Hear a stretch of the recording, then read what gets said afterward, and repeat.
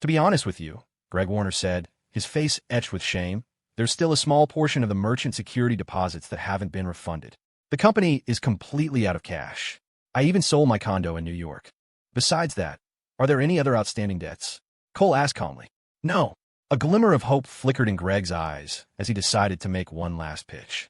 The framework for Gather. LY is still intact. The foundation is there. We're just dormant. If we got a new injection of capital, we could be back online and thriving in no time. Cole shook his head slightly. Mr. Warner, with all due respect, Gather. Lee's moment has passed.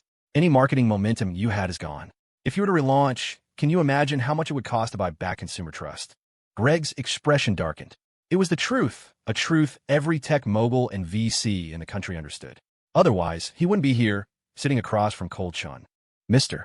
Warner, if I wanted to get into e-commerce, building my own platform wouldn't be difficult, Cole said, picking up his juice and taking a slow sip through the straw, his eyes never leaving the older man's face.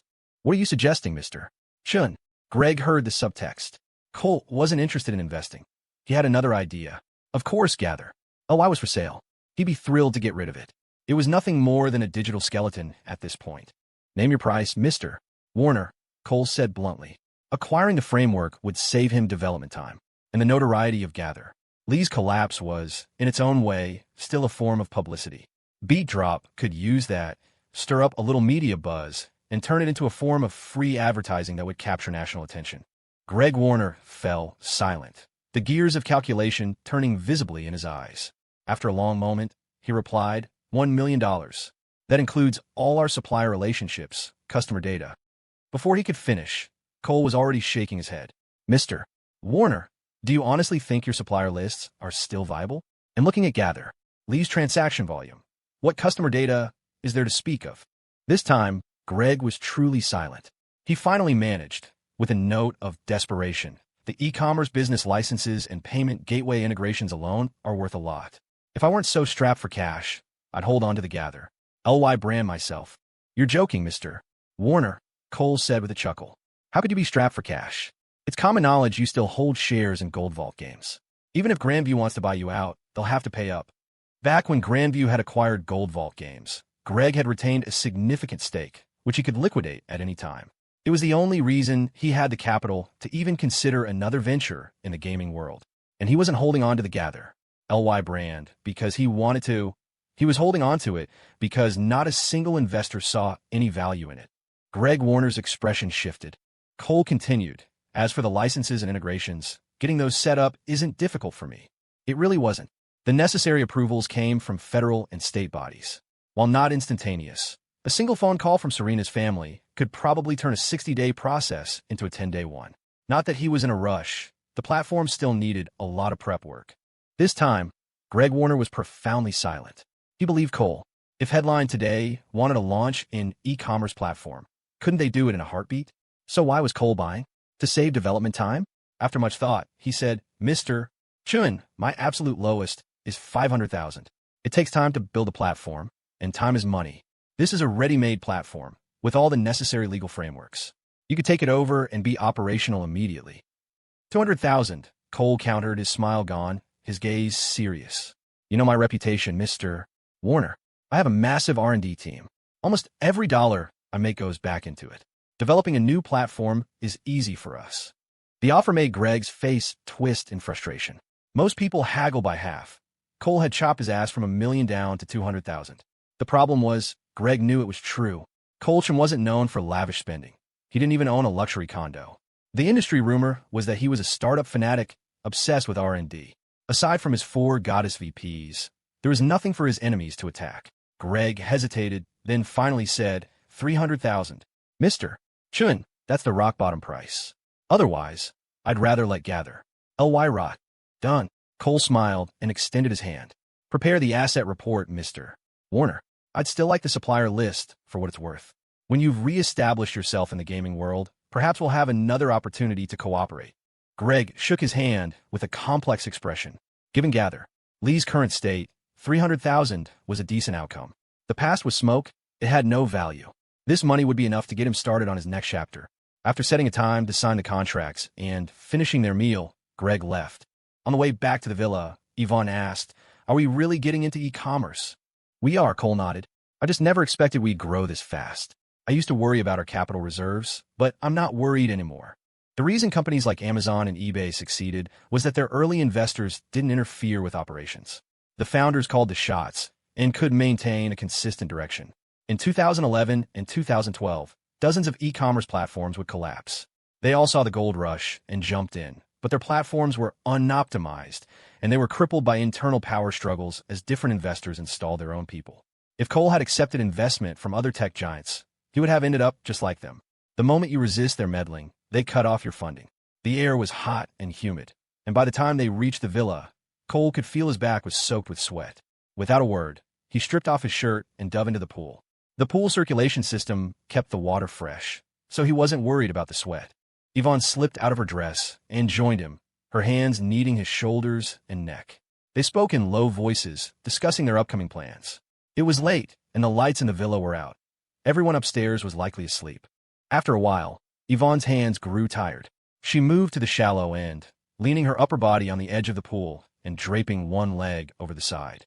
It was a comfortable way to rest and recover her strength. Cole thought so too. He glanced up at the dark windows of the villa. Good, it's safe. In a room on the right side of the second floor, a corner of the curtain was pulled back.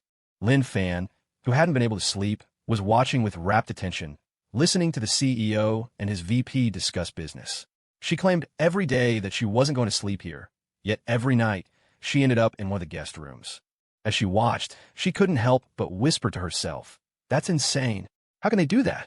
Lynn, what's going on outside?" Amy Huang's voice suddenly came from behind, making Lynn jump. Before she could stop her, Amy pulled back the curtain and peeked outside. Her face instantly flushed crimson. She scurried back to her bed and pulled the covers over her head. Lynn turned back to the window. The show was over.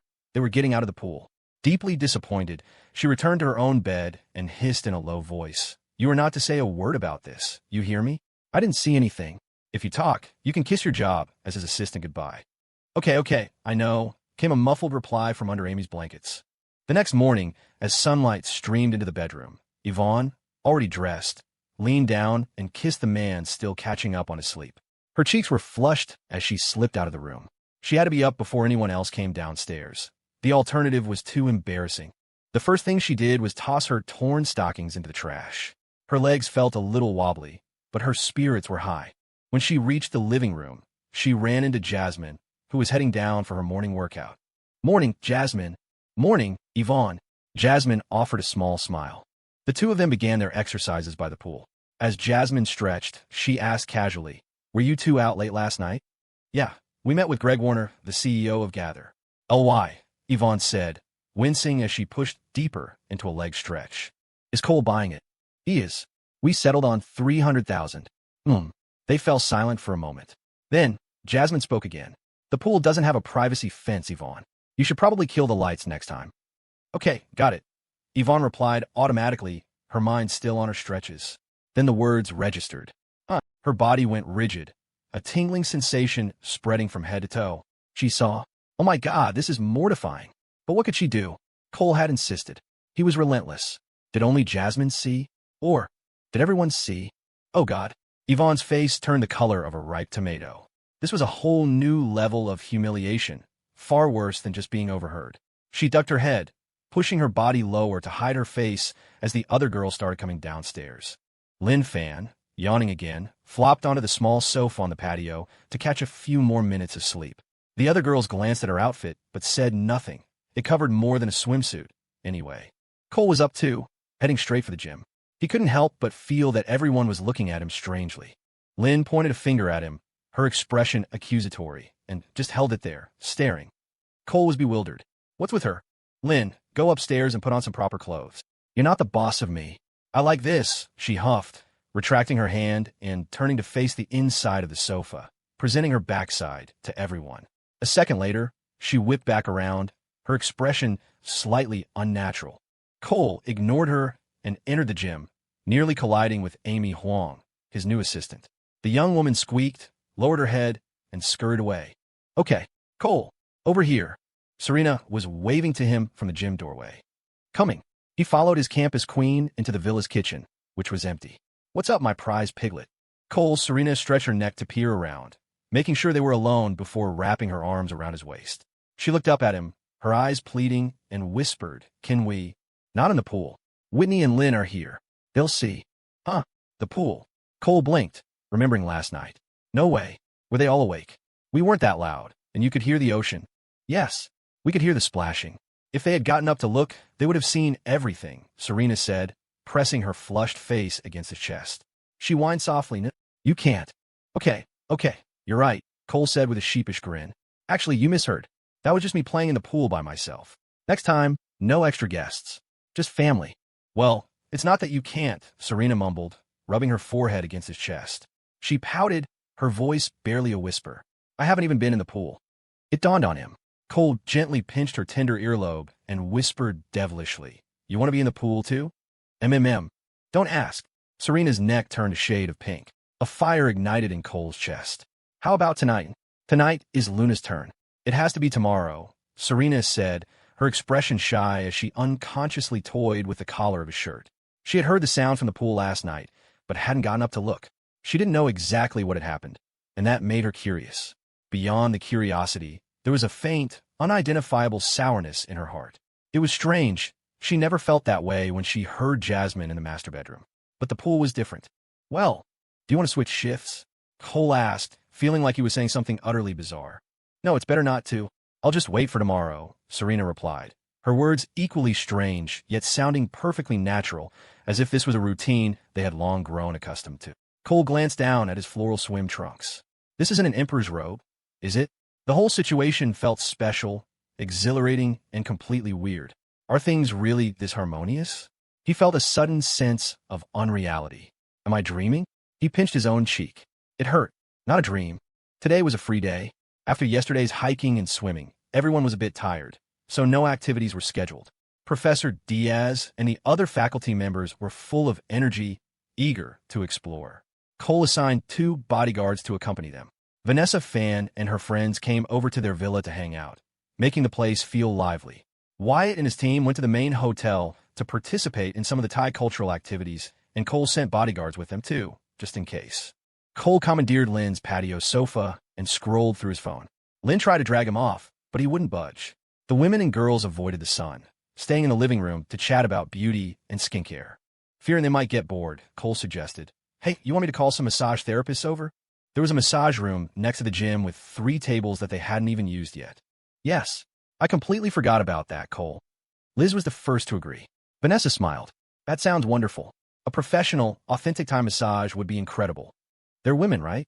Jasmine asked. Maria, another of Vanessa's friends, chimed in. "Almost always. The men here usually teach or perform in Muay Thai matches." Cole had Amy contact the hotel. They replied that they could send 10 therapists over immediately.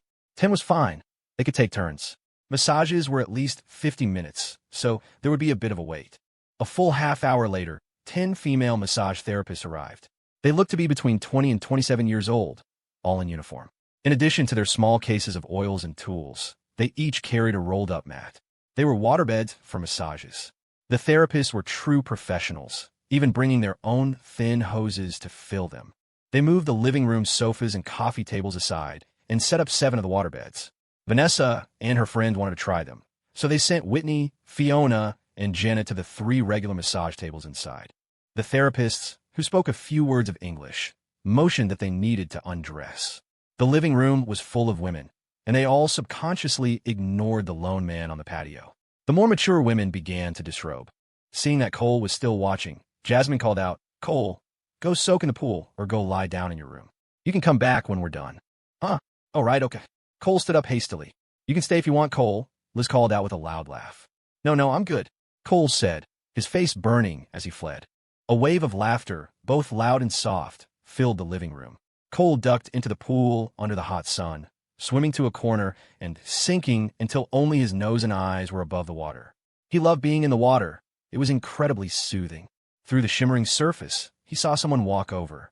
Her voice penetrated the water. "Brother." It was the little lamb. Cole surfaced. Luna was standing there holding a glass of juice. Her beautiful face was full of tenderness as she handed it to him. "For you, brother." "Thanks, Lou." Cole took a sip. Perfect." Luna crouched by the edge of the pool, seemingly in no hurry to leave, the brilliant sun bathing her face and arms in light. "Aren't you getting a massage, Lou?" Cole asked curiously. "I'll go in a bit. I'll just get my back done," she said with a shy smile. "Yeah, back massage sounds good." Cole knew she didn't want to lie on her back and attract attention. He looked up at the sun and said gently, "You should go inside. It's too bright out here." "Brother, I want to come in too," Luna said, her eyes fixed on the water. "Let's wait until this afternoon, sweetheart. The sun is too strong right now. You'll get burned. Be good, go on inside. Okay." At Cole's urging, Luna relented. A look of anticipation crossed her face. "This afternoon, will you walk on the beach with me?" "Of course. I'll spend the whole afternoon with you, I promise," Cole said happily. He hadn't had any alone time with his little lamb since they arrived, and he figured she was getting anxious. "Okay, I'll go inside then." Satisfied, Luna waved and left. "Go on." Cole sank back into the water, only his nose and eyes visible, watching her full figure disappear into the living room. A wave of contentment washed over him. This was the life he wanted. It was perfectly harmonious. Forget about some fantasy of sleeping with all of them at once. This was already more than perfect. It was 1,000 times better than those men who kept their women in different apartments, or even different cities. He should be content. It was time to focus on his work. To make this life even more secure, there was still so much to do. Thinking about it, he felt he lacked any grand ambition. He was just making money to live comfortably. From the living room, he could hear Vanessa and her friends crying out in a chorus of oohs and ahs. They sounded like they were in ecstasy. Is it really that good? Cole remembered his own massages as silent affairs. He was tempted to go take a look. No, I'm not that kind of person. Staying in the water for too long became uncomfortable, so he got out and went for a walk on the beach by himself, with Sasha trailing him. When the women were finished, he returned to enjoy a massage himself. He lay in his swim trunks on a table, and besides the therapist for little babies sat beside him, observing the technique, as they put it. The younger ones, Lynn, Cora, and Isabel, had gone to the beach, with Officer Riley and her team as escorts. In the living room, Vanessa and her friends were relaxing and chatting. "Vanessa, is it?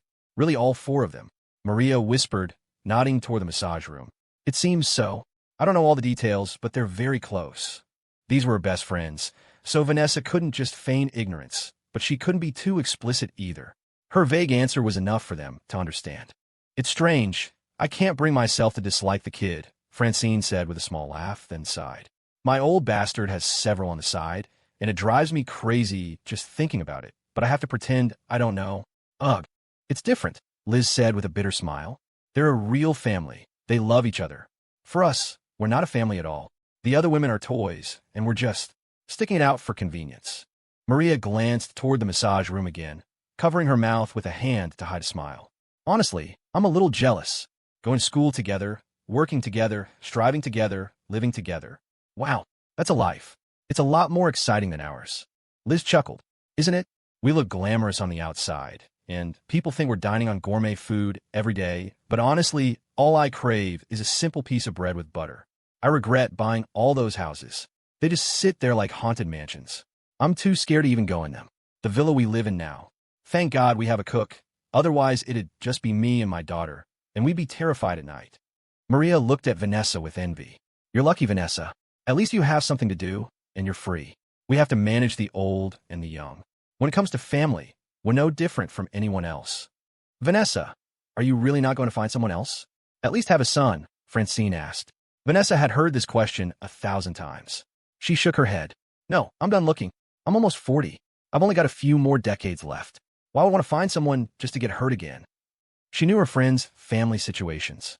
They were indeed glamorous on the surface and miserable underneath. Otherwise, they wouldn't have bonded so closely. Liz's eldest was a son studying abroad who hadn't been home in 2 years, spending money like water and leaving a trail of broken hearts and problems for her to clean up. Maria's situation was similar. Francine had a grown daughter who drove a luxury car and poured money into a music career with a bunch of boys who had never produced a single song, nearly giving Francine a heart attack. Vanessa herself only had one daughter, but at least Lynn didn't cause that kind of trouble. She used to be quiet and eccentric, but now she was finally acting like a normal girl. Her thoughts turned to Cole. If only he and Lynn could be together, that would be wonderful. When she got old, what if Lynn had no one to look after her, or ran into a scammer?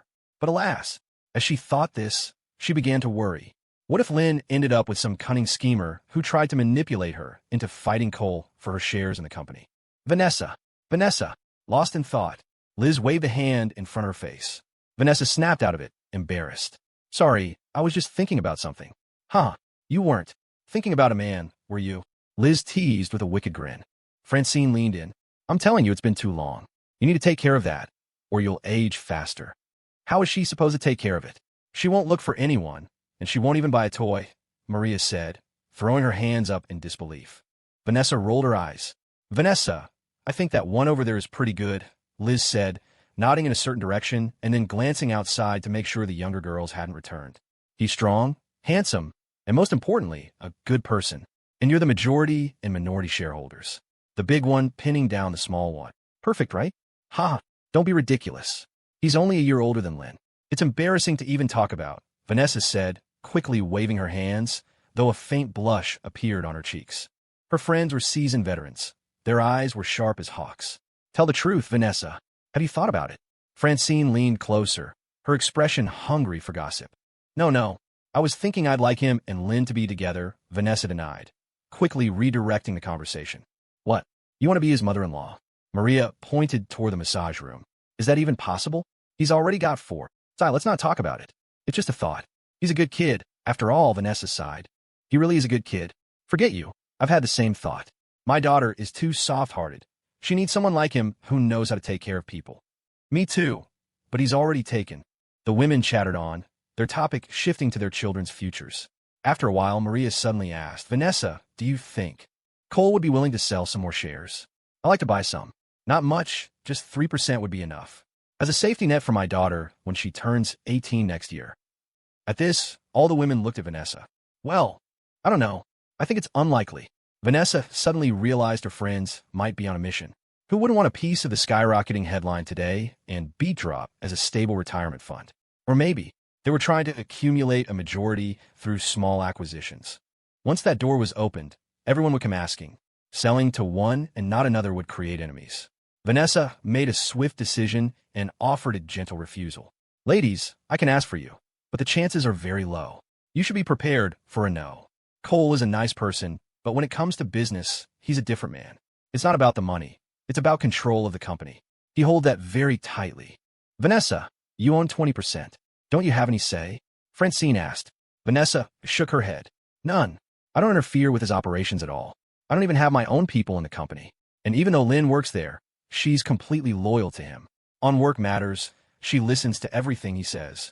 The women exchanged disappointed glances. Ladies, Vanessa said, her expression serious. We've been good friends for years. If I can help, I will. But this is very difficult. Well, Maria paused, then asked, does Cole plan to go public? If he does, the market cap will increase tenfold. You'd really become the richest woman in the country. Vanessa thought for 2 seconds. For what I know of him, he probably will never go public. You should try to persuade him. If they go public, we could buy some shares, Liz said. He can't be persuaded. He's always the one persuading me, Vanessa said with a helpless smile, a smile that also carried a hint of carefree relief. With her business acumen, Vanessa could tell her friend's request was more than a simple desire to buy a safety net for their daughters. Do they need one? As long as nothing went wrong, their families had more than enough money. It was obvious there was another reason. Her fortunes were now inextricably linked with Cole's. It wasn't just that he wouldn't agree. She wouldn't let it happen either. The deeper reasons were likely not her friend's idea. They weren't capable of such scheming. Someone was probably using them to test the waters, to see if Cole would open the door. Once that door was opened, more would surely come knocking. Eventually, Cole would be backed into a corner. Refusing would create enemies, but selling could lead to a hostile coalition against him. Even if contracts stipulated non-interference in operations, once enough people had a stake, they could use public opinion to force his hand. Though these scenarios were only possibilities, Vanessa had to think ahead. She also had some lingering doubts she couldn't quite figure out, so she set them aside for now. Vanessa, for the sake of our long friendship, just ask for us. It doesn't matter if it works out or not. If it does, I'll buy at the highest valuation. It's nothing else, really. I just want to leave myself a way out, Liz said, her expression sincere, her eyes filled with a weary bitterness by the end. Yes, Vanessa, please try for us. You know our positions aren't very secure. We could be divorced any day, Maria added, nodding frantically, her face a mask of worry. All right, when I have a chance, I'll talk to him, Vanessa said, feigning a reluctant agreement. She truly didn't want to alienate her friends. Around 3 or 4 in the afternoon, Cole took Luna out. They didn't go far, just to the lounge chairs on the beach. The umbrella provided shade, and a sea breeze kept them cool. Luna was a quiet soul. As long as Cole was with her, she was content anywhere. Cole took a sip from the coconut Luna handed him, then offered her the one he was holding. Luna's eyes curved into crescents as she happily took a drink. Cole rested his head on his left hand and watched the white waves crash onto the sand. He asked, "Lou, how many bitcoins do we have left?" 120,350. Brother, are we going to sell? Luna remembered the number clearly. Not selling. We'll save them for later. Cole shook his head, then brought up another matter.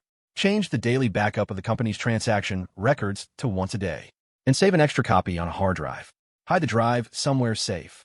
Okay, brother. Luna nodded. Whatever he said, she would do. Also, pick out a few suitable accountants. We need to prepare to form the e-commerce division's finance department, Cole added. I know, brother. Luna looked at Cole's thoughtful, deep-set eyes and knew her brother was already deep in planning for the future. Her heart ached for this man. Cole was indeed thinking about what was to come. Watching the waves break on the shore, he was struck by a thought. This year was a particularly special one. By early 2013, many policies and regulations would be further adjusted and improved. In the capital markets, the battles would become even more intense. Internet finance, starting with companies like Alibaba, would enter the market with force. Cole was considering the potential changes his entry into e-commerce might cause. Would he become the target of a coordinated attack? If someone were to come after him, from what angles would they strike? Everything, all of it, began to spin through his mind, an unstoppable train of thought. The light before his eyes dimmed. Luna had climbed onto his lounge chair, kneeling and using her fingers to smooth the frown from his brow. Her thumbs slid down the sides of his forehead and gently massaged his temples. It felt incredibly soothing. You're working too hard, Lou, Cole said, placing his hands on her full hips. The feeling was exquisite.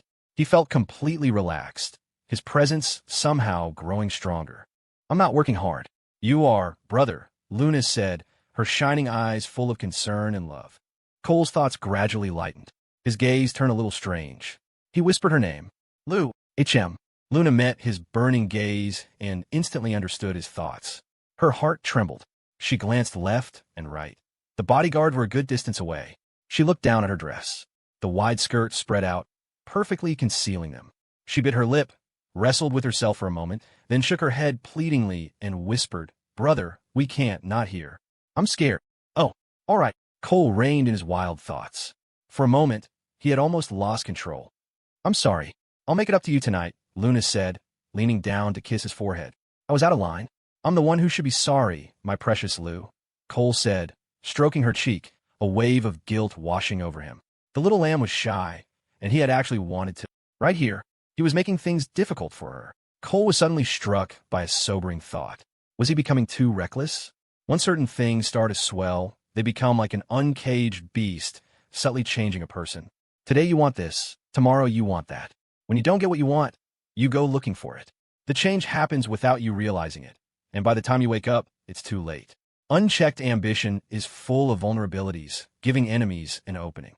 Cole took a deep breath and crushed the inappropriate thought, refusing to let his desire mutate. Desire was fine, but it could never be allowed to run wild. You're so good, brother. Doing that here. I would have been so scared, Luna whispered, kissing him again and again, feeling both satisfied and heartbroken. If her brother had insisted, she would have complied, but she truly would have been afraid. They talked until evening, then walked to the open-air restaurant.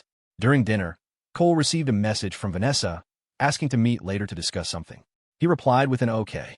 If Vanessa was seeking him out, it had to be something she couldn't say in front of others. When they returned to the villa, the sky was already dark. Cole had Luna go inside while he waited for Vanessa at the entrance to the path. A few moments later, she appeared, wearing a blue floral print dress. She smiled when she saw him. They walked toward the beach. Cole, Liz, and the others asked me today if you'd be willing to sell them some shares, around 3%. They said it's for their children's security. Vanessa repeated her friend's words verbatim, wanting to see Cole's reaction first. After all, her other thoughts were just her own speculation. She wasn't entirely sure what Cole was thinking. Cole didn't answer immediately. He smiled and asked, What did you tell them, Vanessa? I gave them a heads up first. I said the chances were extremely low. They also asked if you planned to go public, and I said you probably wouldn't. Vanessa didn't hide anything, recounting the conversation almost exactly as it had happened. Vanessa, do you think we should sell? Cole still used a question to answer, wanting to know her thoughts. If we needed capital, we could find the right investors. We don't need it now, so of course we don't sell, Vanessa replied without hesitation, her eyes fixed on the horizon. Your words are music to my ears, Vanessa, Cole said with a chuckle. In reality, he wouldn't sell a single share. He would save some to distribute to loyal, long-term employees in the future, but he would always maintain controlling interest in the parent company. The combined shares of everyone else would never exceed his own. That was a line he had drawn for himself. I knew you wouldn't agree. What I wanted to talk about was something else. Vanessa turned to glance at Cole, her expression growing serious, her brow slightly furrowed with worry. Seemingly insignificant little things are often precursors to major events. I have a feeling this isn't that simple. You need to be careful. I agree. You're right to be cautious, Vanessa. I have the same feeling, Cole said, kicking off his flip-flops and carrying them as he walked barefoot on the sand. The beach was soft. It felt like he might sink, but it always held him up. Enough sand, and it could bear any weight. My friends don't have the cunning for this. They're most likely being used. I haven't figured out the key to it all yet, Vanessa said, following his lead and walking barefoot. After a pause, she added, but one thing is certain. Someone has their eyes on headline today. But what's behind that interest is hard to say.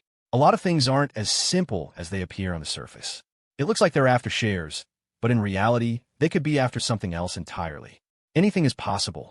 Cole nodded. Vanessa moved in different circles. She saw things on a deeper level. It was like the story of a senior executive telling a beautiful female employee, there's a manager position open. You have the skills, but your contribution to the company isn't quite enough yet. The employee assumes the executive is after her, but she complies to get the promotion. She's already dating a manager in another department. When that manager finds out, he loses control, makes a series of mistakes at work, and even assaults the senior executive in his office. He's promptly fired. This fire manager was the right-hand man of the executive in charge of that department. With his key subordinate gone, the department's performance plummets. The two senior executives belong to factions controlled by the second and third largest shareholders, who are constantly at odds. The board holds the department head responsible and transfers him out of the core power circle. The largest shareholder then uses the infighting as a pretext to replace him with his own person. He also punishes the original executive for sexually coercing a female subordinate. Both departments fall into the hands of the largest shareholder. And the female employee? She was just one of the majority shareholders' PR managers. The real-world execution would be even more complex, requiring a precise understanding of each person's personality. Cole wasn't naive enough to believe his rivals were simply trying to provide a safety net for their children. With that much money, what kind of safety net did they lack? He spoke. Vanessa, I'm moving into e-commerce. It's the only way to truly stimulate the economy and create more jobs for ordinary people. If you decided to do it, then do it. I trust your vision. Experience had proven Cole to be an excellent leader, and Vanessa had no doubts about that. Cole continued, I'm preparing to establish two funds, a rural entrepreneurship support fund and a tourism and culture promotion fund. This is to prepare for next year's initiatives. I'd like you to be in charge of this project, Vanessa. Early next year, there would be new policies targeting rural development, encouraging agricultural technology innovation and family-owned farms. Given his political alignment, moving in this direction was absolutely the right play. If we do this, we might make a lot of enemies, Vanessa said, looking deeply at Cole. She knew he was trying to solidify his position and root himself in the populace. When you have enough fleas, you stop feeling the bites. A straight shadow isn't afraid of a crooked stick. Even if someone tries to bite, we can knock out a few of their teeth, Cole said with a light laugh. But inwardly, he was sneering. Offending the monopolists was inevitable. He might as well use it to gain public support. They were like the countless grains of sand on the ground. As long as he had no weaknesses, what could they do? Compete to see who had more dump trucks? These people were never content to stay within the country's borders. Their children were all abroad, and they frequently partied in Hong Kong and Macau. Their money was transferred out and deposited in foreign banks. He Cole Chun was no saint, and he certainly wasn't a pushover. You still have to be cautious, but you have no other vulnerabilities as long as your taxes are in order. Vanessa glanced at Cole again. She saw that behind his smiling eyes, there was a coldness, almost a sinister gleam. Then it was gone. This, paradoxically, reassured her. She was afraid he would become complacent and blind to the wickedness of the human heart. Don't worry. If something happens, Vanessa, you have to stay calm. Cole's gaze drifted to the distant sea, his expression becoming unreadable. He did have a vulnerability, a big one. It was the kind of thing that could be brought up, but as long as it could be clearly explained, he would be fine. If it couldn't be explained, it would be a fatal blow. That was why the transaction records were so important. Okay, don't worry. Vanessa's heart skipped a beat. She understood what Cole was implying, but it didn't matter. Her family had always walked a straight path, never accepting bribes or abusing power for personal gain. Even if they had expedited some paperwork, it could be justified as special handling to support entrepreneurship. Her own shareholding was clean. The capital came from a legitimate loan with regular repayments. Of course, there was intangible influence, but her family's position was clear, their boundaries firm. They never took advantage. She also understood that Cole was reminding her that if something happened, she had to remain steadfast and not waver. What struck her was how this young man could think so deeply, so far ahead. Others were still racking their brains over tactics, while he was already weighing strategic gains and losses. She used to think of him as just a very smart, ambitious young man. But after all this time, she saw that this young man was more mature than many seasoned men. Just as she was about to speak again, Lin Fan's sharp voice cried out from behind them. Cole Chun, what are you doing? They turned to see Lin running toward them. Cole smiled, speechless. This little troublemaker. Vanessa smiled apologetically. Lin still hasn't grown up. I'm really worried about her being bullied in the future. She probably won't be. The more experience she gets at the company, the more her ability to handle situations will grow, Cole said reassuringly. Lin squeezed in between them, linking her arm with Vanessa's and pointing her nose at Cole. Lin, I'm talking business with Mr. Chun. Vanessa glared at her daughter. It's fine. You two talk. Just pretend I'm not here. I won't tell a soul, Lin said, clearly not planning to leave. It's all right, Vanessa. Let her listen. We were just about to discuss the support funds, Cole said, unconcerned. He was used to it. She had tagged along countless times before. The two of them, with the little one in tow, continued their walk, discussing the operational details. Lin, for her part, was surprisingly quiet, not making a sound. Around 8 in the evening, Cole walked Vanessa to the door of her villa before heading back to his own, with Lin still trailing behind him. Didn't someone say the other day they weren't sleeping here anymore? Cole teased. None of your business. Lin huffed and ran ahead into the courtyard. The girls were still in the pool, and Cole joined them for a while. The night was relatively quiet. A shy Luna was able to keep from making a sound, at most a soft whimper, so no one heard anything strange. On October 7th, the tour group, having had their fill of fun, returned to Rockford. On the day they returned to work, the head of the New York regional office was summoned back, thinking it was just for a meeting. It was a meeting, but he was the only attendee. Tanner Chung, once a handsome and presentable upperclassman, was now pudgy and round-faced, with a prominent belly. In just over a year, he had eaten his way to this state. In the conference room, staring at the evidence laid out before him, his face went pale. The good mood from his vacation with his new girlfriend instantly plummeted into an abyss. Tanner, New York is a key market.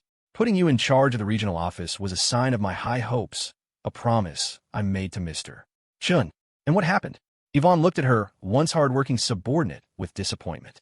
She slammed her hand on the table, her voice rising in anger. Look at what you've done. Was the compensation the company gave you not good enough? Have you compared it to our competitors? Do you have any idea how much damage you've caused the company? Look at this financial report. $2.5 million.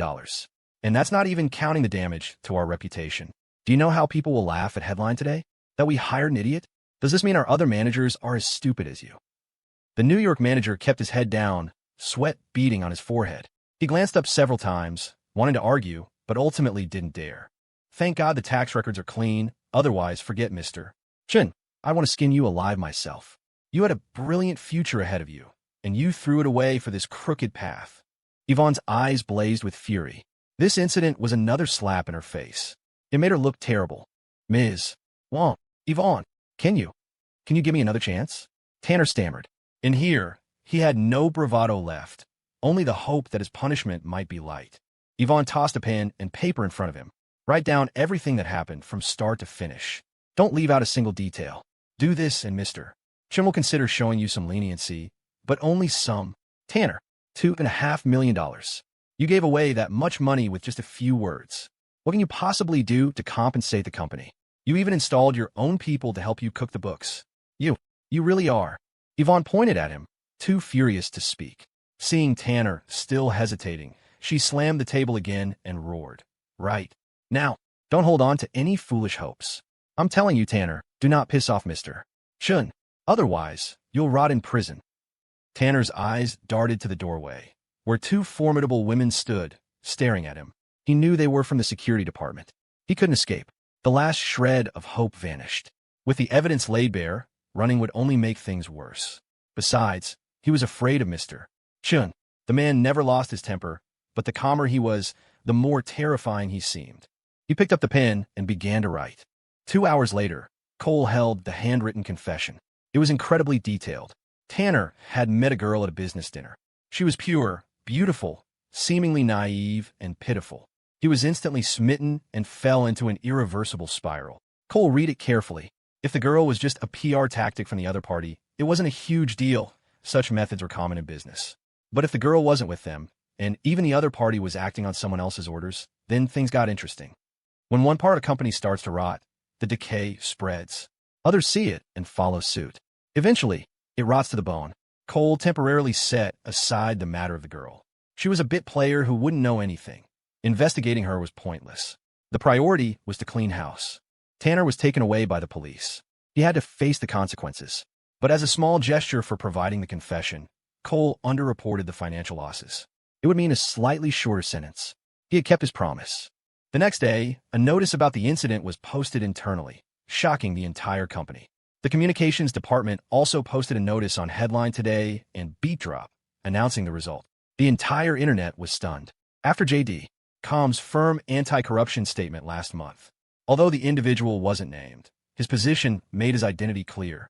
The Eastwood University Student Activities Board even called to inquire, and Cole's response was polite but firm. No one could plead for him. Tanner's family rushed over that day, crying and begging at the company's entrance. Cole remained unmoved. He had already given what he could, not even demanding compensation for the losses. That was the greatest tolerance he could show an old employee. He left them with one sentence. If you compensate the company for its losses, I will drop the charges. Tanner's family fell silent. The new manager for the New York office was already on their way, with Yvonne personally overseeing the transition. She would also conduct a thorough cleaning of the entire branch. He would rather halt operations for a few days than leave it dirty. Cole was using this opportunity to make an example, to express his firm resolve against internal corruption. In mid-October, Cole signed the acquisition agreement with Greg Warner of Gather. LY. The old platform was transformed into an e-commerce marketplace under the Beat Drop banner. He dispatched the newly formed e-commerce division to New York to take over. An announcement was made inviting merchants to sign up. The old Gather LY office became Beat Drop's New York branch, not far from Headline Today's regional office. Cole himself flew to various cities to personally negotiate partnerships with major logistics companies. The announcements on Headline Today and Twitter sent shockwaves through the industry. The Headline Today ecosystem was finally entering e-commerce. Countless articles appeared on Twitter debating Cole's move. Was acquiring a worthless e-commerce platform a stroke of genius, or was he blinded by ambition? The consensus was overwhelmingly negative. Many internet executives and economic commentators posted mocking and sarcastic remarks. But countless small and large merchants were intensely interested. It wasn't about the platform. It was about the user base of Beat Drop and Headline Today. This was a massive market where they could both advertise and sell their products directly. On November 1st, after optimization by the R&D Center, the marketplace went live for a trial run on Beat Drop. The payment system was integrated with major players like PayPal and Venmo, as well as Beat Drop's own payment channel. Thousands of merchants signed digital agreements, paid a $1,000 security deposit, and began setting up their stores on the platform. Cole didn't even hold a press conference, simply using the official Beat Drop account to promote it and offer new user discounts on certain products. The R&D Center's e-commerce division would continue to optimize the marketplace, improving the user experience within the existing constraints. The major e-commerce platforms remained silent, but they had undoubtedly scoured every inch of the new Beat Drop marketplace. Everything was progressing smoothly, just waiting for a larger marketing push. With the presidential election fast approaching, on the morning of November 6th, Serena suddenly rushed into Cole's office. Her eyes were red as she threw herself into his arms. "Cole, my dad has been missing for days. I can't reach him on the phone, and my mom is going crazy." "HM? Missing?" Cole's eyes narrowed. How could he just disappear? There was only one possibility. A sharp light glinted in the depths of Cole's eyes. His mind raced, and in an instant he was perfectly calm. He gently patted her back, comforting her. Don't worry, prize piglet. It's okay. He'll turn up in a few days. Cole, are you sure it's okay? Serena asked, her voice filled with anxiety. Cole's voice was gentle. I'm sure. Trust me. But for what's coming next, you have to be strong. You, Jasmine, Luna, and Yvonne, you all need to do your jobs and keep all the relevant contracts and documents safe. If anyone asks you about your shares, you only have 1% of headline today. They can't trace the parent company. No matter how they ask, you only have that 1%. Cole, you. Serena looked up, her eyes filled with unease. Don't be afraid. Nothing will happen to me. Just remember my words. Be strong. Cole leaned down and kissed her, stroking her small face. What was coming was coming. Someone was making their move. Okay. Serena's eyes were brimming with tears. She was already connecting the dots. Good girl. Don't be scared. The sky isn't falling. Go back to campus for now. Cole smiled gently and patted her head. Okay. Serena wiped her tears and kissed Cole's cheek. She stood up straight, took a deep breath, and her expression instantly became cool and composed as she walked out, head held high. Cole watched her back disappear through the doorway before pulling out his phone. He first called Vanessa. The call went straight to voicemail. That was expected. She had undoubtedly been taken as well. Next would be him. He called Wyatt and gave him a few instructions. Then, in the Linden Creek group chat, he sent a message. Hold on to the rights you have. Stand firm. It's okay to be loud. Don't worry about me. Remember, we are controlled by Rhythm Group, a foreign-owned entity. At Jasmine Yang, at Serena Shun, at Luna, and at Yvonne Wong. He sent another message to the Executive Leadership Group chat. In my absence, Executive Vice President Yvonne Wong will act as interim CEO. Major decisions will be made jointly by the VPs. Amy Huang's voice came from the door. Mr. Shun, there are some men here. They say they're from the Commission on Public Integrity. They need to speak with you. All right, let them in, Cole said calmly. Sasha must have been blocking them outside. Otherwise, they would have been in here already. He was curious to see what kind of blade they were sending for him. Receiving the message, Sasha will let them pass. A young man, not yet 30, shot her a glare. Sasha returned it coolly. The man's face flushed with anger, but an older man beside him placed a hand on his shoulder. 5 men in jackets, young, middle-aged, and old, walked through the Headline Today office toward the CEO's suite. Their presence sparked curiosity and unease among the employees, who craned their necks to see. Focus on your work. Yvonne's voice cut through the murmur, and heads quickly ducked back down. Her gaze toward the office was filled with worry, but she forced a calm facade. Even though she knew Cole hadn't broken any laws, she was still scared, and she had a mountain of work to handle. When the 5 men from a state commission on public integrity entered the office, Cole was still typing furiously on his phone, arranging his affairs. They stood in the open space, staring at him. A middle-aged man spoke. Hello, Mr. Shun. We're from the State Commission on Public Integrity. We need to discuss a matter with you. We ask for your cooperation. Cole looked up as if just noticing them, a faint smile on his face as he continued typing. Credentials. The young man's temper flared. He raised a hand to point, but the middle-aged man pressed it down. The middle-aged man pulled out a small black booklet and opened it toward Cole. Cole glanced at it. It was indeed the SCPI. The party's disciplinary committee and the state's integrity commission were 2 different bodies. The former dealt with party members and organizations, the latter with all public officials exercising public power. Cole wasn't a public official, but if a case involved the financial dealings of one, the commission had the right to investigate. Their presence here meant they had already initiated an investigation. However, the SCPI was supposed to coordinate with prosecutors and law enforcement when taking action. There were no police officers here. This meant it was possible someone was violating state regulations, making certain decisions on their own. Cole wasn't being deliberately defiant. He was exercising his rights. He couldn't just accept whatever they said. By the time he saw the credentials, he had finished sending his messages. He began deleting his call history, smiling again. Gentlemen, please have a seat. Amy T. That won't be necessary. Mr. Chun, please come with us, the middle-aged man said, holding up a hand to stop Amy. Huh, and why should I come with you? You can't just tell me to come and expect me to follow, Cole chuckled. He was a private citizen, an entrepreneur. To take him away, they needed a written notice backed by some evidence of a crime. The former was mandatory, the latter could be vague. Suspicion was enough. You're still smiling, the young man burst out, pointing at Cole. You are suspected of bribing a public official, a serious crime. Bribery? Where's your evidence? You can't just throw words like that around, Cole retorted coolly, turning to the middle-aged man. Sir, Don't you think he needs a few more years of training? The middle-aged man shot the youth a look of slight disapproval. The young man swallowed the words he was about to say. Another staffer handed the middle-aged man a piece of paper, which he displayed. We are acting in strict accordance with regulations to investigate your suspected bribery of Vanessa Fan's father. We have the right to bring you in for questioning. Cole's expression didn't change at the mention of the name. He looked at the paper. It had a big red stamp.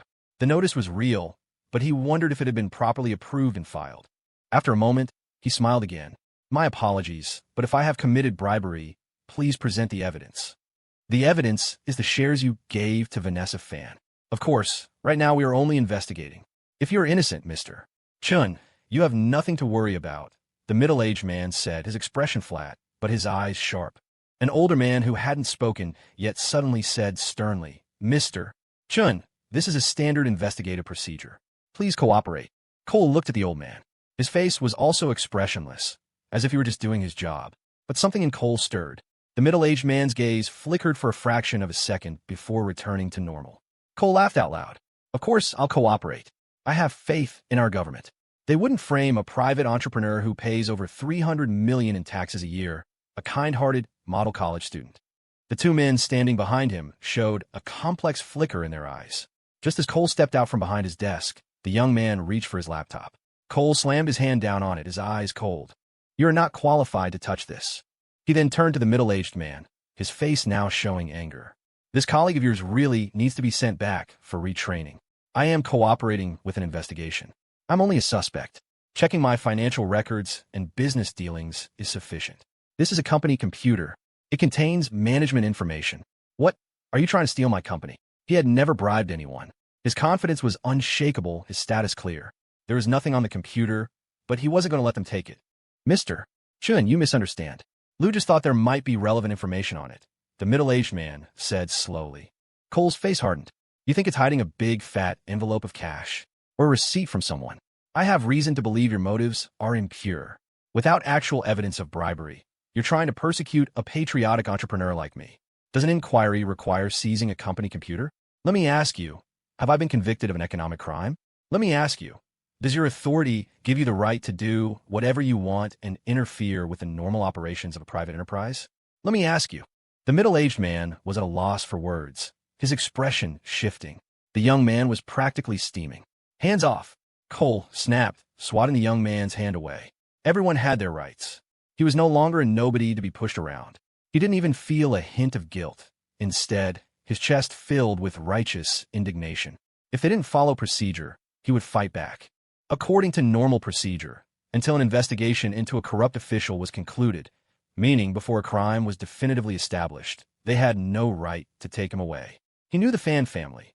They were private, upstanding people. If there was any real dirt, he would have known long ago. This was most likely someone abusing their power, which was a major offense in itself. He couldn't show any worry. He had to argue his case and not let them lead him into a trap. He hadn't even taken them out for a meal. What did he have to be afraid of? Oh, wait, he had. But that meant nothing. He'd treated officials to meals in cities all over the country. If that was a crime, half the country would be in jail. People didn't care about a meal. If life was good, you could eat Australian lobster every day and no one would say a word.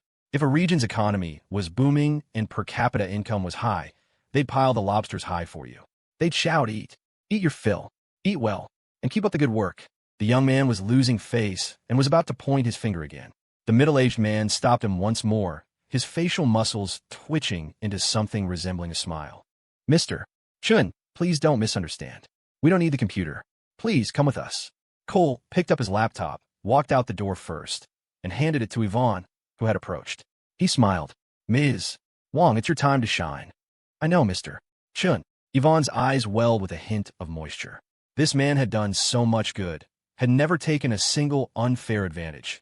Yet he was being subjected to this injustice. Where was the fairness in the world? But Yvonne knew this was no time for tears. She hid her pain and forced herself to be strong. The employees looked up, then quickly lowered their heads. They didn't know the specifics, but they knew it wasn't good. Since it wasn't a confirmed case of economic crime or bribery, there were no handcuffs. It was like a scene from a movie where an official is quietly escorted out of a meeting. With no law enforcement present, it couldn't even be called an arrest. The SCPI and the legal system were separate entities, meant to check and balance each other, as well as cooperate. This time felt different. As they entered the elevator, Cole glanced at the old man. The man's gaze was calm, revealing nothing. They took a commission car to the provincial SCPI headquarters. Cole was led into an interrogation room, and his personal belongings were confiscated. The young man walked in, tossed a pen and paper on the table, and said coldly, "Write down how you bribed Vanessa's father and David Shin. How you colluded with Spencer Chin's family to obtain personal benefits. Confess everything, and you might get a lighter sentence." Cole closed his eyes, ignoring him completely. Hearing Spencer's family name only caused a slight flicker of thought. Clearly, their ambitions were vast. This was called detention. For a private entrepreneur, without solid evidence, they could hold him for a maximum of 12 hours. Any longer would be a violation. And the man's words were obviously problematic. It was almost certain they were acting outside of their legal authority.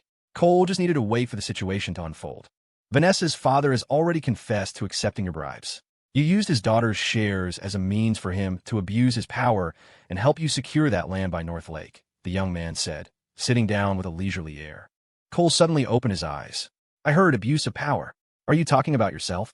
The young man's face froze, then he laughed. "The rumors say you have a sharp tongue. It seems they're true, but struggling is futile. You should be thinking about how to atone for your crimes. You've got it backward. You're the one who needs to think about how to atone. The snake that tries to swallow an elephant, you know," Cole said with a chuckle. The young man's expression changed, his face darkening. If a sharp tongue was all it took, what would we need law enforcement for? The opportunity is right here. The facts have been established. Denying it is useless. Confessing is your only chance.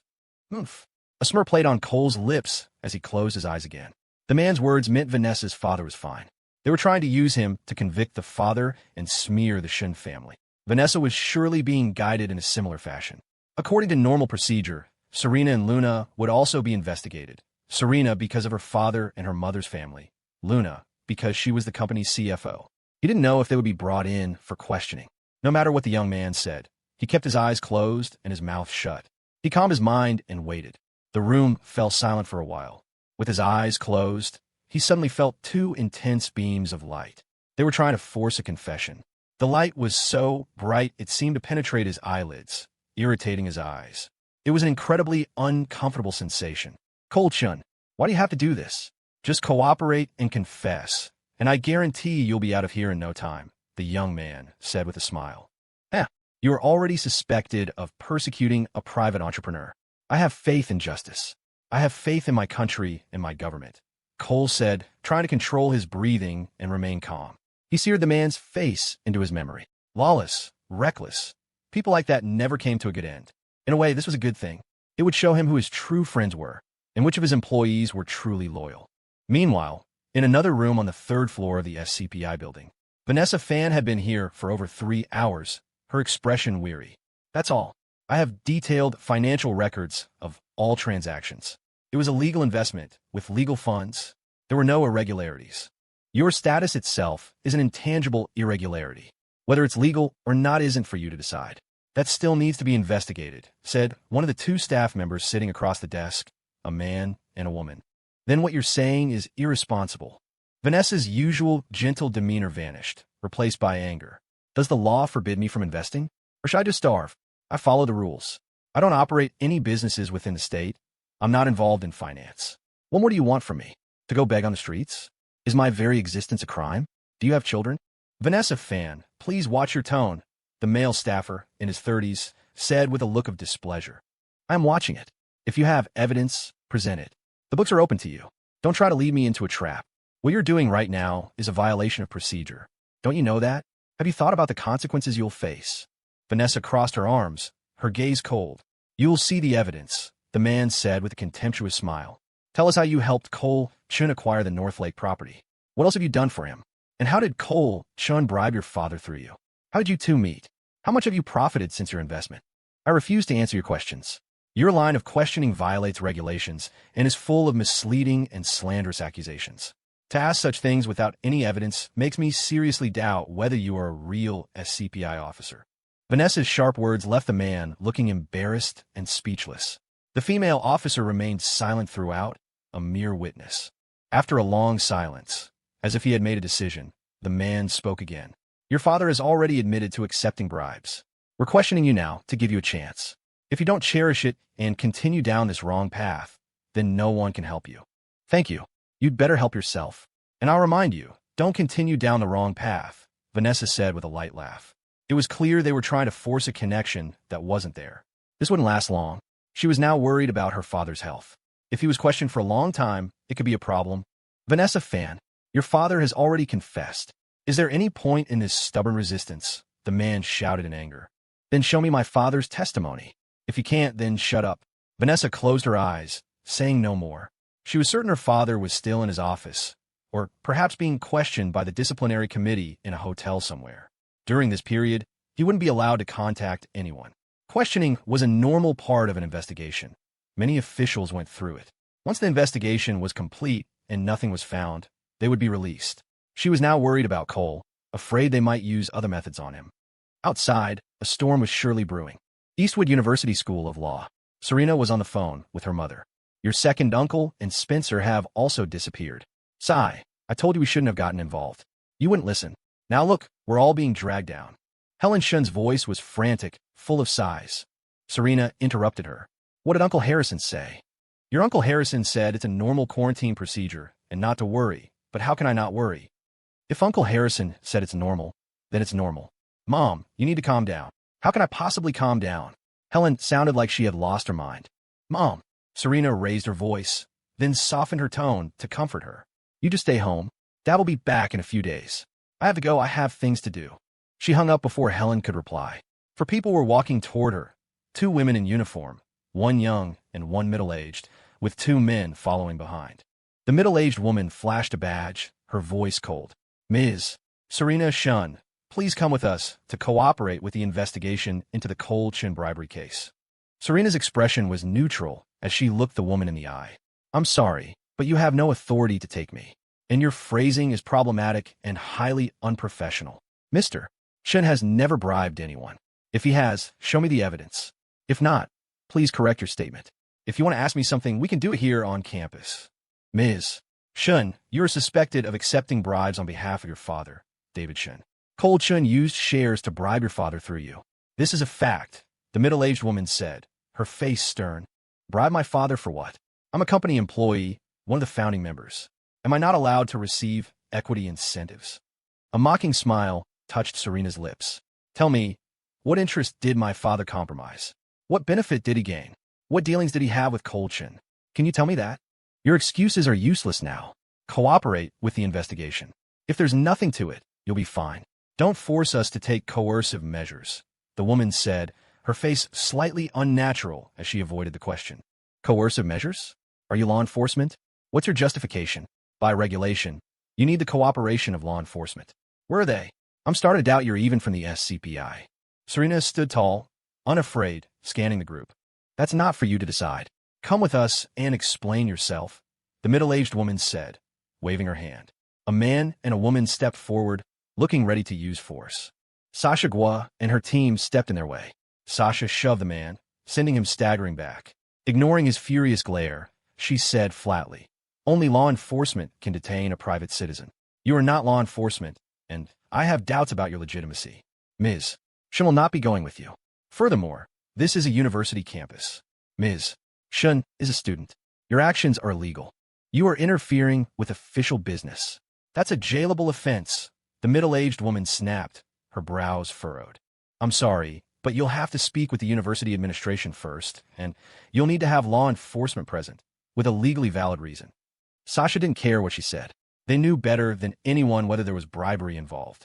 This group's origin was highly suspect. They might even be imposters. Normally, a 1% stake was nothing. One was in Rockford, the other in the state capital. They were miles apart. At most, they would ask a few questions, which they could do right here. In any case, Ms. Shun would not be taken away by unidentified individuals.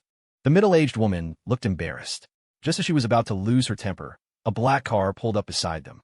Dean Evelyn got out and strode over. I am Dean Evelyn of the School of Law. What is going on here? What are you doing to my student? The woman showed her badge again, her attitude much improved this time. We need to ask Ms. Serena Shun a few questions. Then ask them here. In my office, Dean Lin said, unyielding. You're taking someone away before the facts are even clear? Isn't that excessive? I have the right to file a complaint about you with the commission in D.C. Perhaps the mention of D.C. had an effect. The middle-aged woman exchanged a look with her companions and finally nodded. Fine, we'll go to the dean's office. Nearby students watched with curiosity, unsure of what was happening. Meanwhile, at the School of Finance and Accounting, Luna was also stopped. The person in charge showed a badge. Ms. Luna, and please come with us to cooperate with the investigation into the cold chin bribery case. The leader was a balding, middle-aged man in his 40s, wearing glasses. Behind him were a 30-year-old man and two women in uniform. Why should I go with you? Luna's expression was calm, but she suppressed the fury in her eyes. I'm the company's CFO. You can ask me to cooperate with an audit, but you have no authority to take me away. And what you're saying is very problematic. Accusations of bribery require factual evidence. We are only asking you to come in for an inquiry. Once things are clarified, you'll be allowed to return. You are just the CFO. Just tell us what you were responsible for, the balding man said coldly. I'm sorry, you have no authority to do this, and I haven't broken any laws. If you dare to use force, you'll be the ones breaking the law. This is a university. Luna was fearless. She wasn't afraid of them. Sasha's people were nearby, ready to fight if necessary. They'd go to jail if they had to. Taking someone away illegally was unacceptable. They had to be imposters. If they weren't, they wouldn't be saying such illegal things. Whether you've broken the law or not is for the investigation to decide. As the CFO, you have a responsibility to cooperate. The balding man was cut off as several people approached. Cooperate with what? The dean of the School of Finance, his face displeased, stood beside them and held out his hand. I am Dean Huang. Sir, which department are you from? Let me see your credentials and the written notice. I've never heard of them taking away a CFO. Is this an economic crime? The balding man swallowed, handing over his credentials. Dean Huang, we are acting according to procedure. Procedure? What connection does a private company CFO have with the case you mentioned? Dean Huang took the credentials. They were real, but the procedure wasn't. He handed them back, not even mentioning the lack of a written notice. He said sternly, unless it is a confirmed economic crime with evidence, only then can the CFO be taken for investigation. But that's a matter for law enforcement. You don't have that authority, and there are no financial irregularities here. Did you perhaps misunderstand your superior's intentions? Are you acting on your own authority? We need her to cooperate with an audit, the balding man said, his forehead beaded with sweat, though he tried to maintain a forceful demeanor. Professor Diaz, who had come with the dean, interjected, an audit is an audit. The books are right there. Go audit them yourself. How else is she supposed to cooperate? You can't audit here? You can't audit at the company. Intellectuals didn't care about your official title. As long as they were in the right, they would shout you down. She continued her merciless questioning. Don't you even have the ability to conduct your own audit? Are the tax authorities stopping you? Are the banks closed? What exactly are you trying to do? Or do you think the disciplinary commission can't touch you? From your unprofessional language, I seriously doubt you're even a real member of the SCPI. Ladies, gentlemen, I am just following orders. The balding man swallowed repeatedly, his bravado fading. He was powerless against these people. They could yell in his face, and he couldn't talk back, especially since he was already on shaky ground. The other deans who had come along waved for the crowd of students to disperse. Luna suddenly spoke up. Is it that you know you don't need to audit the books? Because they're already clean. Of course we need to audit them. We'll only know if they're clean after we've checked, the balding man said, his face stern, his attitude toward Luna much less respectful. Then audit them. You can see all the books. But taking me away is out of the question.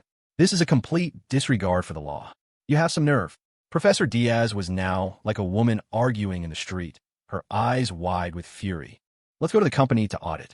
You can see whatever you need to see, Luna said quietly. Fine.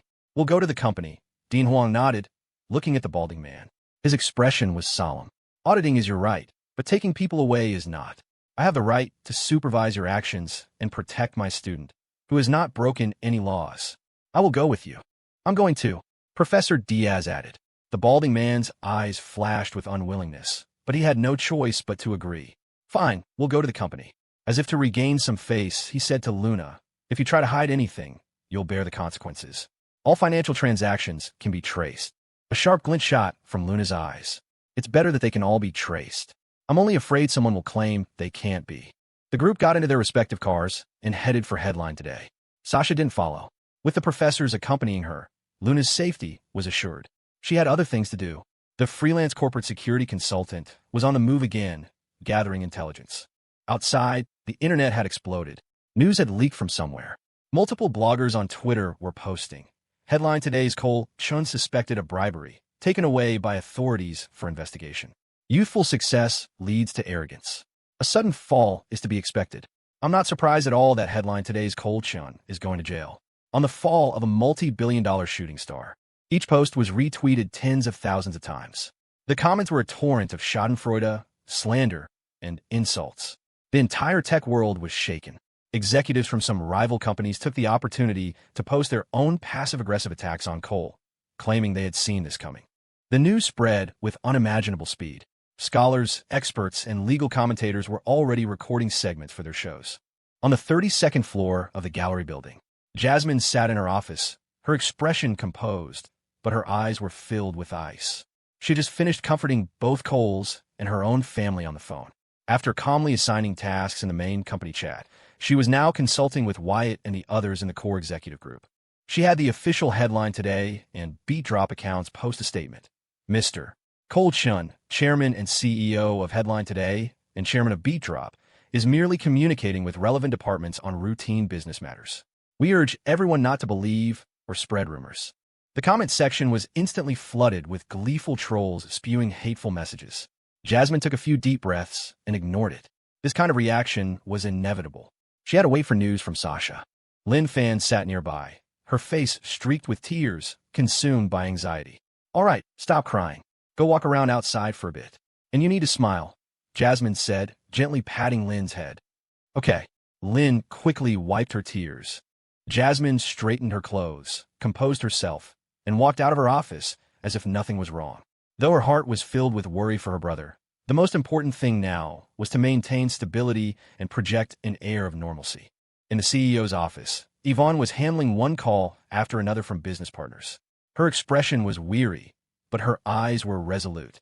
Until Cole returned, she had to do everything in her power to keep the company running smoothly. The core executives each had their tasks. When the phone rang again, Yvonne heard a voice that wasn't a partner's. Hello, Ms. Wong. We are very interested in Headline Today and Beat Drop. If there is an opportunity for an acquisition, you will be the CEO of Headline Today with an $8 million annual salary, plus an additional 5% of the original shares. Of course, you'll have to help us with a small matter. We are also very interested in Cole Chen's situation and are willing to pay an additional $10 million for information. Sorry, not interested, Yvonne said and hung up. It was clearer now. This wasn't a simple matter. They wanted to devour her man's empire and ruin his life. The phone rang again, another unfamiliar number. Fearing it might be a partner, she answered. It was another person making an offer. She quickly sent a message to the Linden Creek group chat about it. If she was getting these calls, it was likely many others would too. Jasmine also received a call. It was an unfamiliar D.C. number. Worried it might be someone from the branch office, she answered. The moment she heard the first half of the sentence, she hung up. The caller was truly blind to have tried that on her. The number called back, and she had to block it. She opened the main company group chat, typed a line, and then deleted it. There was no need for a warning. The average manager knew very little, and even director-level staff were unaware of the company's true core structure. They certainly didn't know about the R&D center. As for poaching, let rain. If people want to jump ship, let them. They wouldn't last long out there anyway. If there were fools like that, so be it. Keeping them would only be a burden. Consider it a favor from competitor, helping them screen for quality employees. Jasmine's only worry was the AI research lab. That was the absolute top priority. But she couldn't say anything to remind them, lest it make Marcus feel untrusted.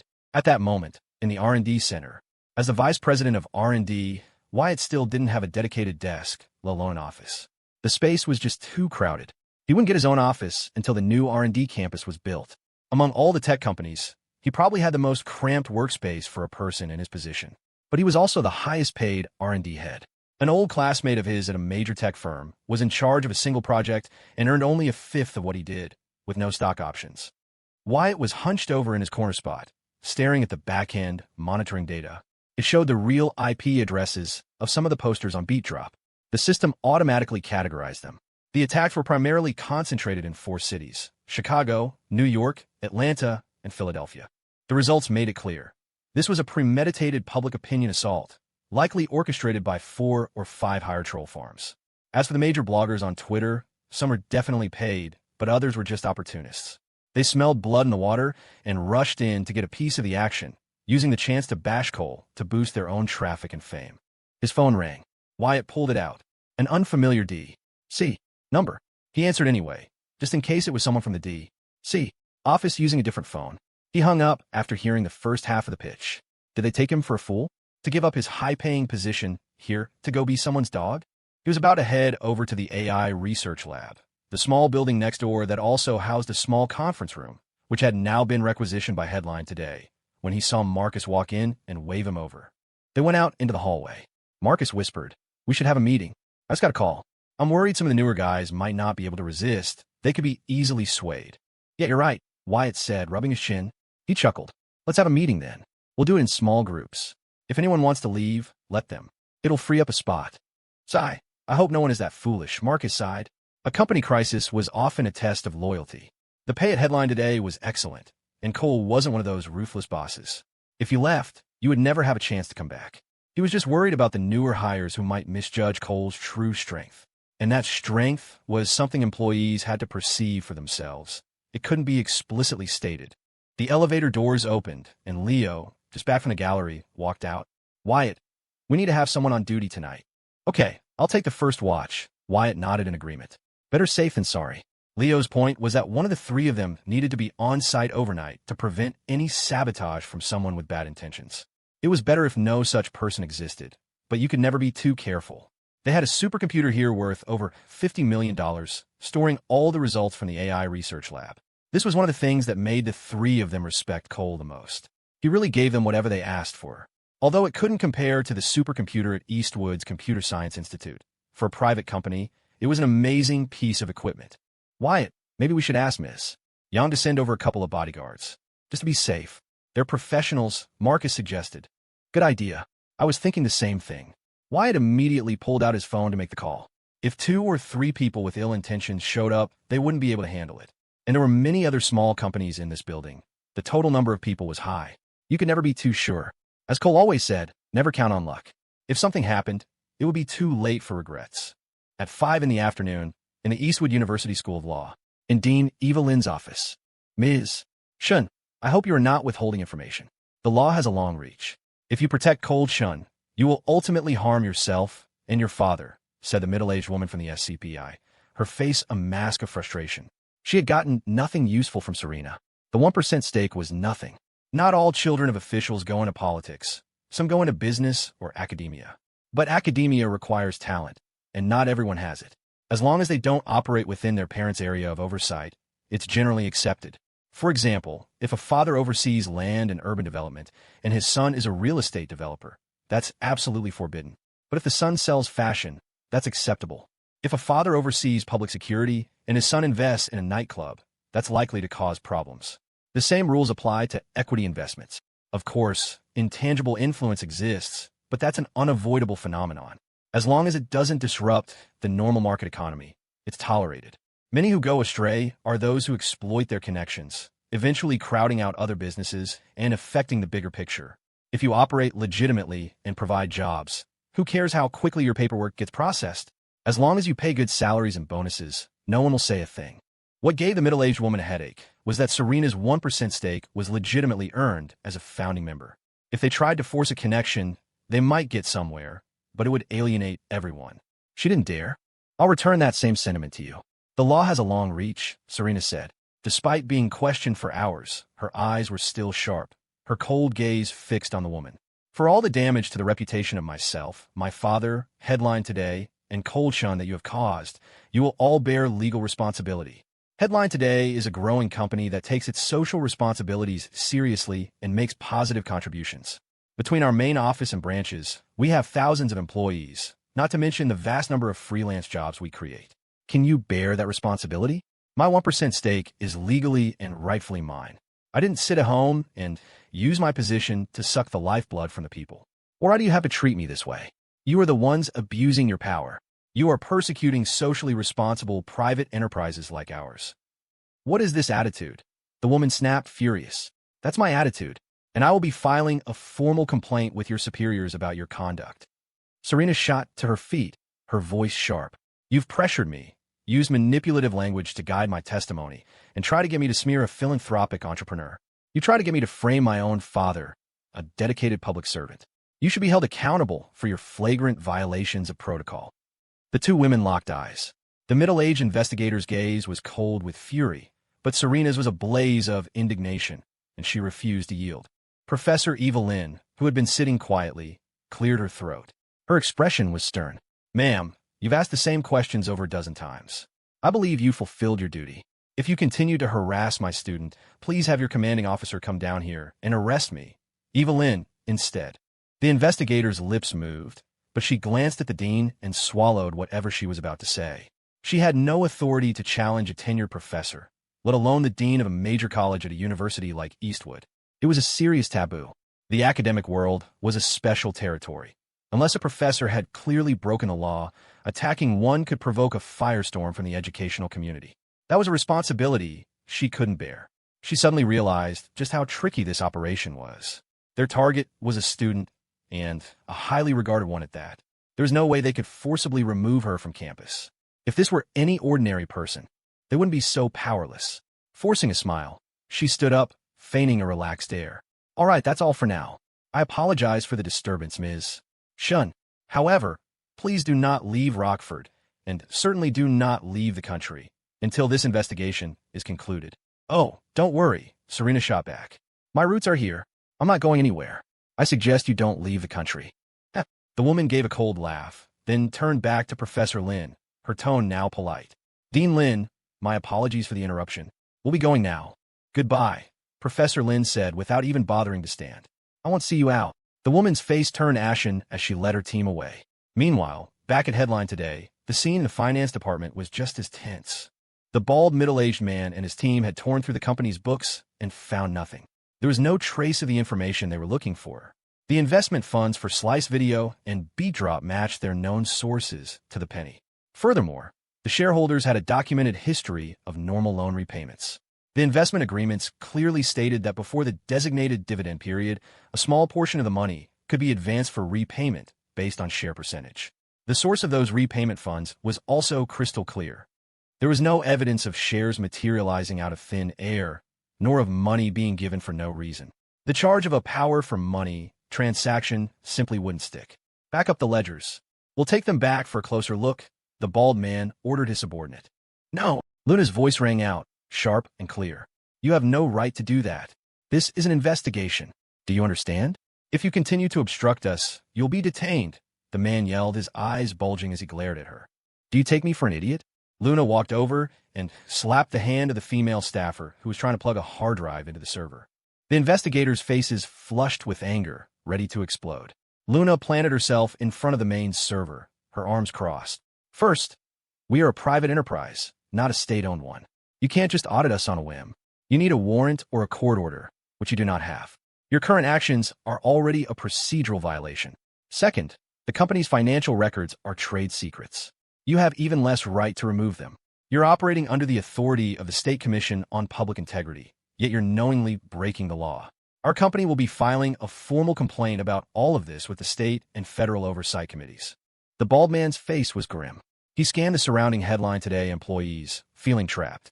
Dean Huang stepped in to mediate. Sir, you've done your duty, and Ms. and has cooperated. Headline Today is a star enterprise in Rockford, a major taxpayer, and it provides jobs for a lot of people. It's also a model of entrepreneurship for Eastwood University, a platform where many students intern and work part-time. It's a linchpin.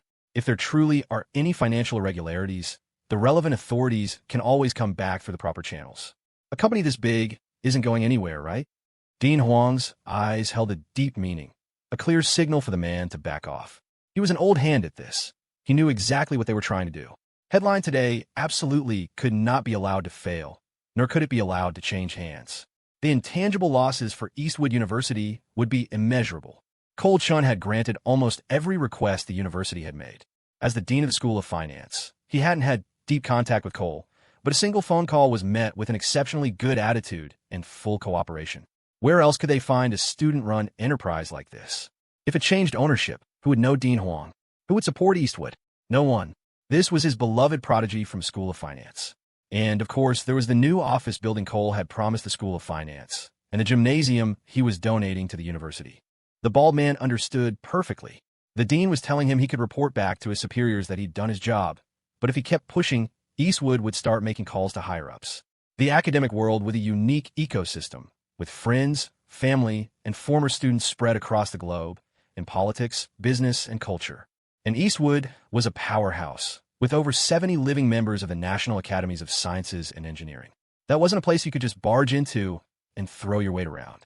Those people had a direct line to the very top. He was just about to take the graceful exit offered when Dean Huang spoke again. Our old university president has already flown to Washington for the national convention. As it happens, he and your old boss at the commission were classmates. I imagine they'll find some time to catch up. The bald man's expression changed, his eyes flickering. His worst fear had materialized. Damn it, he thought, if only that girl wasn't on campus. We could have just taken her away. A smile instantly plastered itself on his face. Dean Huang, we're just doing our jobs. We have to be thorough. Since you put it that way, of course we trust you. He turned to Luna, his expression shifting back to one of stern authority. If there are any more questions, we will be back. I expect your cooperation then, Ms. Un.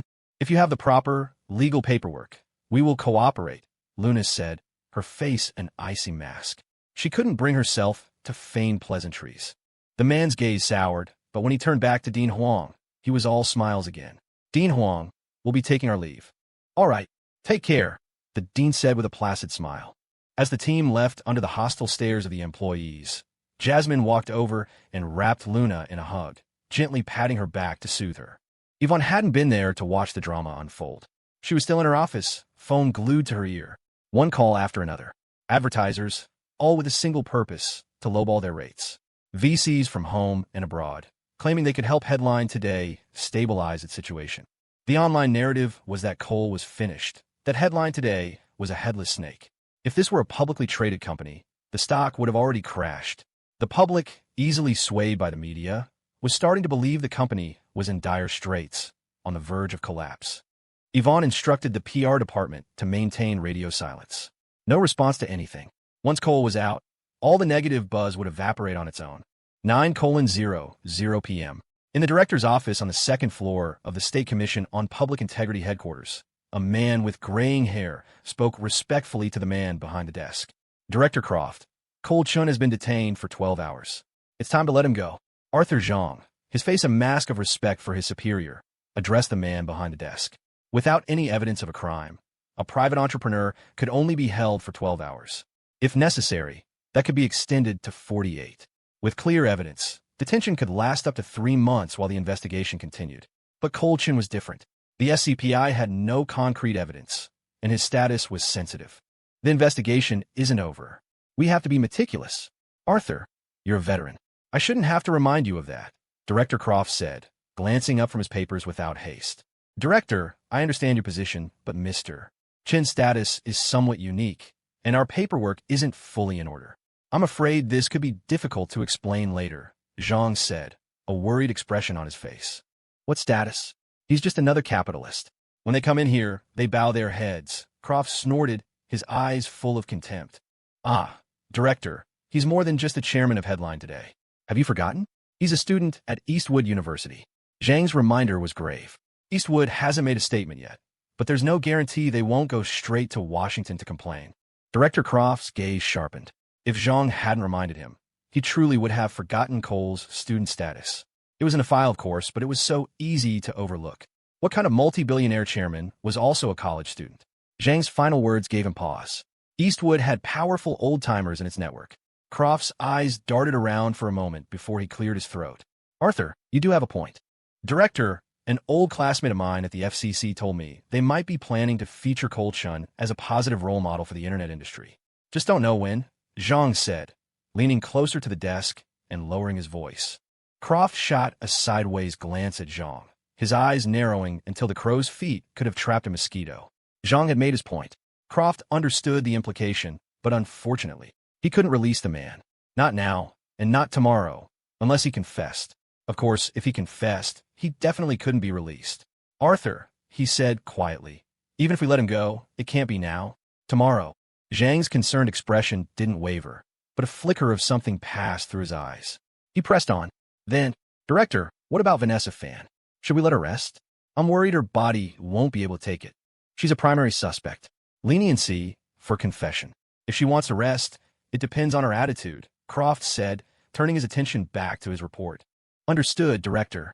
Well, I'll be heading home. These old bones of mine can't take much more. You shouldn't work too late, either. Health is the foundation of our work, Zhang said with a chuckle, patting his own lower back. All right, Arthur, you can go. Croft didn't look up. Zhang walked out, closing the door behind him with a friendly smile. The moment it clicked shut, his face hardened. The other offices were dark, everyone else long gone. He walked normally to the stairwell, glanced left and right, then silently made his way up to the third floor. After a few turns, he cautiously peeked around a corner toward the interrogation rooms.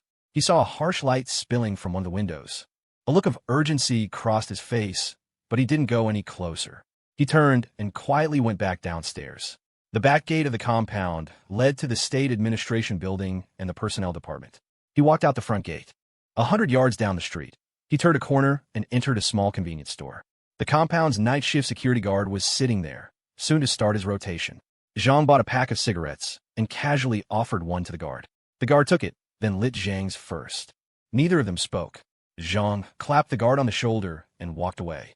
At 10:20 p.m., the entire compound was plunged into darkness. 2 miles away, sitting at a roadside noodle stand, Arthur Zhang shoveled food into his mouth, his eyes fixed on the now dark complex. The state government buildings were empty at night. Only the SCPI was working late. This was all he could offer, but it was something. He hoped it would give them some respite. A whole night of that, and the young man might endure, but Vanessa Fan could be in real danger. On the 4th floor of the SCPI building, 2 guards stood watch at the door, while another went to check on the power outage. Cole felt desiccated. His mouth was dry, his lips were cracked, and it felt like the blood in his veins was about to evaporate. Under the close-range glare of the heat lamp, he couldn't open his eyes, but he couldn't sleep either. You could close your eyes, but you were never allowed to slump over. The moment you dozed off, someone would shout at you to sit up straight. Not a single drop of water. You want to sleep? Fine. Confess, and you can sleep. Cole kept his mind sharp, silently counting his breaths to conserve energy. But the intense heat was unavoidably dehydrating him. The sudden power outage was a godsend. The lamps were plugged into the wall. He began to worry about Vanessa, worried her body couldn't withstand this. He could guess what was happening outside. A bunch of clowns jumping at the opportunity, spreading rumors, hoping he'd never get out. Some would try to poach his people. He had already made arrangements for his 4 babies. As long as Serena and Luna stayed on campus, no one could touch them. For that, he had promised a $200 million donation. Of course, he had planned to donate that to Eastwood eventually anyway. He just moved up the timeline, give back to his alma mater, thank them for their support. And, maybe they'd make sure he graduated or even give him a master's degree down the line. The fact that they hadn't released him yet was also within his expectations. It would have been strange if they had. They were clearly desperate to take down the Shun and Fan families, and someone wanted to snatch the fruits of his labor at Headline today. They were too hasty. Perhaps something was forcing their hand. But it didn't matter. The Shuns were not a family to be trifled with. They wouldn't just sit back and take it. Neither would the Fans. Anyone who reached their position had a tangled web of connections. Cole couldn't participate in the high-level power struggles, but he had his own ways of contributing. First, he had to deal with these corrupt officials, get himself out, and then assist in the other battles. For now, he just had to endure. As he was thinking, he heard a commotion from downstairs, the voices of men and women. She can't die. Get her to a hospital. Now, Zhao, didn't I tell you to give her water? How could she have collapsed? I did, Director. She wouldn't drink it. A frantic, chaotic shuffling of feet echoed down the hallway below. Cole's heart sank. Vanessa? He forced himself to speak, shouting toward the door. Hey, is that Vanessa Fan? Did something happen to her? The words rasped from his throat, which felt like it was being torn by a saw. The guard at the door glanced at him, expressionless, then turned away. Cole's anxiety mounted. He softened his tone. Officer, sir, please, can you just check if it's Vanessa Fan? Officer, please. But no matter how much he yelled, until his throat was raw, the guard remained silent. Cole stopped shouting. In the dim room, he stared silently at the door. The hallway faced away from the street. All he could see was the white wall of a building a few dozen yards away. 10 minutes later, the guard at the door suddenly snapped to attention. The middle-aged man and a younger one who had brought Cole and were following a third man. Backlit by the light from outside, Cole couldn't make out his face, but he could see the dial of his watch and a string of prayer beads on his wrist. He could smell a man's cologne, not a cheap one. You could tell it was expensive just by the scent. The young man stepped forward and switched on a flashlight, the beam hitting Cole's face. His eyes had just adjusted from light to dark, and now, from dark to light again, he squeezed them shut, grimacing. "You know, we could be friends," the man said. His voice was deep, probably in his late 30s. His tone was level, his rhythm steady. It was the kind of cadence cultivated by a lifetime of privilege and superiority. The young man with the flashlight eagerly pulled out a chair for him, his attitude fawning. He kept the beam fixed on Cole's face. It reminded Cole of getting hit by high beams on the road. You couldn't see a thing. "I wonder if it'll be you, kid, blinding people with your high beams 12 years from now," Cole thought grimly. He made a mental note. Whether it is or not, it's him now. The thought of Vanessa in danger filled him with a heavy, simmering rage. He cracked his eyes open, squinting into the light, their reflection like chips of ice. "You don't have to look at me like that. I'm giving you a chance," the man said, raising a hand. Someone slipped out from behind the middle-aged investigator. A moment later, the crisp sound of a lighter flickered. The man turned his head to light a cigarette. In the brief glow, Cole saw his hair was perfectly styled, and there was a chain around his neck. He had high cheekbones and a lean face. The lighter went out, and everything behind the flashlight beam plunged back into darkness. The ember of the cigarette glowed, and then a cloud of smoke was blown in Cole's face. Cole remained silent. He wasn't going to say what they wanted, and tough talk was pointless. He chose silence. The man chuckled. "They say you're sharp-tongued and arrogant. I thought you'd be more impressive. Turns out you're just a coward." Cole licked his cracked lips, still not responding. The man was just trying to provoke him, to test his composure. The man took another drag, then slowly exhaled. "You're a smart guy. You should know that even if it wasn't me, it would be someone else. The fact that I came to you personally is a sign of respect. Don't act like you're some great victim. I don't want much. 51%. I want to take it for free, I'll buy it. And I won't interfere with your daily operations. However, I want 51% of your offshore company. In exchange, I'll clear every obstacle from your path and ensure your smooth global expansion. Don't think you're getting a raw deal. Your profits will far exceed what they are now. It's a win-win. And for me to take that 51%, I'll have to be your vanguard, clearing the way. You should know what that entails." After he finished, the man fell silent, clearly waiting for Cole's answer. "So what do you want me to do now?" Cole, who had been silent the whole time, suddenly spoke. In the shadows behind the flashlight, the man smiled. He leaned his head back and shook it twice, an expression of pure contempt and mockery, as if to say, "I knew you'd be like this." A predictable surrender. The man seemed to be in no hurry. He took another drag on his cigarette, then flicked the ash. The young man next to him rushed to catch it in his hand. The man didn't even glance at him, but the youth looked as if he'd just received a divine blessing. Just standing next to this man was the honor of a lifetime. "You don't have to do anything," the man said casually. "Just confess how Robert Chen had Spencer Chen solicit bribes from you, and how Fan Yongmin used Vanessa Fan to do the same. That's all. It's very simple. You'll be cleared, and you can go back to work, live your life with your beautiful women. Oh, right. I can clear your shunned family relatives, too. Consider it a gift. Ha! I'm the one who has to do all the hard work, running around for you. You're a lucky man." A faint smile appeared on Cole's chapped lips. "So, you're saying if I push them into the abyss, I can win your favor and have the world's wealth at my fingertips. Is that it?" The man laughed dismissively. "Yeah, so you do have some teeth after all. You're half right. For you to have my favor is indeed a great reward. And wealth across the world is also correct. With me handling things, there are no doors that won't open, no enemies that can't be beaten. As for the word abyss, I don't agree. Soliciting bribes should be punished by law, shouldn't it?" Cole didn't answer. His gaze shot out from his narrowed eyes, piercing the flashlight's glare, trying to make out the man's face. "You don't have to answer right away," the man said breezily. "Take your time. Think it over.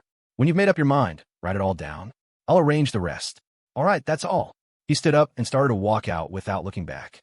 "I can give you my answer right now," Cole yelled, his voice hoarse. The man paused. "Then write it down. The more detailed you are, the faster you'll get back to your company." "You're dreaming." Cole's cracked lips pulled back into a grin. In the beam of the flashlight, he raised his middle finger.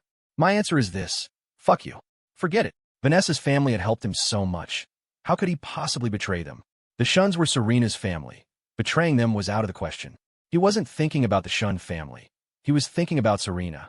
Two of the men with him lunged forward, but someone else was faster. The youth with the flashlight swung it and smashed it against Cole's head. "How dare you?" "Don't touch him," the man shouted, stopping them. Cole couldn't see his face in the darkness, but in the 5 seconds of silence that followed, he could feel his rage. In the flashlight's beam, a line of blood trickled down Cole's forehead.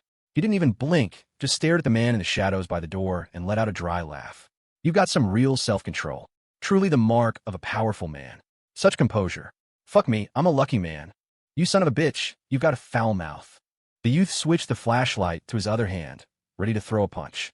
Cole whipped his head around, his eyes locking onto the youth's face, barely visible in the dark. The sudden movement startled the young man. His raised fist froze in midair. Cole's voice was chilling. "You, the hyenas will love you." Staring into those bloodshot, spectral eyes, the youth felt an inexplicable shiver of fear. He was about to punch him just to shake off the feeling when a man barked, "Don't hit him. It'll be a hassle if he's injured. Get the power fixed as soon as possible." The man was no longer angry. Instead, he let out a sneer, as if disdaining Cole's impotent rage. Around 2 a.m., the lights in the compound flickered back on.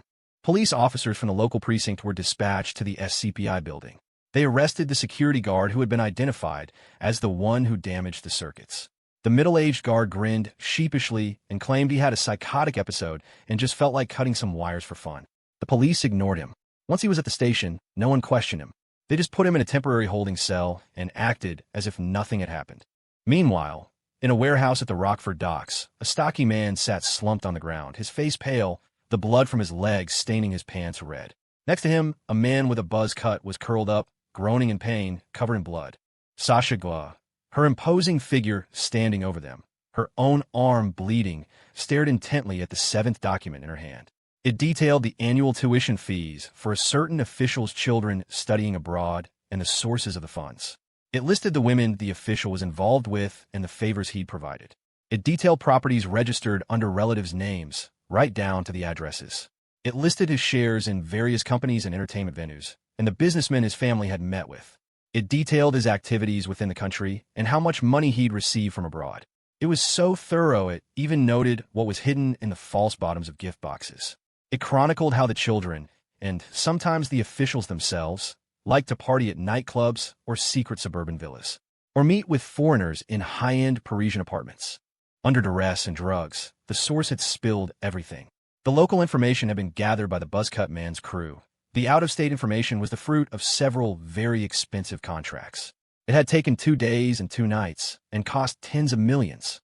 But getting this last piece of local information had been difficult. Their target had a professional security team. Sasha's eyes were webbed with red from lack of sleep. She read through it one last time, then tucked the document securely against her body. She had to buy a plane ticket to Washington immediately and deliver this personally. Some information couldn't be obtained without paying a steep price. People don't normally go digging for this kind of dirt in advance. It's usually after an incident that they follow the trail. But some people collect it beforehand, just in case. With this, they could do a lot. Hang in there, they're on their way. Once they're here, we'll get you to a hospital. She had barely finished speaking when the sound of a vehicle came from outside the warehouse. Headlights sliced through the cracks in the main door. Sasha's face changed. She hissed, "Joe, hold on. Get him up." The stocky man struggled to his feet, gritting his teeth. Limping, he and Sasha lifted the buzzcut man, leaving a trail of bloody footprints as they headed deeper into the warehouse. Shouts echoed from outside. "This must be the place. There's blood on the ground. 2 of you go around back." They had just hidden the man with the buzz cut in a corner when a car smashed through the warehouse door. Bang! The sound carried for miles in the dead of the pre-dawn night. The only thing nearby was a large wholesale food market, where people were already starting to receive shipments around 3 a.m. Those who heard it glanced curiously in the direction of the noise. Inside the warehouse, Sasha and her wounded companion brandished whatever weapons they could grab, fighting against a dozen thugs armed with knives and steel pipes. The stocky man, his leg bleeding profusely, was the first to fall. Sasha's eyes widened. In a desperate, final struggle, she fought with everything she had, even her teeth, taking countless blows. At that critical moment, another vehicle screeched to a halt outside. Crash! It slammed directly into the car blocking the entrance. A dozen men and women, wielding steel pipes, stormed in. Even the women roared as they charged, fighting with reckless abandon. There was no defense, no technique, only a relentless barrage of brutal swings. The warehouse erupted into chaos. 10 minutes later, 7 or 8 bodies were on the ground. The remaining combatants had split into 2 groups, facing off. There was no shouting, only ferocious glares. Neither side would give an inch. Survival bonus is $750,000. If you die, think of it as winning the lottery. You all know the boss's word is good. The leader of the rescue team, a woman, roared, brandishing her steel pipe. With me. Let's kill them. Let's go. I'll take that prize money. The mixed group of men and women, at least 10 still standing, charged forward, their eyes red with fury. The other group had been just as fierce, but they froze when they heard the figure. Their own survival bonus was a mere $30,000, and even that might get pocketed by their superiors. The momentum shifted instantly. Another brawl erupted, but it was over in less than 2 minutes. Both sides had taken more casualties, but the opposing gang of men had suffered far more. They didn't run, however. They just fell back into a standoff. Both groups were gasping for breath, exhausted. Shit, you're a bunch of crazy bitches. Are you really getting that much? The leader of the opposing thugs spat a mouthful of blood onto the ground. His mouth was swollen where he'd been hit, and his forehead was a mess of bruised flesh. You think our boss is a cheapskate like yours? Even if I die here, besides the money, my family will be taken care of for life? The woman leading the rescue team shot back with a derisive sneer. Her left arm hung limp, and a bloody gash marked her shoulder. Before the other side could respond, she yelled hoarsely, "Again, let's see who dies first. I can't wait to get my hands on that money." Just as she bared her teeth and lunged forward, the opposing leader shouted, "Stop." The woman halted, pointing her pipe at him in frustration. "Cut the crap. You're wasting time. You think this is a damn boxing match? We're done. We'll each take our own people and leave. What do you say?" The man proposed, an unbelievable suggestion. "Done? You want to stop me from getting that money? Do you know how much money that is? It's enough to change my family's entire life," she roared, her expression turning even more resentful, her eyes glinting with a greedy, restless light. "Seriously, we're done. If we keep fighting, nobody wins. Isn't it better to be alive?" The man's eyes were still wary, but the ferocity had faded. He believed her. "It's not that we're afraid of you," he continued, "but frankly, we're not paid enough to die for this. I don't see the point. People are going to be here soon. It's better for both of us if we clear out." "Huh." The woman scoffed, but the resentment in her eyes subsided. "Fine." Even as she said it, she tightened her grip on the pipe, her eyes locked on him. The man saw this, and the last of the suspicion and aggression in his own eyes vanished. He gestured to the men behind him, who could still stand. "Get our people. Let's go." The two groups began to retrieve their wounded, ignoring each other. As their vehicles started, the opposing gang was gone. "Hospital! Get them to the hospital! Go, go, go!" the female leader yelled. She rushed over to Sasha, who was lying on the ground. "I can't make it. If you still can, deliver this yourself." "The sooner, the better," Sasha said, her face pale and weak. "Leave it to me. You just hang on," the woman said, tears in her eyes, as she took the thick stack of papers. "I won't die. Probably have to lie in bed for a few months. If you can't meet the contact, pay someone to post it all over the internet. I mean everywhere, inside the country and out." "Understand. Don't worry. How are they?" Sasha glanced at the other wounded. "They'll be fine. Mostly cuts and broken bones. They'll hold up once they're bandaged." "Good." The fight ended as quietly as it had begun. A small nearby hospital was suddenly inundated with injured people. The nurses and doctors on duty were tense, but they relaxed when they heard the newcomers would pay for all medical expenses up front with a credit card. Money talked. As for the rest, was it important? Early the next morning, someone posted on Beatdrop about a suspected gang fight in a Rockford warehouse. But the posts were either taken down or their traffic was throttled into oblivion. Posts on other platforms didn't gain much traction either. Without pictures, who knew if it was real? This was the second day since Cole had been taken. He still hadn't been released. Rumors were rampant online. Unfavorable talk began to circulate at Eastwood University as well. Cole stood head and shoulders above the rest, and it was impossible for there to be no jealousy. It was just that his power usually kept it suppressed. Now that he was confirmed to have been arrested and might never get out, some students began to invent stories about his misdeeds. They said he was arrogant and that this downfall was inevitable. Others claimed he was a lecher who hoarded all the campus beauties. The discussions raged in private messages and group chats. There were taunts and, of course, defenders. The flame wars were endless. Yvonne received a call from the Strategic Investment Department of ConnectSphere. The moment they introduced themselves, she hung up. They were undoubtedly calling to ask if she was considering jumping ship and a probe for information about her man. Outwardly, Yvonne was as fiery as ever, but inside, she was a bundle of nerves. Her man still wasn't out, and she had no idea how he was doing. Her eyes were slightly bloodshot from a sleepless night. She saw Luna walk in, flanked by 2 remaining bodyguards. "Yvonne, the IRS is coming for an audit in a bit, and the fire department is coming too," Luna said, looking haggard herself. She had never dealt with anything like this, but thankfully her brother, Cole, had warned her it might happen, and that all she had to do was cooperate. "Okay, I got it." Yvonne immediately sent the 2 security guards to check the fire safety equipment. A moment later, Yvonne got another report from the copyright department. The copyright office had received a complaint that Slice Video was maliciously lowballing the licensing fees for several films and TV shows. They were teaming up with the Market Regulation Authority and were on their way to investigate whether there had been coercion in the contract signings. The CEO of Slice, Jenna, was handling communications. Then the legal department reported that several companies had filed lawsuits, claiming that Beat Drop and Slice had infringed on their patents. Even Glow Up was being sued for patent infringement. The FCC also called, saying someone had reported that Beat Drop's content was inappropriate, involving vulgarity and violence. They didn't say they were coming to inspect, but they warned the company to increase its content moderation efforts. HR reported that a number of lower-level employees had submitted their resignations: 6 supervisors, 2 directors, and dozens of rank-and-file staff. Yvonne's mental state was fraying. She felt overwhelmed. She chugged a large cup of black coffee, forcing herself to rally. A group of people walked through the main doors, led by Mr. Zhao. "Ms. Wang," he said, "if you would be so kind as to take us to Ms. Shin's office. For the next few days, all legal matters will be handled by me." "Of course. Thank you, Mr. Zhao," Yvonne said, a wave of relief washing over her.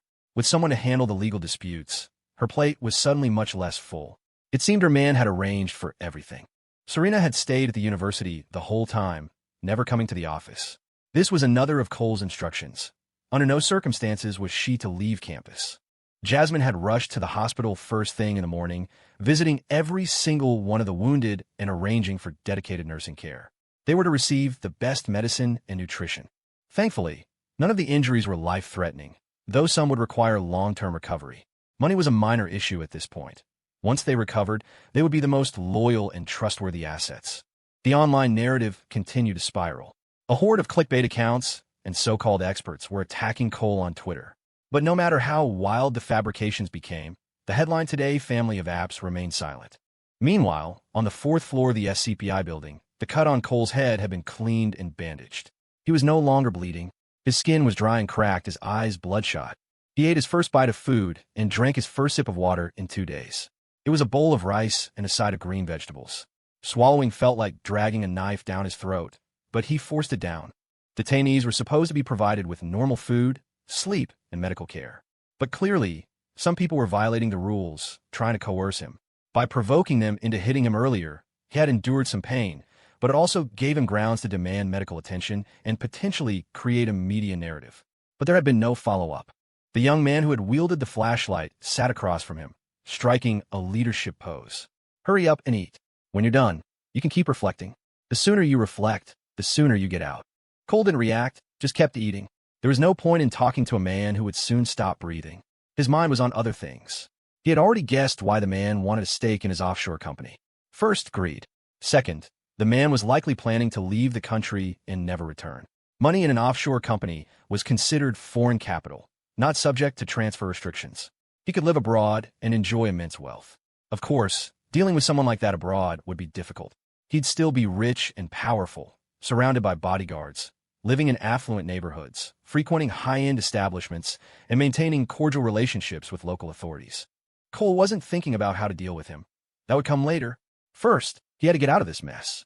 He had to wait to continue enduring the torment of the heat lamp. The next day, in Washington, D.C., a woman of about 27 or 28 with a determined face was eating noodles in a small restaurant.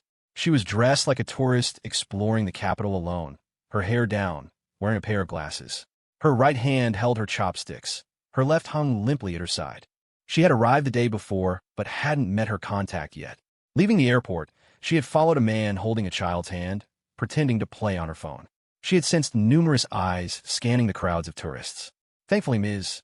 Shin was free and had helped her make contact, but he hadn't come immediately, instead telling her to act like a tourist and visit some sights.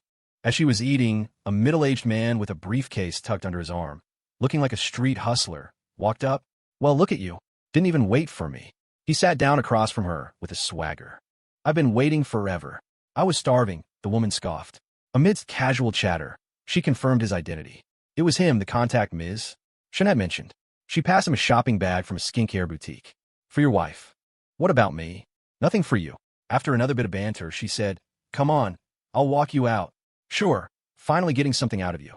Once they were in the car, the man's street hustler demeanor vanished. They quickly exchanged information, and he drove her to the hospital. Her arm needed treatment. It had been hurting for a day and a night, but her face was a mask of relief. A full 5 days later, Chun, chairman and CEO of Headline Today, had still not reappeared. The audits by the IRS and the fire department had concluded. Everything was normal, no violations found. The online speculation reached its peak. Even on Beat Drop, discussions began to surface. Some believed the Headline Today empire was about to collapse. Others argued that a change in ownership wouldn't affect the company's operations. Just as Jasmine, Serena, Luna, Yvonne, and the other core executives were beside themselves with anxiety, the FCC was the first to speak out. In a statement on their official website and in an interview with a CNN reporter, they said, "Headline Today is a model of positive development in the internet industry. Under the leadership of Chairman Chun, it has had a positive and helpful impact on society and the public at large." The Rockford IRS office also suddenly issued a statement, praising Headline Today for its leadership role in tax compliance. The state and city tourism and cultural bureaus issued notices, commending Chun and Headline Today for their outstanding contributions to promoting tourism and cultural awareness. The Market Supervision Department also gave a public commendation. Since its inception, Headline Today had operated in compliance with the law, with clear equity and no debt disputes. It actively provided employment opportunities, fully demonstrating the social responsibility of a major enterprise. That evening, the state broadcast network aired a 10-minute news segment, interviewing leaders about their positive views on Headline Today. The officials smiled warmly, their attitudes friendly, heaping on the praise. The online world was instantly turned upside down. Posts were deleted, narratives were changed. A certain political commentator appeared on screen, smiling. "As I've said before, Chun of Headline Today has always operated with integrity." A comment below read, "You literally said he had no respect for the rules and would crash and burn sooner or later." At the university, the few jealous students who had been wishing for Cole's demise went silent. Their group chats were immediately disbanded. The next morning, at the SCPI building, Arthur Zhang walked into the director's office, looking invigorated but maintaining a composed facade. He sat down in the director's chair and patted the desk with satisfaction.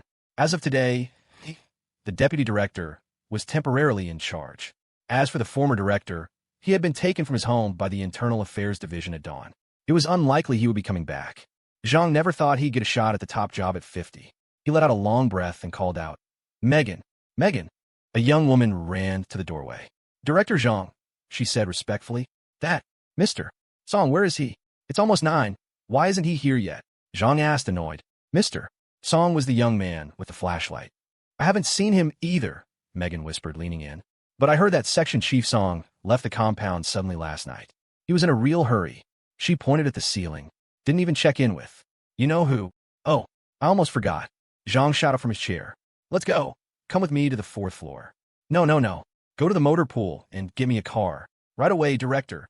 An hour later, at the gallery tower, a red carpet stretched from the curb all the way to the elevator bank.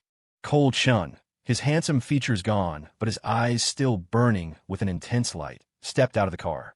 On both sides of the carpet, employees from the PR department filmed excitedly. His 4 babies were waiting, the composure in their eyes long since replaced by tears. Serena and Luna rushed forward to support him, their lips trembling. "Cole, you've suffered, brother." Jasmine's voice shook as she shouted, "A hero's welcome for CEO Chun." Yvonne's voice was crisp and loud.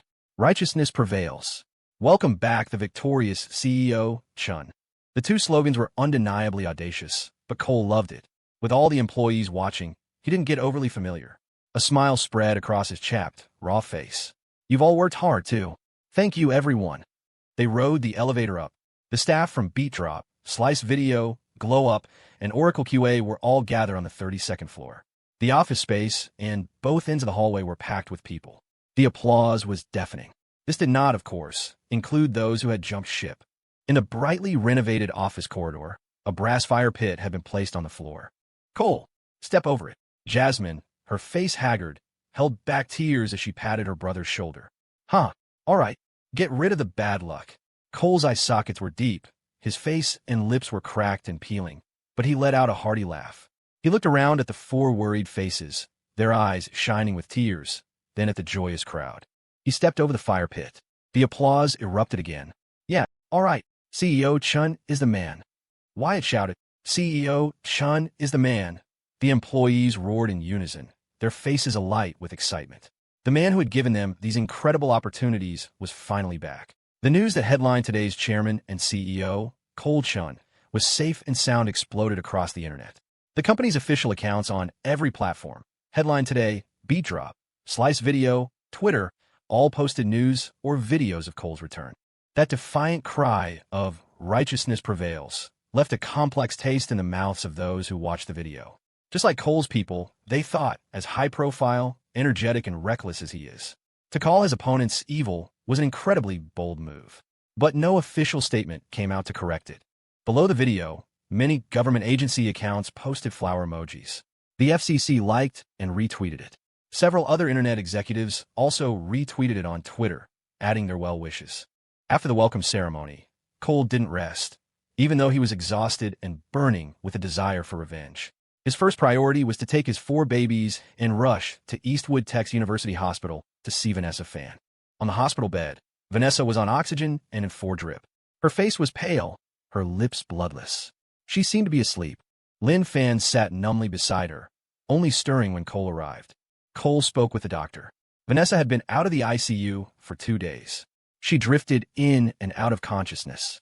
She had pushed herself past her limits, and her liver and kidneys were showing signs of failure. The biggest problem was that her will to live was weak. Cole sat by the bed, quietly watching her. Perhaps sensing movement in the room, Vanessa's eyelids fluttered. She opened her eyes. Seeing Cole sitting there, a faint, relieved smile touched her lips. You're back. Just in time. She looked at Lynn, then at the 4 girls. Jasmine, she said, her voice weak. I'd like to speak with Cole alone, if that's all right. Of course, Jasmine said, her gaze filled with a pained sympathy as she nodded. The 4 girls started to leave the room. Lynn, you go out too. Okay. This time, Lynn didn't object. She walked out and closed the door. Vanessa looked at Cole and extended a hand from under the blanket. It was tinged with a bluish color. Cole placed his hand over hers. It was ice cold. Vanessa smiled weakly again. Cole, I need to ask you for a favor. Cole's heart tightened. He squeezed her hand, trying to comfort her. Vanessa, there's no rush. You need to rest and get better first. It's fine. I'll have plenty of time to rest. Vanessa shook her head slightly, a constant, faint smile on her face. She seemed to tire from the effort, pausing for 2 seconds before looking at Cole. Meeting you is my good fortune.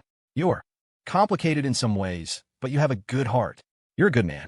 There's one thing that's been weighing on my mind, something I can't let go of. I can only entrust it to you. Vanessa, whatever it is, just tell me. If I can do it, consider it done. If I can't, I'll still do everything in my power to try. Cole said, his heart heavy.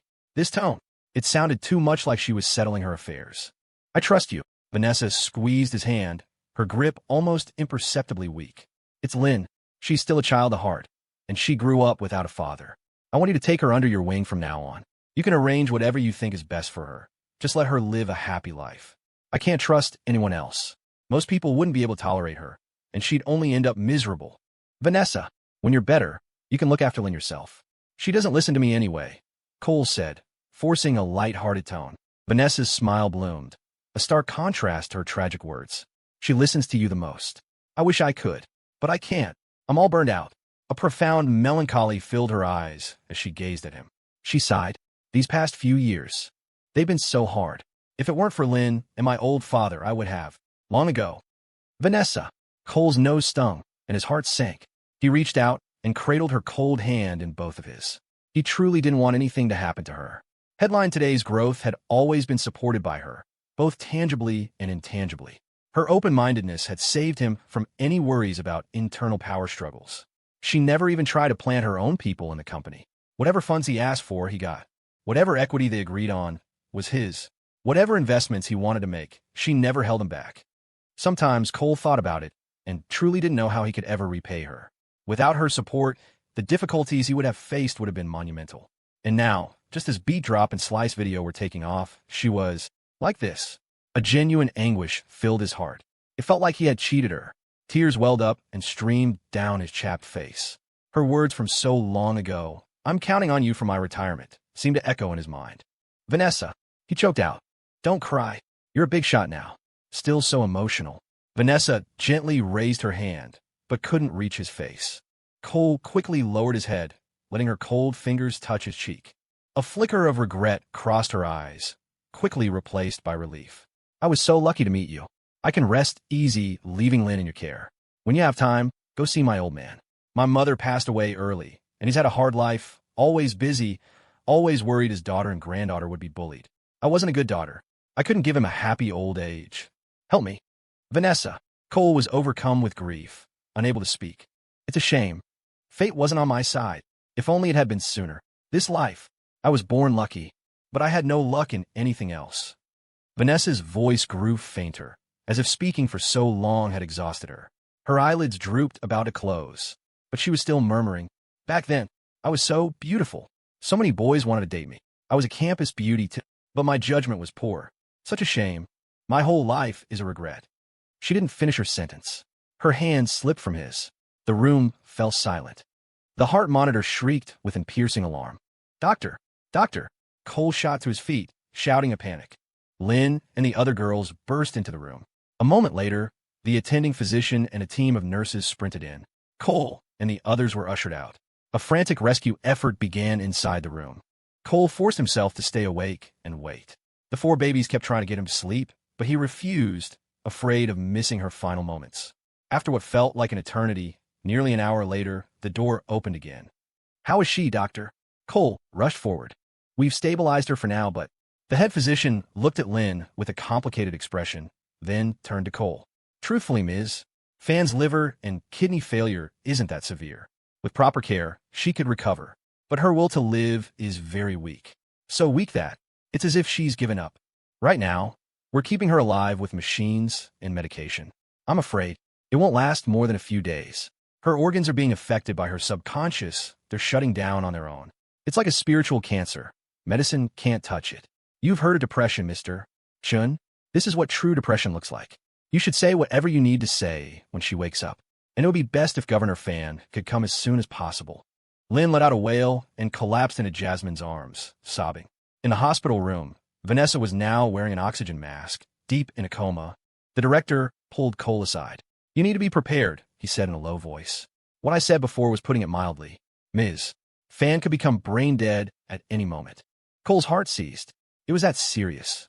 The doctor continued, "Let me put it this way. The shock put her body and consciousness into a state of inertia. Her suppressed emotions were unleashed, and the combination made her want to leave. Doctor, is there any other way?" Cole clung to a sliver of hope. She deserved to live at least another 30 years, to enjoy the fruits of her investment in him. The doctor shook his head. "It's difficult. Severe depression is almost impossible to cure. The patient has an extreme desire to escape. Half of her organ failure is caused by the depression. But she seemed fine when I was talking to her earlier." Cole believed him, but he couldn't help but express his confusion. "I assumed she was entrusting something to you, Mr. Chun." "Well." The doctor sighed and shook his head again. Cole fell silent. It was true. He let out a deep sigh. "I have to get back to my rounds," the doctor said. "You should get some rest too, Mr. Chun. Drink plenty of water, eat small, frequent meals, and you'll recover in a few days. You could try to comfort Miss Fan when she wakes up, but she might not wake up." His gaze flickered over Cole, a complex expression crossing his face for a split second. There were things he couldn't say, didn't dare say. His responsibility was to do his best with the rescue and treatment. Saying more was dangerous. "Yes, I understand. Thank you, doctor," Cole nodded. He returned to the hallway outside the room and peeked inside. Lynn was sitting by the bed again, staring blankly at Vanessa. "Cole, you have to go rest," Jasmine said, holding her brother's hand, her heart aching for him. But she also knew he had to be here first. It was the right thing to do, personally and professionally. "Cole, go home and sleep. You're going to destroy your body," Serena said with concern. "That's right, brother. You need to take some time to recover," Luna added, tugging at his wrinkled t-shirt and smoothing out on his back. He hadn't showered or changed in days. and the shirt carried a faint, sour smell. Yvonne tried to comfort him. There's nothing you can do right now. While Ms. Fan is resting, you should rest too. I can't rest yet, Cole said, looking at his 4 babies and giving his sister's hand squeeze. He smiled. You all have to bear with me a little longer. I need you to come with me to the other hospital. He had to see his other soldiers, the ones who had bled for him. Even if he was on the verge of collapse, he had to go. We know you would. Let's go. I'll talk to Lynn. She has a private nurse here. She'll be fine, Jasmine said. She knew her brother well. He was loyal and righteous. He would insist on seeing this through. Half an hour later, at the smaller community hospital, Cole sat by Sasha, who was bedside. She was on a 4 and still unconscious, her right leg in traction. Her head and face were wrapped in gauze, and even her exposed fingers were bandaged. Her head and face were wrapped in gauze, and even her exposed fingers were bandaged. The doctor said she had multiple fractures all over her body, 3 broken ribs, and over 20 cuts and bruises of varying severity. Cole's eyes welled up again. He truly owed everything to these people who had risked their lives. He sat in silence for a while, then stood up to go to the other rooms. The world spun, and he almost collapsed. The 4 girls rushed to catch him. Cole, this isn't working. You have to go rest. They're all getting treatment here. They'll be okay, Jasmine said urgently. Not yet, sis. I have to see everyone, Cole said, taking a deep breath to steady himself. In the past few days, he had only fallen into brief, fitful sleeps before being woken up, sometimes with cold water splashed on his face. He was severely sleep and water-deprived.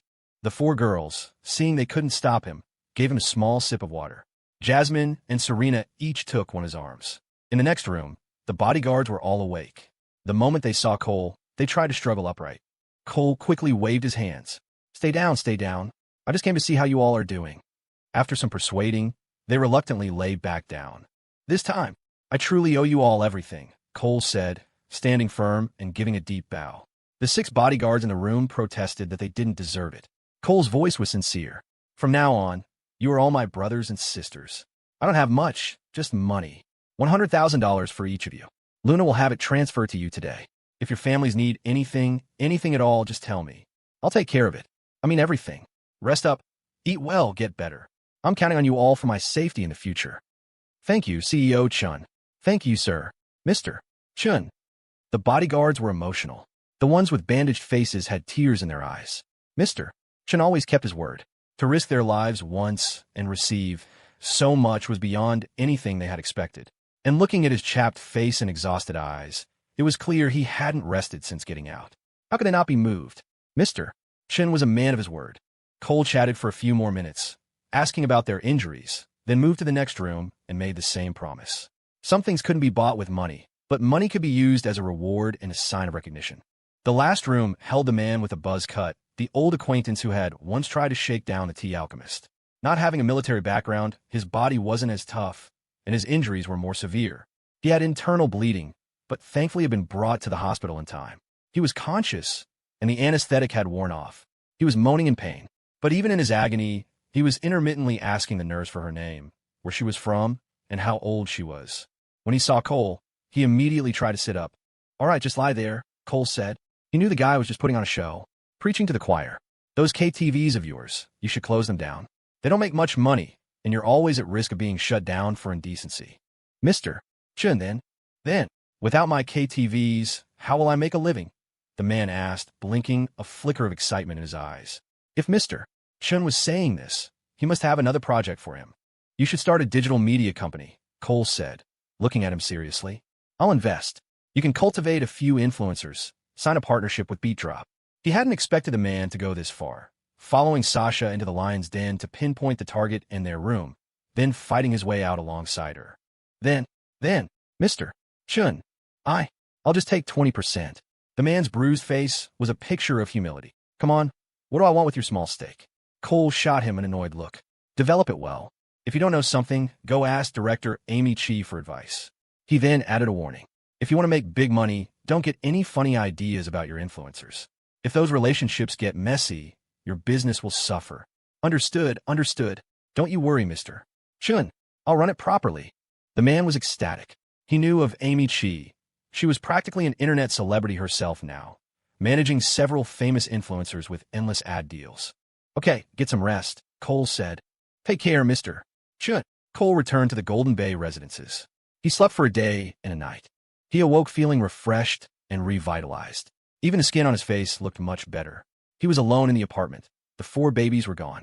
There was a message in their group chat telling him to eat something when he woke up, that there was food in the fridge. The company was bound to be incredibly busy. Cole knew that. He sent a quick message to the group, letting them know he was awake, then headed back to the hospital to check on Vanessa. He wasn't sure what her condition was. Jasmine had left a message saying there had been no major changes. She was just still unconscious. In the VIP ward, Lynn was slumped over the hospital bed, tear stains on her face. The coffee table by the window was piled high with fruit baskets and nutritional supplements. It seemed visitors had been by. Has she woken up? Cole asked softly as he entered. Lynn sat up, shaking her head with a dazed look. No, Grandpa just left. Her face was etched with grief and a kind of painful despair. Cole could guess how she felt. Her grandfather, Governor Fan, was incredibly busy, and with no one else around, she was left to keep vigil alone.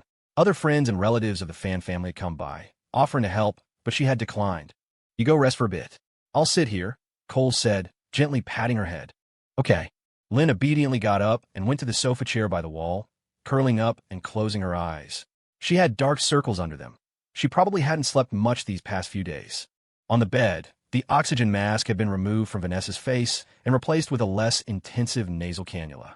Her face was still pale, but her hair had been combed. Her eyes were closed, her expression peaceful. But Cole knew from the doctor that this was actually a dangerous sign. It meant Vanessa's cognitive activity was very low.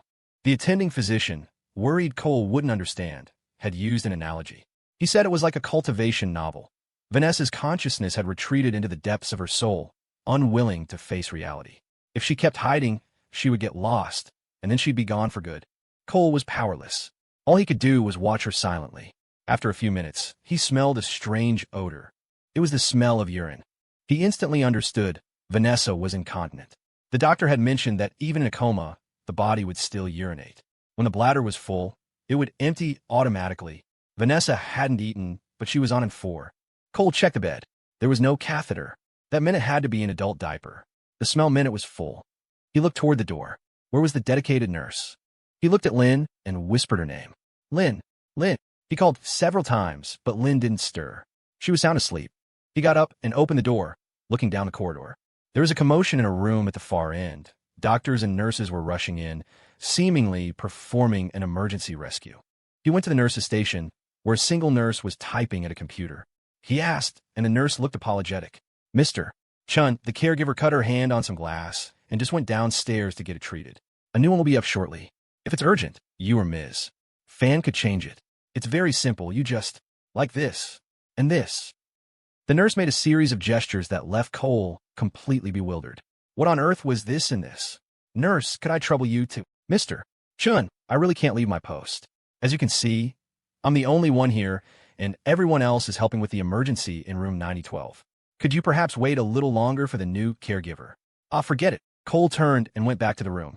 Lynn was sprawled out on the sofa, one leg propped on the armrest. He called her name a few more times and patted her shoulder. Still nothing.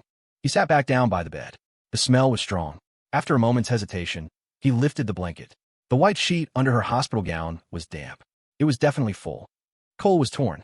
He'd never done this before. The issue of propriety between men and women was secondary. In a critical situation like this, who had time for such concerns? If the caregiver didn't show up for half an hour, was she just supposed to soak in it? That could cause an infection. He gritted his teeth, opened the drawer of the bedside table, and sure enough, found a pack of adult diapers and a stack of clean, dry towels. He saw a basin and a thermos on the table. He poured some hot water into the basin. By the time he was done, it would have cooled down a bit. He took out a diaper and felt completely lost. How had the nurse gestured again? He looked at Vanessa's face. She was still sleeping peacefully. That reassured him slightly. But he was still incredibly nervous. The thoughts of change it and don't change it warring in his mind. But not changing it wasn't an option. He focused his mind and his gaze, refusing to let any other thoughts intrude. It would be entirely inappropriate. The used diaper was heavy, weighing at least 5 pounds. The smell, it shot straight to his head. Cole forced his brain to stay on task, determined not to let the images flashing before his eyes linger for even a second. He tossed the soiled diaper into the trash can, then took a dry towel and dipped it in the basin of hot water, wringing it out until it was half dry. Now came the hard part. Cole glanced guiltily at Lynn. Thankfully, she was still sleeping soundly. A moment ago, he'd been hoping she would wake up. Now he wished she'd sleep even deeper. The whole operation left Cole drenched in sweat. He was exhausted and felt incredibly guilty. Perhaps because of the unusual movements, the perpetually comatose Vanessa's eyelids twitched. A flush of color returned to her pale cheeks. After he had everything situated and the blanket pulled back up, Cole's entire back was soaked. He let out a long sigh of relief. He instinctively glanced at Lynn. The sight almost made his heart leap out of his chest.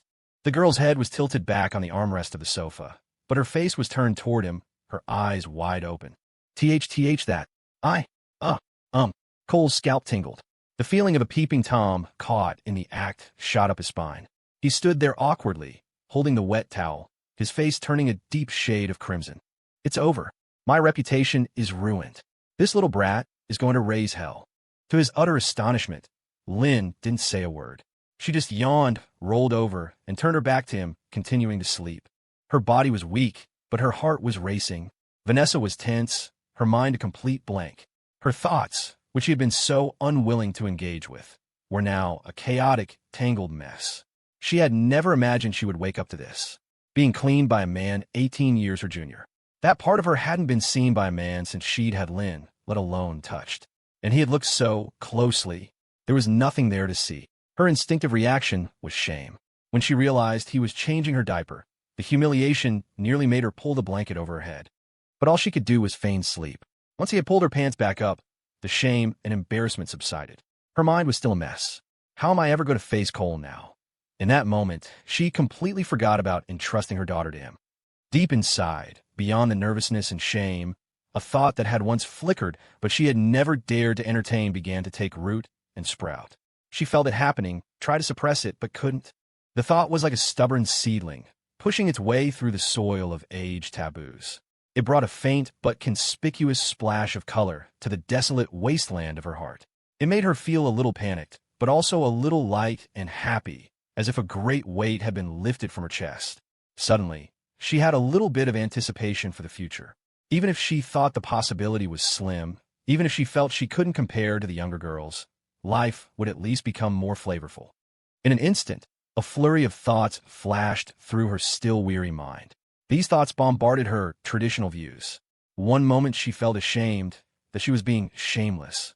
The next, she felt she should be kinder to herself, to let herself go for the rest of her life. Torn between these conflicting feelings, a wave of drowsiness soon washed over her, and she fell back asleep. But on the heart monitor beside the bed, the waveform of her heartbeat was stable and strong, no longer the slow, low frequency of before. Just as Cole was stealthily dumping the basin of water in the bathroom, the replacement caregiver pushed the door open. She lifted the blanket to check, saw the used diaper on the floor, and asked Cole, "Hello, has she been changed already?" Yes. She has," Cole said, feeling as nervous as a thief, though his face remained calm. "All right then. I'm so sorry. I came up as fast as I could, but the elevator was a bit slow," the caregiver said apologetically as she began to clean up. Her apology was tinged with a hint of resignation. It wasn't that the elevator was slow. The special care department had told her to wait a few extra minutes before coming in. This job was so difficult. No, it's fine. It was easy," Cole said, waving his hand. But the image of her nakedness flashed in his mind again. He quickly shook his head to clear it. It was wrong to think about such things when a patient was in critical condition. He washed his hands and stood awkwardly by the bathroom door, not knowing where to put them.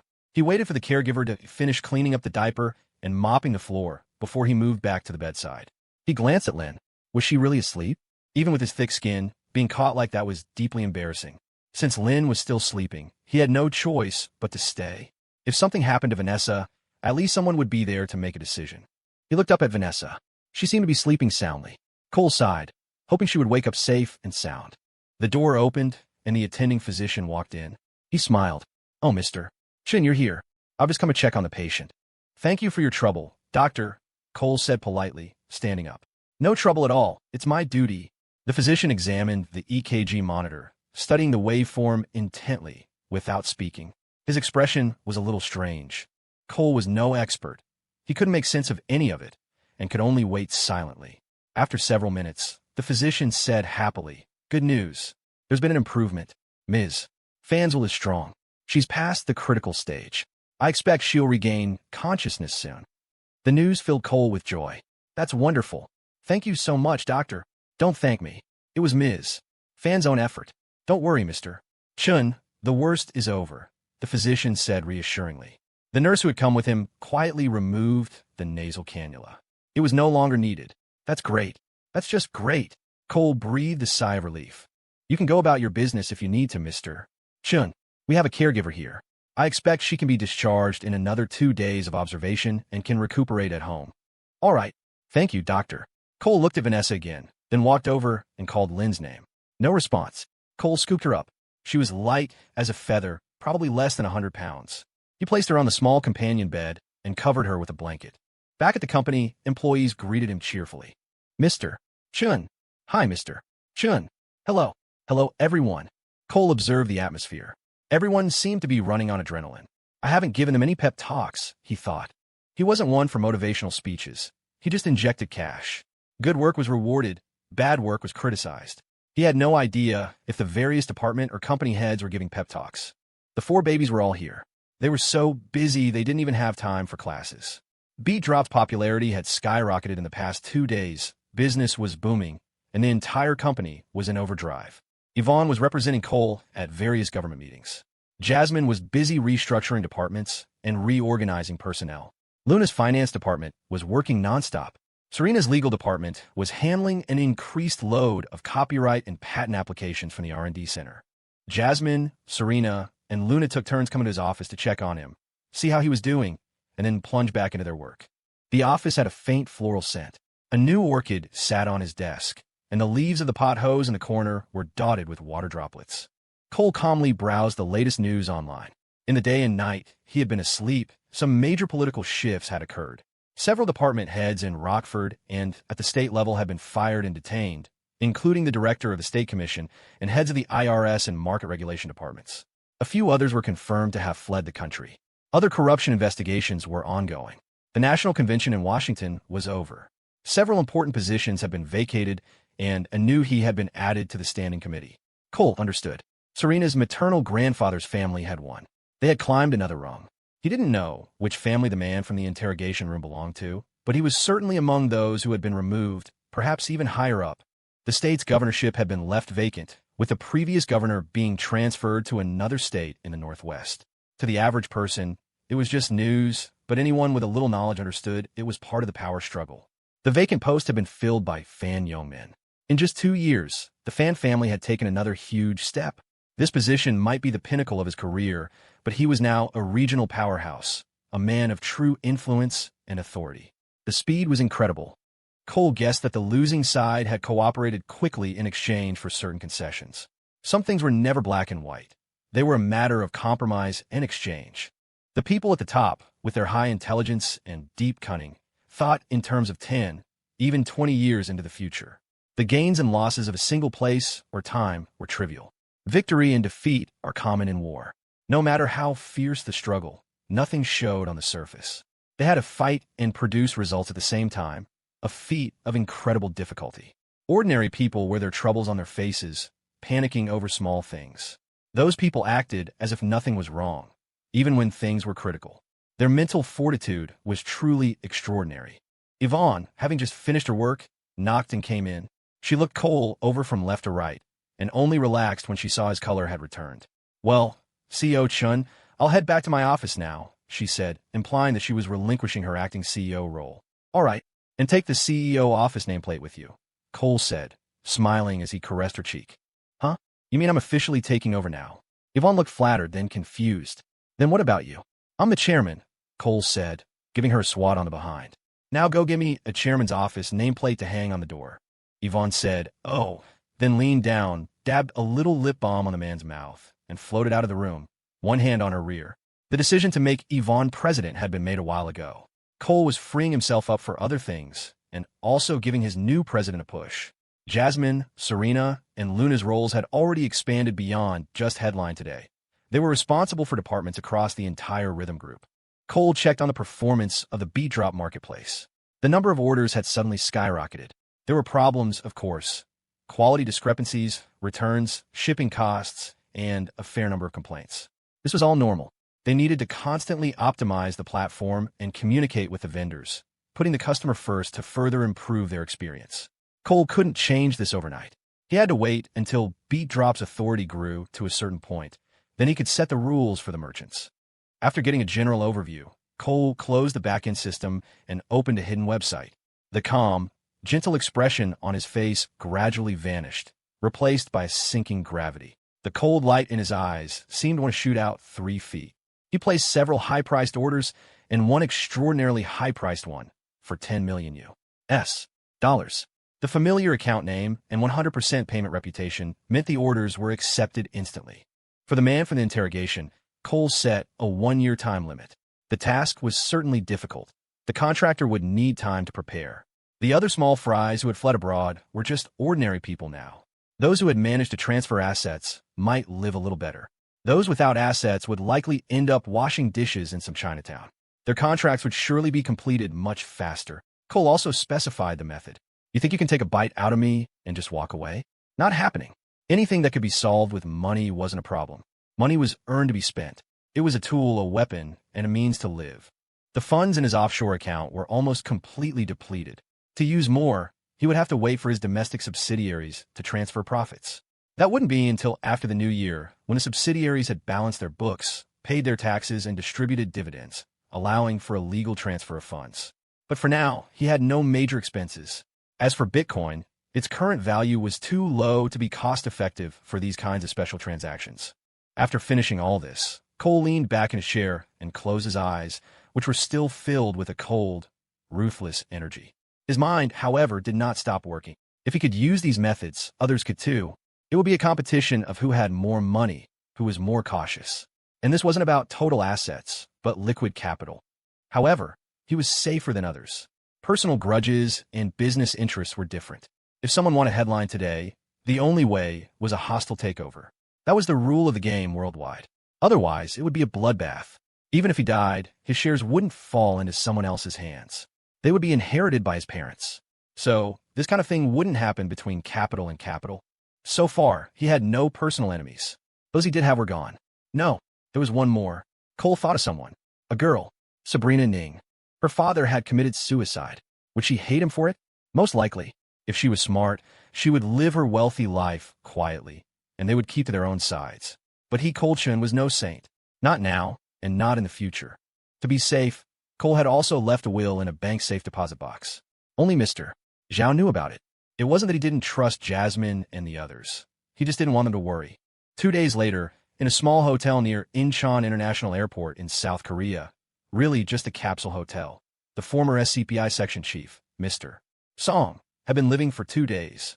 He had to run. He had a history of secretly tipping off state-owned enterprise executives before they were investigated. If he were caught, he'd either jump off a building or die of a sudden illness. Or he'd get 8 to 10 years in prison, but the final outcome would be the same. Luckily, his connections were solid. He'd been given a hint, and that night, he abandoned everything and bolted for the airport. To keep a low profile, he had been staying in the capsule hotel for 2 days.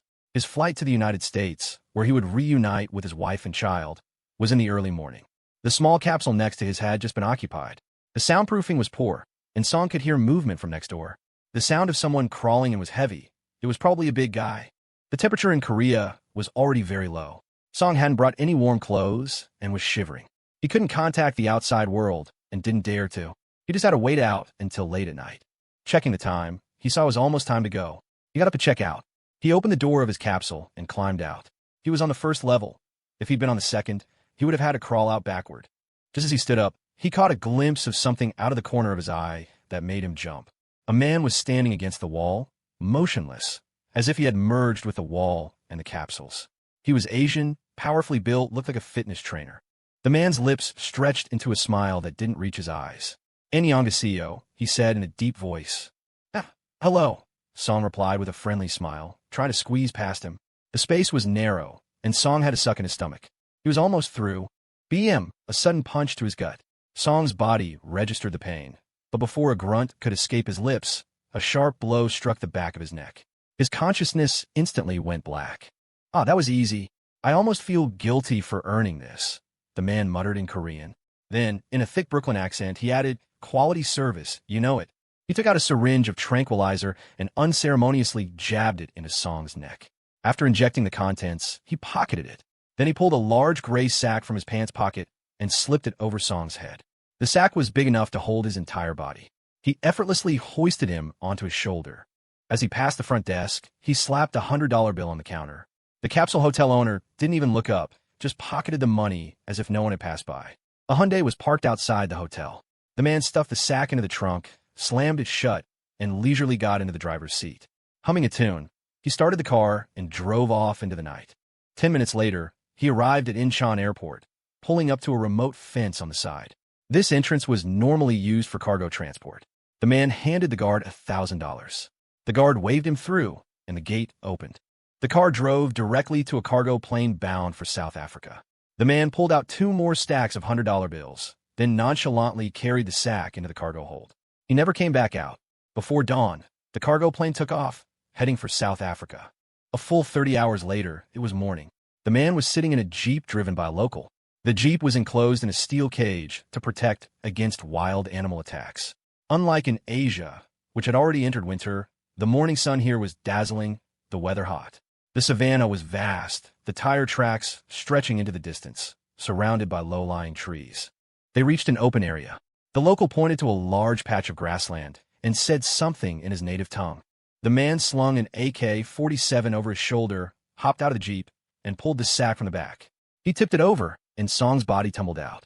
He then took out another syringe, this one filled with a stimulant to help a person regain consciousness. The man lit a cigarette and waited patiently for Song to wake up.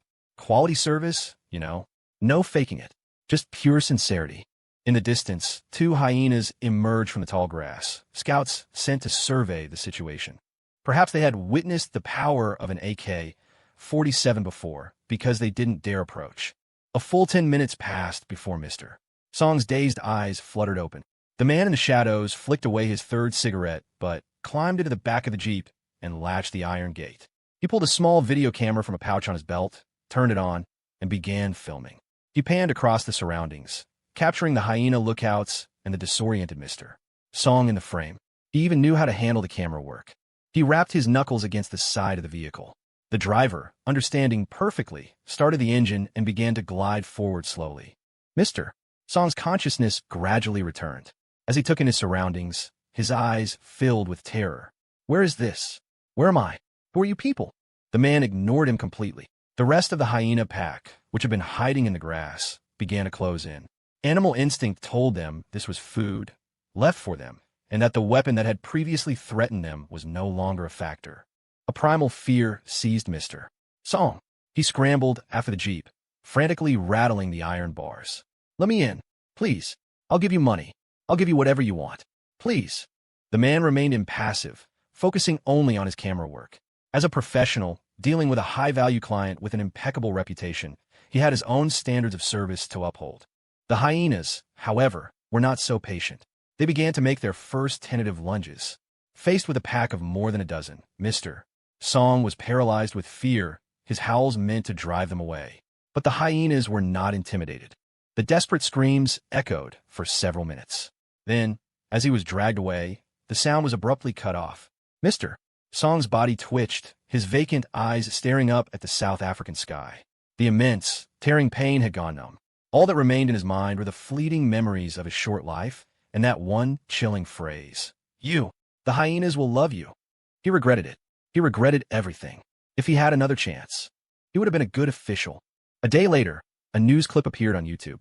The video was censored, but it wasn't the human face that was blurred. It was the heads of the hyenas.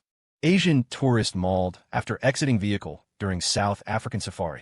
The news was reposted by international accounts to Twitter, Facebook, BeatDrop, and other platforms. Though it was quickly taken down due to its graphic nature, it was seen by many. Cole was one of them. He watched for a single second before closing the tab. He opened a different website, confirmed the payment had been settled, and even left a 5-star review. He leaned back in his sofa chair, gently touching the healing wound on his head. That flashlight had hit him pretty hard. His, still a little sore, but he had a rule. You don't go after family. So that was that. Over the next few days, a few more news clips popped up on YouTube. The balding man who had tried to grab Luna was the victim of an armed robbery in San Francisco. The middle-aged woman who had been in charge of Serena's detail died of a sedative overdose in Los Angeles. Another one was kicked by a kangaroo in Australia, which was just absurd. This former state construction official wasn't directly involved in the kidnapping, but he was the one who had ordered the city inspectors to shut down the R&D Center construction site. The dossier Cole had compiled included him. In any case, these people were clearly resourceful, always managing to find themselves in some beautiful Western country at the most critical moments. They all had one thing in common. Their families were already living abroad, as if they had long been prepared to leave. Well, now they had left. Permanently. The news was reposted in the US, but people just offered a few fleeting condolences.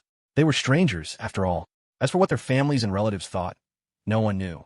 At that moment, on Long Island, New York, a hub for the ultra-rich, a man lay on a chair on the second-floor balcony of a private villa, enjoying the beautiful view of the Gold Coast. On his right wrist was a Patek Philippe watch worth over £1 million. On his left, a string of fine agarwood prayer beads. A cigar was nestled between the fingers of his left hand, and he exhaled clouds of smoke. In the swimming pool in the courtyard below, several beautiful women of European and Asian descent splashed around in bikinis. After listening to a report from a middle-aged man beside him, the man's expression darkened. Huh, so many accidents? Sounds more like someone was eager for revenge. Mister, we should increase your security, just in case, the middle-aged man advised. What's there to be afraid of? It won't come to that. He doesn't have the guts, the man, addressed as Mr. One, said with a contemptuous smile. After a 2-second pause, he added, bring in another security team. Yes, sir. I'll make the call now. The middle-aged man left to do as he was told. Mr. One glanced around, saw no rooftops higher than his own, then stood and scanned the villa's security perimeter. Only after confirming that everything was secure did he lie back down, chuckling softly. As long as the kid wasn't an idiot, he wouldn't dare make a move on him. A shame the boy wouldn't come out of the country. If he did, it would be a different story. The last attempt was such a waste. A bunch of useless trash. Meanwhile, in Rockford, in an embankment district across the river, stood the Waterfront Towers, Phase 2. On the 22nd floor of the building with the best river view, Vanessa Fan, who had been discharged from the hospital 2 days prior, was jogging on a treadmill. Her complexion was much better, with a healthy, rosy glow. The radiators were on, and the room was warm enough that she wore only a small tank top. Though she was 38, she had maintained her appearance exceptionally well. The apartment was luxuriously furnished, unoccupied, but meticulously maintained. After jogging for a while, she started doing jumping jacks. Once she was warmed up, she rested for 2 minutes before beginning her yoga routine. She clearly had some experience. Her stretches were deep, and her balance was excellent. In the living room sat her friend, Liz, her face a mask of envy. Wow, Vanessa, you go through one little ordeal and come out a new woman. If you keep this up, are we even going to be able to be friends anymore? I'll be too embarrassed to be seen with you. It's not like that. I just realized how important my health is. I need to be stronger, Vanessa said slowly, exhaling deeply. She had already asked about what happened.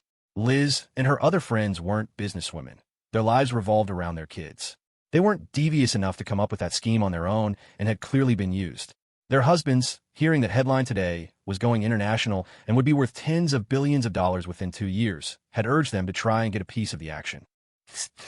Look at that body, like a ripe peach. If I were a man, I'd want to take a bite.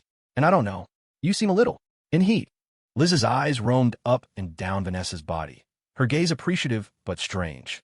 What are you talking about? It's nothing like that, Vanessa said, her face calm, but the tips of her ears turned a faint shade of red.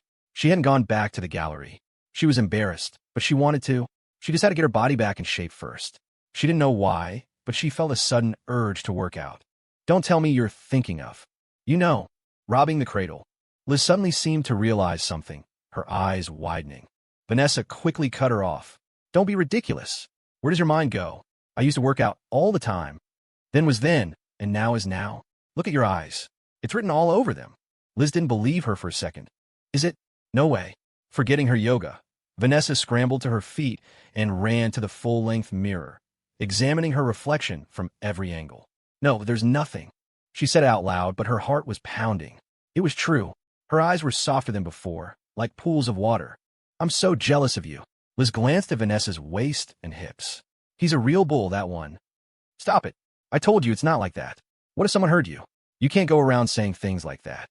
Vanessa feigned anger, though her heart was racing. Don't worry, my lips are sealed. Liz wasn't stupid. It was obvious. She then added, well, you better work hard. You've got 4 little demons to compete with over there. Stop talking nonsense. What does that have to do with me? The gallery, 32nd floor. Chairman's office, headline today. The great demoness, Jasmine Yang, had once again broken the safety management regulations. As the one who wrote the rules, she was always the first to secretly break them, while righteously demanding that everyone else follow them. Jasmine, I missed you so much. Cole sat enthroned in his chair, enjoying the high-class treatment of a man recently released from captivity and on the mend. Jasmine was sitting too, only on his lap, her pretty face flushed as she gently nibbled on his neck. No, you didn't. Jasmine, tonight I want to see you in that wine-red halter dress, with the black stockings. No, I want to see the frog pose. No, I love you, Jasmine. All you know how to do is coax me into wearing things. You're so annoying. Jasmine grumbled. Her little brother's eyes hadn't been right these past few days. Though he still smiled warmly, there was an undercurrent of something cold, something merciless. She had come here specifically to soothe him. When they were young, Cole loved to watch the hydraulic press operate at full power, and Jasmine would sit and watch with him. Tonight, she watched with him again. The energy source had changed from electric to human, and they were both covered in a sheen of sweat. Pained by Jasmine's indulgence of him, Cole used a dry towel to wipe the perspiration from her skin, then tucked her under the covers to keep her from catching a cold. Cole, are you feeling any better? Jasmine lay in his arms, her head tilted up slightly, her gaze lazy yet concerned as she watched his profile. She had been worried sick these past few days, terrified he would undergo a fundamental change in personality. But he had been keeping everyone at arm's length, not even engaging in their usual flirty games. His eyes, though they seemed gentle, held a frightening quality on closer inspection. Jasmine knew her brother. This was a sign of some deep psychological shift, and she worried he would become a machine, devoid of warmth and affection. All 4 of them had noticed it, and after a discussion, it was decided that Jasmine would be the one to intervene. Much better, Jasmine. Cole gently touched her soft, red lips, and the violent energy deep within him began to dissipate. Some things inevitably cause a change in one's mental state. It was unavoidable. When you carry a sharp weapon, a fierce spirit grows. When you strike a merciless blow, a merciless heart is born. That's good. Jasmine caressed his still rough cheek, her heart aching for him. You always bear the brunt of everything, and I can't even help. I don't know what to do. You've already helped me so much, Jasmine. You've been helping me since we were kids, don't you know that? Cole gently patted her smooth back, his voice a soft comfort. I am who I am today because of you. Am I really that important to you? Jasmine's eyes shimmered like water, her lips brushing against his again and again as she whispered the question women always want to ask, over and over. Cole tasted her sweet fragrance and said with deep emotion, more important than my own life. He adored this woman. She was a mother, a sister, and a lover all in one. Fiercely domineering, yet as gentle as water, spoiling him to the heavens. She reined him in, controlled him, but also offered herself to him with unreserved passion, letting him take whatever he pleased. In an instant, she could transform his desolate heart into an ocean of love. Hearing his words, Jasmine was moved once more. She initiated a kiss, then burrowed under the covers. She deliberately limited their intimacy to maintain a sense of novelty and allure. She was afraid that if he had too much of her, he would grow tired and start seeking novelty elsewhere. The other 3 girls felt the same way. They were all smart, not at all ignorant of the human heart. They had even discussed it amongst themselves in private. They had to keep him satisfied without leaving any gaps, while also preserving their own charm. It was a difficult kind of self-discipline, a restrained love. To love so deeply but not cling to him every day, to endure the longing. What woman wouldn't want to sleep in the arms of the man she loved every single night? If there was one, the reasons would be self-evident. The same was true for men. They all want to be with the woman they love day and night, growing frantic at the briefest separation. If Cole didn't have so much to do, he would have stopped everything to live a life of leisure. But the time wasn't right. They were all young now. Having something to do made life more fulfilling. Jasmine stayed under the covers for a while, then slipped out and put on a pair of high heels she rarely wore. She walked to the window, leaning against the frame, stretching her lower back while admiring the night view through the gap in the curtains. Was there something exciting happening outside? Curious, Cole got out of bed and walked over, peering through the curtain with her. Indeed, there's something exciting. Very hot and very noisy. The next morning, Cole woke up, full of energy. Jasmine, who had just finished breakfast, was also getting out of bed. Her complexion was excellent, her cheeks a healthy, rosy white, as if she'd been given a shot of adrenaline. She didn't have to lift a finger to get up. Cole, the simp chun, was there to serve her every need. When she left, she changed back into her flats. Unless absolutely necessary, she never wore high heels, taking good care of the soles of her feet. Though she had to admit, the most beautiful feet belonged to Serena. Hers were a close second, but still very pretty, a fact evidenced by how certain someone was always holding them. Luna's feet were a bit thicker, but also beautifully shaped. Yvonne's big toe curved slightly inward, a result of wearing high heels too often. But the charm of the heels compensated for the minor flaw in her foot's shape. Jasmine was particularly confident in her other assets. Though the idea of pleasing her brother with her beauty sounded a bit crass, she delighted in it. The weather was getting colder, and Rockford had entered its winter season once again. The north wind howled outside the window. Over the past month, B-Drop's numbers had gotten even better. The user count was approaching 400 million, an astonishing figure given the current smartphone penetration rate. Thanks to the massive investment in the R&D center, B-Drop's features, entertainment value, and content were superior to similar products, making it a must-have app for smartphone users. Coupled with Cole's successful release from custody a month ago and the subsequent rise in status of the he and fan families, advertisements came flooding in. Companies either promoted themselves or collaborated with influencers. The ad revenue pouring into B-Drop's backend hardly ever stopped. While it didn't have the influence of live streaming like in later years, it was already a top-tier app for its time, leaving competitors like Kuaishou, VClip, and other short video platforms in the D-Oost. Under these circumstances, the merchants on the B-Drop marketplace became much more compliant. The marketplace's interim director was officially promoted to CEO, a senior from Eastwood, not an e-commerce major, but an old hand from the original promotions team. Administratively, the marketplace and B-Drop were separate entities. They just appeared on the same platform. Headline Today was still running, but its profits naturally couldn't compare to B-Drop's. A portion of Headline Today's staff was transferred to B-Drop to flesh out its structure. After a month of recovery, 7 or 8 of the bodyguards had returned to their posts. Sasha and a few of the more seriously injured were still recuperating at home. Officer Riley was back to normal. The bodyguards, now flush with cash, spent their free time looking for houses, ready to settle down. Cole can now move about more freely. His face had healed completely, and he was as handsome as ever, pampered and nourished by his 4 little babies. His complexion was even better than before. What he found strange was that he hadn't seen Vanessa Fan for a month. When he wanted to discuss something about B-Drop with her, he couldn't find her on the 8th floor, and she didn't answer her phone. She would only reply via text, telling him to make the decision himself. Spencer Chun had visited once, staying for a night before returning to Boston. Cole sat in his office, wondering if he should pay a visit to Governor Fan. After some thought, he decided against it. It wouldn't be appropriate, and could be used by his enemies if they found out.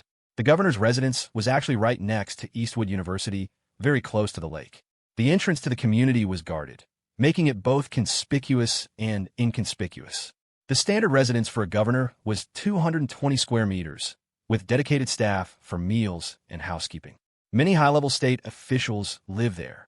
Cole had heard that Vanessa lived a bit further away and not with the governor, only visiting on weekends or whenever she felt like it. Just as he was thinking about sending her the financial data for B-Drop and the marketplace, he heard a knock. Lin Fan pushed the door open and came in. She stood beside him and said, "Hey, Cole Chun, you're coming to my house for lunch tomorrow. It's Saturday. My mom has something to talk to you about." "Huh? Lunch at your place?" Cole was a little surprised. No wonder he hadn't seen her on the 8th floor. She was at home. "Are you coming or not?" Lin tugged at the fabric on his shoulder. "Well, tomorrow I was supposed to." Cole had planned to go shopping with his 4 little babies.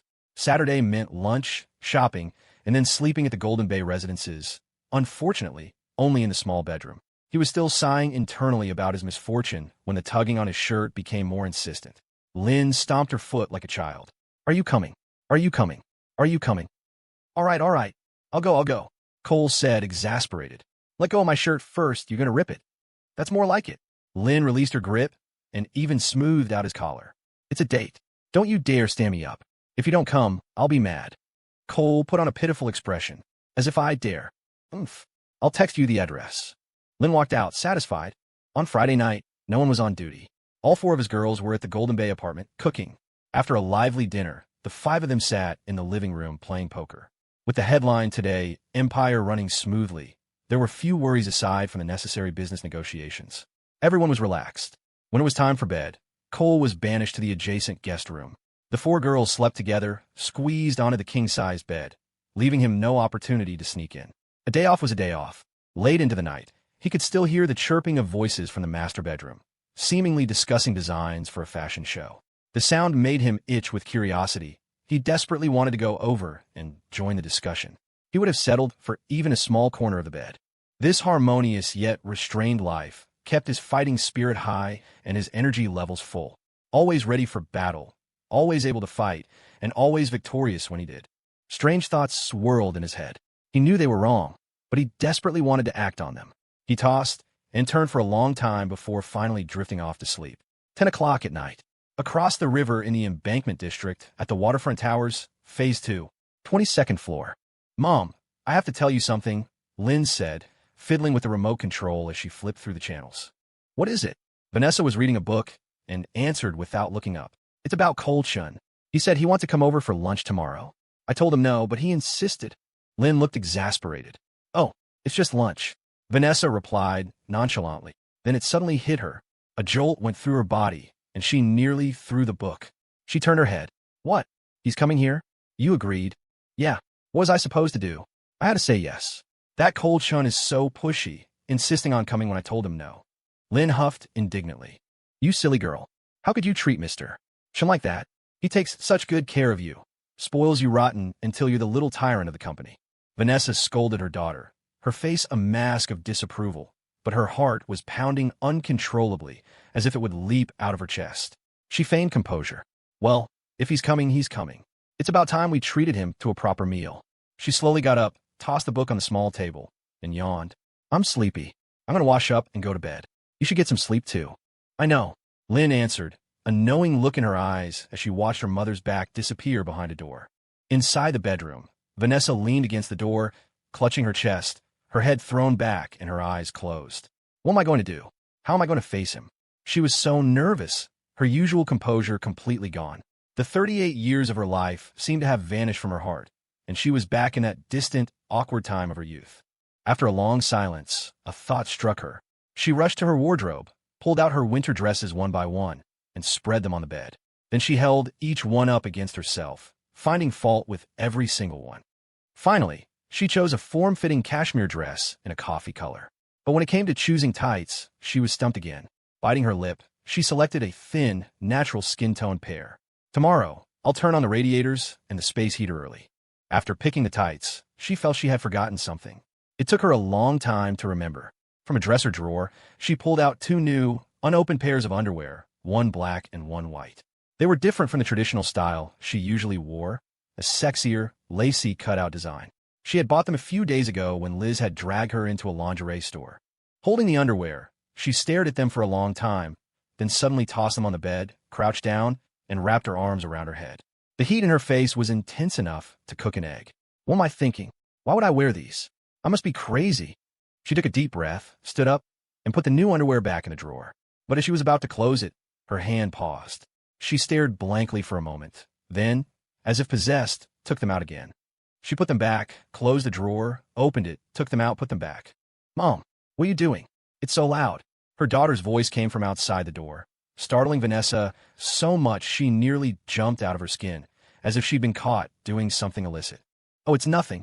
I think the drawer is broken. Go to sleep now." She touched her burning face, took a deep breath, and grabbed the black pair. She spent over 40 minutes in the shower and another half hour applying body lotion. Before bed, she did her facial skincare routine. Finally, she put on the black lingerie. She didn't dare look at herself in the mirror, quickly wrapping herself in a robe and lying down. She tossed and turned, unable to sleep until late into the night. Golden Bay Residences. As the sun was just beginning to rise, Cole was woken by a tickling sensation on his neck. Something heavy was pressing down on him. He turned his head and saw Serena, the campus beauty, fast asleep in his arms. Her cheek was resting on his shoulder, squished into a funny shape. Sensing his movement, Serena wrapped her arms and legs around him even tighter. "When did she get here?" Cole was baffled. He hadn't felt a thing. She must have come in when she went to the bathroom. Cole thought it over. No, he had to carry her back. Otherwise, the other three would get ideas. Then Jasmine would have a hard time. He checked Serena's state. She was sleeping soundly. He tried to sit up, but she held on tight. It was winter. Carrying her out from under the warm covers might make her sick. He decided to let it be. He looked down and saw the corners of her mouth twitching upwards. She was pretending to be asleep. Cole patted her pert bottom and whispered, "When did you get here?" Serena pressed her lips to his ear, her breath warm. "My period is coming soon, either today or tomorrow. I can't cuddle for a whole week." Cole understood instantly. This was a pre-approved, advanced withdrawal. Talk about good management. What was he waiting for? Time for breakfast. "You villain, I want to sleep." Serena's face was quickly flushed, and though she said she wanted to sleep, she obediently turned over. They slept until 9 in the morning. The others in the next room were already up, but no one came to ask. Cole tucked Serena in, then shamelessly got out of bed and went to the main bathroom to wash up. Jasmine was in the living room, exercising on a yoga mat. Winter or summer, she was always disciplined. "Cole, you're up." "I wanted to sleep in." Jasmine's tone was normal, which put Cole at ease. Serena must have cleared it with her. After brushing his teeth, and while washing his face, Cole mentioned that he was going to Vanessa fans for lunch. "Okay, you go ahead. We'll go shopping and eat out." Jasmine agreed immediately, her expression unchanged. Vanessa was a familiar face, close with Lynn, and came from that kind of background. They had weathered the storm together. Jasmine didn't dislike her. In fact, she hadn't given it much thought at all. Jasmine then asked, "You're not going to the governor's house, are you? That would be inconvenient." Cole understood what she meant. He was a businessman. Showing up at the home of a high-ranking state official wasn't appropriate. There were too many prying eyes, and they had to be careful. "It's at Vanessa's own place. Lynn told me." "Okay, then you should go. Pick us up at the Riverwalk Plaza this afternoon. You're having dinner with us tonight." "Got it, Jasmine." Cole didn't disturb her workout. He peeked into the master bedroom. Yvonne was snoring softly, likely exhausted from the past few days. Luna was sleeping peacefully, her black hair spread across the pillow. Financial management was a mentally taxing job. Cole bent down and gave her a kiss. The little girl didn't open her eyes, but a gentle smile bloomed on her lips. Cole kissed her forehead again and whispered, "Go back to sleep, baby." Luna contentedly shifted her head and drifted back to sleep. Yvonne suddenly stopped snoring. Cole knew she was awake too, so he went around and gave her a light kiss as well. Being a CEO wasn't easy. The pressure was immense, and it was draining. Yvonne's lips curved into a satisfied smile. She pulled the covers tighter and went back to sleep. In the embankment district, at the waterfront towers, Phase 2, Lynn Fan emerged from her bedroom, yawning. She saw her mother about to leave. "Mom, where are you going?" "To buy some groceries." Vanessa wasn't wearing the coffee-colored dress. She had on a casual outfit, afraid the smell of the supermarket would cling to the dress's fragrance. "You could just have the housekeeper go." Lynn was puzzled. Why was she being so diligent? "The housekeeper is coming to clean in a bit. I'll go myself." "Didn't she just clean 2 days ago?" "You ate yesterday. Aren't you eating today?" "I'm leaving." Vanessa rushed out the door. An hour or so later, she returned, carrying a large bag of meat and vegetables, including a large soft-shell turtle. The housekeeper, who handled the cooking and cleaning, quickly took it to prepare. Vanessa ignored Lynn and hurried into her room. She took another quick shower to wash off the outside smell. Only then did she change into the coffee-colored cashmere dress and the thin, skin-tone tights. Sitting at her vanity, she was now troubled by her hair. She glanced at the time. It was only a little after 9. Gritting her teeth, she changed out of the dress again. She rushed out of the house as if on fire, drove to a nearby beauty salon, and had her hair styled. At 11:40 a.m., Cole arrived at the address for the waterfront towers, Phase 2. The bodyguard parked the car by the roadside and found his own way to pass the time. Officer Riley wasn't with him. She was assigned to the 4 girls. Building 4 was the premier building, facing the river directly. Cole went up to the 22nd floor and knocked. The building had 1 elevator per unit. At 289 square meters, the entire floor was a single apartment. You stepped out of the elevator and into the home. It wasn't that the North Lake residences weren't high-end, but that land was scarce, so they had to build more units per floor. Here, in the embankment district, land was plentiful, allowing for the luxury of 1 unit per floor. The sound of hurried footsteps came from behind the door. It opened to reveal Lynn, wearing a pair of bunny-eared slippers and a thin cotton pajama set. "Here were these. They're a little small, but they'll have to do." Lynn took a pair of women's cotton slippers from the shoe cabinet. "Thanks, Lynn." Cole changed his shoes and looked around the living room. It was incredibly spacious. A huge floor-to-ceiling window faced the river, offering an unobstructed view. While not in the most bustling part of the city center, it was a rare riverfront property, quiet and elegant. The floor was solid wood, comfortable to walk on, without a single creak. The whole apartment was decorated in warm tones with a simple, modern Chinese style, creating a fashionable and cozy atmosphere. The furnishings, however, were exquisite and high-end. The air was filled with a faint floral scent, a distinctly feminine space. The sound of cooking came from the kitchen. The figure in a white sweater could only be Vanessa. Vanessa! Cole called out. Hey, Cole, have a seat. It'll be ready soon. Lynn, make Mr. Chun some tea. Use your grandpa's special leaves. Vanessa didn't turn around, her voice sounding normal. But her face was flushed, and her heart was racing. The moment she heard him arrive, an inexplicable joy and excitement washed over her. Cole walked to the floor-to-ceiling window. The vast river flowed eastward, completely unobstructed. The view itself was uplifting. The complex was built in 2009, about 10 kilometers from the gallery, across the bridge. Cole Chun. Tea. Lynn walked over with a cup of tea, offering it with both hands. Thanks, Lynn. Cole was pleasantly surprised. My mom and I have always lived here. We visit my grandpa sometimes. Look, you can even see the gallery from here. Lynn pointed across the river to the distant skyline. The hazy silhouettes of buildings were barely visible, but since Lynn said it was the gallery, he took her word for it. Wow, so you can see our office from your home. Yup. Cole Chun, come here. Look at my piano. I can play the piano. Lynn tugged at his sleeve again. Cole followed, indulging the little kid's desire to show off. He had seen the piano in the corner when he came in, but hadn't expected the little tomboy to actually know how to play. She sat down excitedly, her expression focused as she played Moonlight Sonata. Cole was tone-deaf. He could read the Chinese characters in the lyrics, but not the musical score. He couldn't tell high from low, so when she finished, he applauded enthusiastically. Lynn, that was amazing. Lynn beamed, a rare smile on her face. Like a child showing off a treasure, she said excitedly, I can play the guitar too. Wait, I'll go get it. She dashed into her room. Through the open door, Cole could see it was decorated in shades of pink. The little tomboy really was just a kid. Lynn ran back with a guitar. What do you want to hear? Cole thought for a moment. How about Jay Chow's Sunny Day? He wasn't sure she'd actually know it, but to his surprise, the kid confidently replied, I happen to know that one. I can sing it too. Listening to Lynn play and sing, Cole realized she had some real talent. She sang beautifully. Another round of applause. Lynn smiled happily. Lunch is ready, Cole. Lynn. Vanessa called out. Cole Chun, time to eat. Coming, Vanessa. Cole followed Lynn to the dining table. My God, 6 dishes. All the local Rockford specialties were there, plus a huge portion of braised pork belly with soft-shell turtle. Cole glanced at Vanessa as she hurried away, wondering where she was going in such a rush. A moment later, she emerged from the bedroom, having changed into a coffee-colored cashmere dress. It fit her perfectly, accentuating her beautiful lines.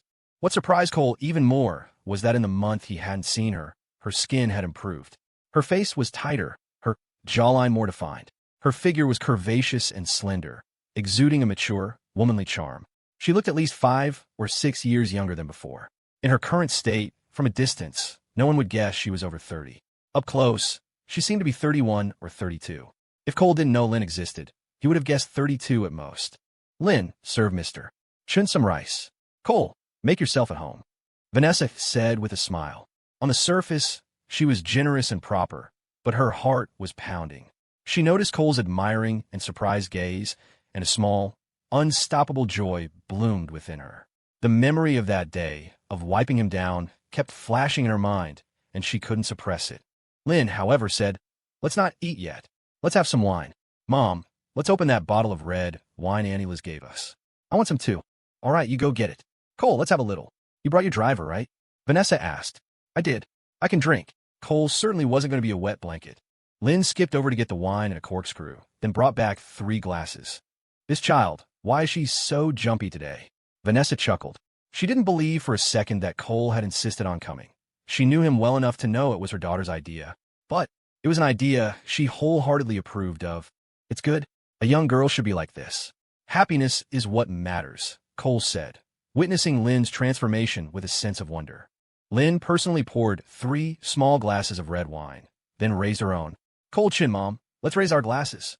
Cole and Vanessa joined her, raising their glasses and waiting for her to speak. Lynn glanced at her mother, who was radiant, even her eyelashes seeming to sparkle with joy, and said loudly, "To all of us living a happy life. Cheers! Great! Cheers! Cheers!" Cole clinked glasses with Lynn and Vanessa in turn, then downed his in one gulp. Vanessa sipped hers slowly, her eyes darting towards Cole over the rim of her glass before she quickly, guiltily, looked away. The wine went down, and her face turned a justifiable shade of red, but her heart seemed to calm down. "Cole, try this turtle. The housekeeper made it. She's an excellent cook." Vanessa placed a piece of a soft-shell turtle into Cole's bowl. "Okay, thanks, Vanessa." Cole took a bite. It's delicious. Very fragrant and flavorful. "Then eat up. This whole dish is for you." Vanessa's smile grew brighter. "I want some too," Lynn whined, but didn't move her chopsticks. Cole quickly put a piece in her bowl, which finally satisfied her. "Lynn, say thank you." Vanessa shot her daughter a look. "I won't." Lynn turned her head away defiantly, then looked at Cole. "Cole-chun, do you want me to say thank you?" "Would you?" Cole asked with a smile. "No. Well, there you have it. Let's eat." Vanessa grumbled at Cole. "This child, you've spoiled her ride." Lynn paid no attention, picking up the wine bottle and starting to pour again. The two adults ate and chatted about the construction of the R&D center. Lynn looked from one to the other, refilling their glasses whenever they were empty. Vanessa's face was now genuinely red, this time from the alcohol. Cole was still holding up well. Red wine was nothing to him. When the bottle was empty, Lynn silently got up with the corkscrew and went to the wine cabinet for another. From a top shelf, she also retrieved a bottle of her grandfather's 104 proof Matai. She opened both bottles, poured out about a quarter of the red wine, and then tipped the Matai into the wine bottle. Mixing red and white wine cancels out their respective flavors and aromas, and it also accelerates alcohol absorption, getting people drunk faster. The Matai bottle had a special spout, so it poured slowly. It took Lynn 5 minutes to return to the table. "Lynn, what took you so long?" Vanessa's cheeks were flushed. She clearly couldn't hold her liquor well. "I went to the bathroom," Lynn lied without batting an eye, filling their glasses. This time, she didn't pour just a third of the glass. She filled them to the brim. The alcohol was already getting to Vanessa, so she didn't notice. Cole glanced at the full glass, but just assumed it was Lynn's childish whim. "Mom, cold-chun cheers." Lynn raised her glass, which contained only a tiny amount. The two adults gamely raised their glasses and clinked, downing the contents in 2 large gulps. Vanessa visibly grimaced. Cole noticed the wine tasted off, but didn't think much of it, assuming it was just a different type of red he hadn't tried before. He wasn't a connoisseur. To him, red wine was just a beverage. "Mom, I remember you said I was only 5 pounds when I was born." Lynn suddenly brought up the past. "That's right. You were so tiny then. I was scared to hold you too tight. Your grandpa has big hands. He was so nervous when he held you." The alcohol having loosened her tongue, Vanessa took the bait, her mind guided into the depths of her memory. What makes people most eloquent? The past, of course. A smile played on Vanessa's lips. The alcohol made her forget the painful events before her daughter's birth. Her mind was filled only with everything that came after. "Back then, it was so tiring. You were always waking up in the middle of the night. And I had to feed you. Luckily, we had a housekeeper to help." Vanessa rested her head on her hand, recounting the old days. "Back then, everyone laughed at me. Laughed at your grandpa. All the mockery and sarcasm. Your grandpa's rivals spread rumors everywhere. Said I was shameless, trying to secure my status through my child." "Huh. Me, Vanessa fan, need to secure my status through a child? What a joke. I was going to show them.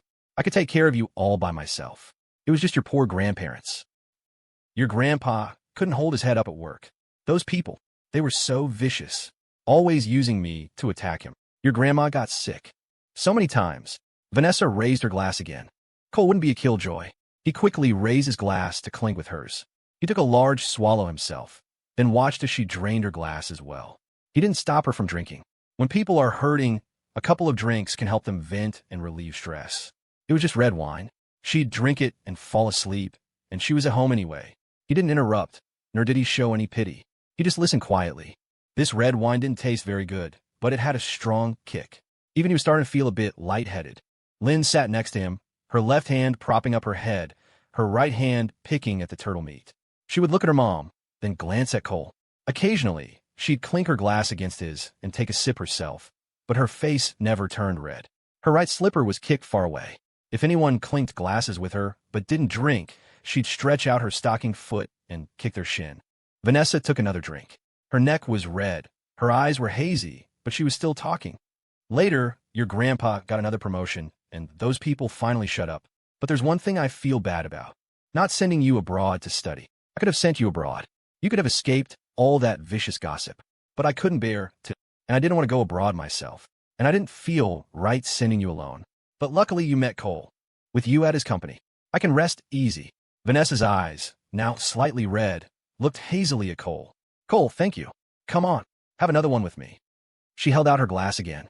Cole clinked it and drank with her. Vanessa slowed down. Vanessa shook her head, smiling foolishly. I want to drink my fill. You have to drink with me. Another large gulp, and the glass was empty. She held it upside down, staring at it blankly. Back then, I was just so ignorant. I thought I was so cool. And I ended up making my parents suffer. And I let Lynn down. She's lacked a father's love since she was born. Her biological father could never be in her life. He's a politician who has abandoned all private emotions. It's all my fault. My fault. Lynn's expression didn't change, as if her mother's words didn't affect her. She just kicked Cole's shin again. From the day Lynn was born until now. I've only ever asked that man for one thing. And that was to let Headline Today participate in the National Tech Summit. Vanessa chuckled foolishly again, looking at Cole. Cole, you really are amazing. Yes, that's how you should shout.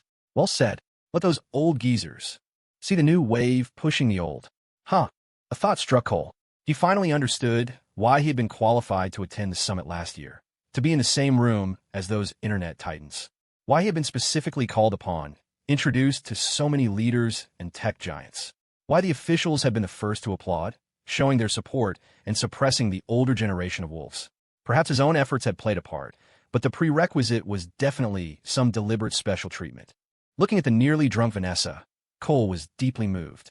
He thought about how she had been taken in and refused to say a word, holding out until she collapsed from shock, nearly dying. He was filled with both guilt and warmth. He was so lucky to have met a woman like her, and so glad she was safe. Cole, that man owed me. Consider it paid off. From now on, it's all up to you. As long as you walk the straight path. The road ahead is wide open. I'm so happy for you, Vanessa. Vanessa rubbed her forehead, her vision now blurry. Vanessa.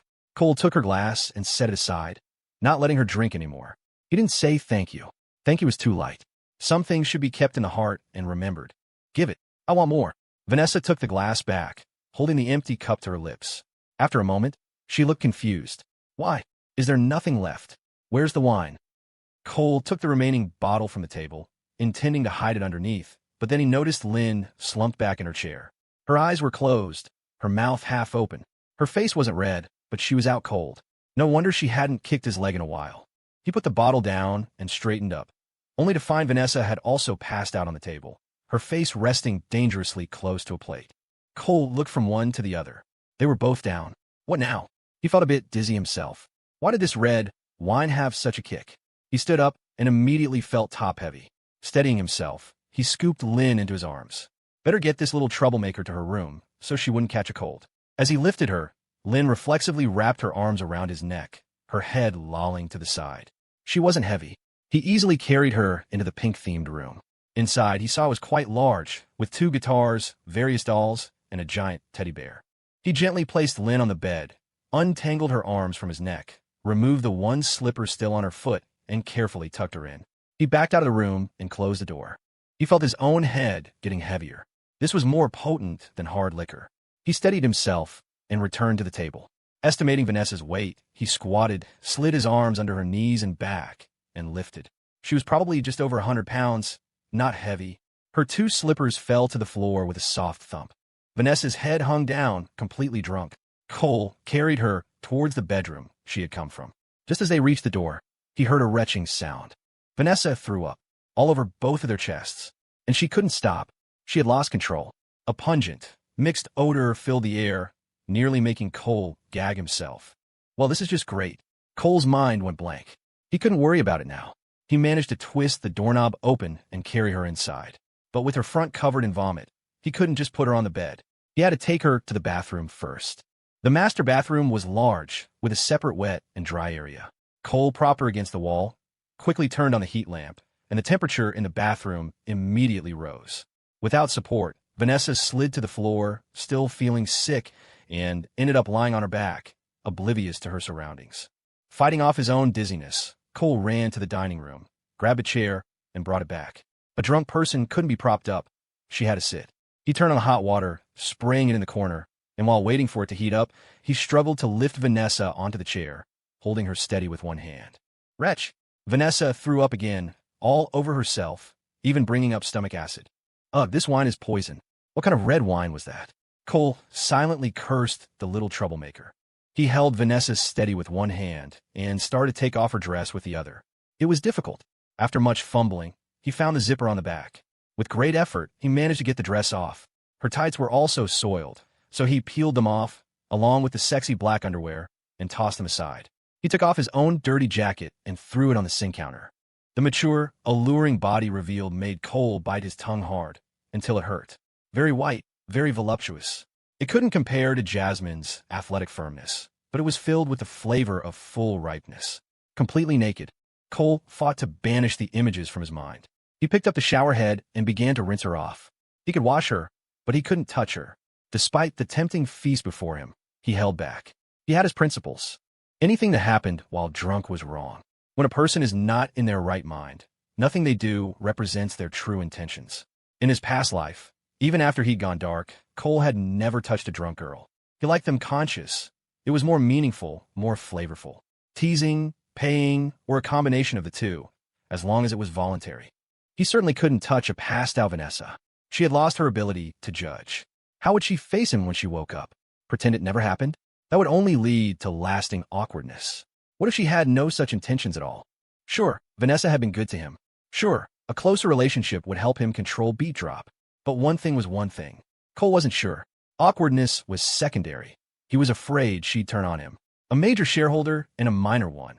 A fallout would be bad. And he still had his 4 little babies to think about. What if Jasmine got angry? Even as his body stirred with vigor, he bit down hard on his tongue. If he wanted it, he could go home. He had 4 of them waiting. A novice would have lost control long ago, but his worldly experience gave him restraint. Hotter water would speed up blood circulation and metabolism. He patiently showered her until her skin was warm and slightly red. This would make her sweat and evaporate the alcohol. After washing her, he wrapped her in a dry towel and wiped her down. By the time he was done, he was even dizzier. His chest was pounding like a drum as the alcohol entered his heart. He forced himself to lift the clean Vanessa, quickened his pace to the bedroom, and placed her under the covers. After all that exertion, the alcohol-laced blood circulated even faster. By the time he returned to the bathroom, he could barely walk. A wave of nausea rose in his throat. He rushed to the toilet in the dry area and threw up violently. How strange. How could red wine do this? This usually only happened to him after drinking too much hard liquor. Could it be the red wine was mixed with liquor? The thought flashed through his mind. He'd never had such a mix.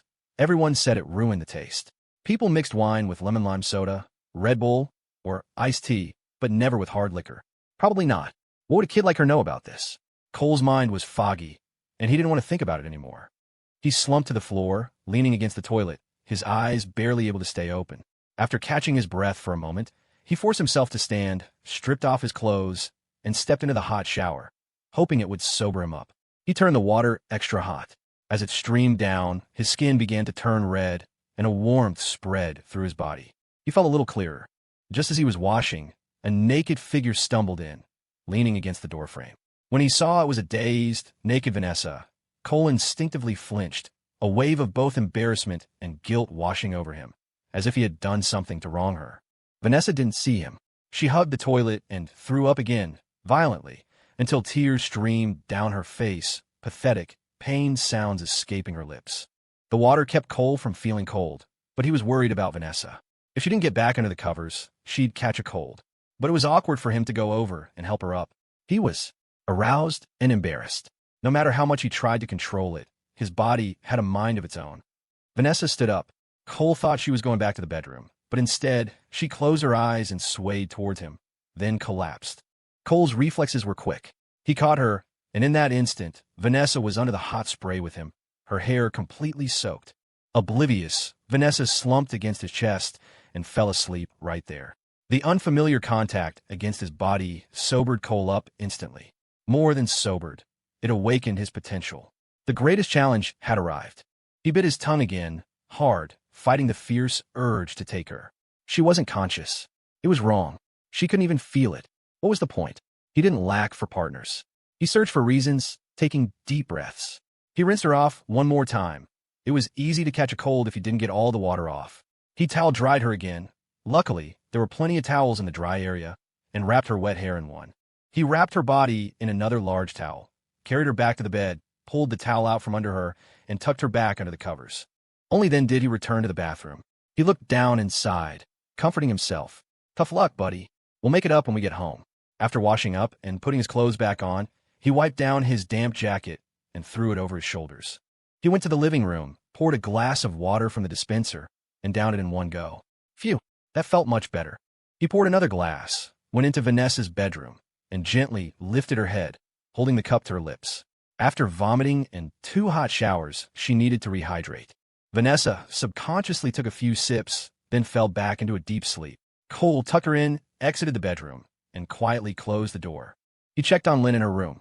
The little troublemaker was sleeping soundly. Reassured, he went to the utility closet, got a mop, and cleaned up the mess by the dining table. Finally, he tiptoed out and closed the front door behind him. He had to leave. If he stayed, he was liable to make a mistake. And anything done when a person wasn't in their right mind was a mistake. That was his principle. Downstairs, the cold wind hit him, sobering him up another level. He exhaled a breath of alcohol-tinged air and walked steadily out of the complex. The middle-aged security guard didn't give him a second glance. The young man was dapper, with the looks and air of a celebrity. He certainly wasn't a thief. Probably just had a bit too much to drink at a friend's place. The male bodyguard waiting by the road spotted him immediately and rushed over to help him. Don't tell Deputy Chief Tong yet. Let them shop a while longer, Cole instructed. If he didn't say anything, the bodyguard would notify Officer Riley, and the 4 girls would come rushing back. Women shopped slowly. Coming back in a hurry would ruin their fun. Understood, Mr. Chun. Back at the Golden Bay residences, Cole took another shower in the master bathroom. His jacket smelled awful. The wine had a real kick, still rising his head, making it feel heavy. After his shower, he collapsed onto the large bed in the master bedroom and fell asleep. When he woke again, it was pitch black. The apartment was silent. It was clearly late. He could hear breathing beside him, warm puffs of air on his shoulders on both sides. His body felt heavy, with legs draped over his own. The sensation at his feet was different, too. Cole lay with his eyes open, sensing his surroundings in the darkness. All 4 of them were there. The king-size bed was big enough, if a little crowded, as long as the comforter was wide enough. From the sweet scent of their breath, he could tell Jasmine was on his left and Luna was on his right. That meant Serena, who was on her period, and Yvonne were at the other end. His head was clear now, the alcohol gone. He felt better than ever, but he couldn't get back to sleep. The room was filled with the fragrance of the girls, and it was making him restless. He wanted to move, but he didn't dare. Any movement might wake them all. The spar from the afternoon had ignited into a raging fire. After holding back for a long time, his thieving heart could no longer be suppressed. His right hand crept onto Luna's leg. Instantly, a small hand clamped down on his wrist, stopping him. Luna was awake, or maybe she had never been asleep. Fine if she wouldn't let him. He'd just rest his hand there as a small comfort. His left hand stealthily crept onto Jasmine's leg. At first, she didn't react. A few seconds later, her hand came down and pressed on his. All right then. Neither was allowed, perhaps taking pity on him. After a moment, both hands let go and shifted their positions. In the darkness, Cole's eyes widened, his mouth forming, and oh, was he getting this kind of treatment? But this amazing treatment lasted only an instant. The 2 hands touched each other and recoiled as if shocked. The bedroom was silent except for the sound of breathing, but their brain waves were clashing in the void. A sharp pain shot through Cole's left side. Jasmine had pinched him. Then she intertwined her fingers with his and gave them a gentle squeeze, a signal for him to go to sleep. On his right, Luna took his hand, placed it on her stomach, and covered it with both of her own. This felt pretty good too. Cole obediently closed his eyes and peacefully went to sleep. Across the river at the waterfront towers, 22nd floor. When Lynn woke up and realized she was in her bed, she immediately knew what had happened. She couldn't hold her liquor. It went straight to her head without turning her face red. Cole Chun must have carried her in. Previously, she would have been repulsed by the thought of him touching her. Now, strangely, she wasn't. She listened for any sounds, then quietly got out of bed and tiptoed out of her room. She crept to the master bedroom door and pressed her ear against it, listening intently. But after a long while, there was nothing. A look of confusion crossed her face. Are they both sleeping that soundly? Shouldn't there be some kind of noise? She gently turned the doorknob. The door opened. Her heart began to race. Steeling herself, she tiptoed inside and fumbled for the light switch by the door. I'll catch him red-handed and see how he tries to deny it. She flicked on the light. But the sight before her left her stunned. Where is he? Why is there only one person? Vanessa was sleeping soundly, undisturbed even by the bright light. Lynn relaxed and walked over to the bathroom. The dress on the floor made her eyes narrow. It must have been cold shun. So did it happen or not? She crept to the side of the bed and lifted the covers just a little. Nothing. He must have done something and then run off. Fine. I'll settle the score with him tomorrow. He has to take responsibility. The next day was Sunday. Influenced by her biological clock, Vanessa woke up around 6:40 a.m. Her head wasn't spinning anymore, just a little thirsty. She lay in bed, staring at the ceiling, trying to piece together the memories from yesterday. They were blurry, fragmented. Just as she was about to get up, she noticed something was off. She lifted the covers for a look and immediately pulled them over her head. There was no question who had undressed her. It had to be Cole. At that thought, a piece of memory returned. She had gotten drunk, said a lot of things, and then thrown up. And then, she tried hard to remember. Memories don't disappear. They're just stored in the depths. Slowly, the timeline began to form. When a person is drunk and hazy, their consciousness is actually clear, they just can't control their body. She gradually remembered being in the bathroom, being held by Cole under the running water. At the time, her body was numb, so she didn't react. But thinking about it now, she felt a heat spread through her face burning. What's wrong with me? This is so shameless. How can I face Cole? A thought struck her like a bolt of lightning. Did we? She felt herself, checked her senses. Nothing was different, so it didn't happen. Her emotions were instantly complicated. She was grateful for Cole's respect and care, yet strangely disappointed. Was she that unattractive? When she was drunk, she certainly wouldn't have wanted that. She wouldn't have even been aware of it. If Cole had done something, she wouldn't have blamed him. But she wouldn't have felt anything good either. In fact, she might have even disliked it. That kind of thing should be born from mutual feeling, not in a state of unconsciousness. Cole had respected her. That made her feel incredibly safe. But he hadn't made a move, which made her start to doubt herself. Preparing that underwear wasn't because she wanted it to happen, but because she worried Cole might act on impulse. If it did happen, she would have gone along with it. So she was prepared. But it wasn't used. Recalling the hazy scene, she curled up, hugging her shoulders, a tremor running through her. It was a feeling she had never experienced before, as if her life had started over, as if she were a teenager again, meeting a boy who made her heart flutter.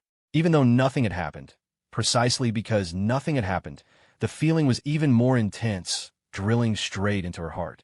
It felt like being in love, but she didn't dare admit it. Maybe it was just a one-sided crush. She was a woman. Of course, she hoped for the care of a man she liked, even if it was only occasional. But her life had stopped in those years of mockery. The 17-year-old her had been ignorant, a rock and roll fan who just followed the trend because she thought it was cool. But this time was different. The boy who was 18 years her junior, yet mature and steady, had truly walked in her heart, planting himself firmly in the center. The bedroom door opened.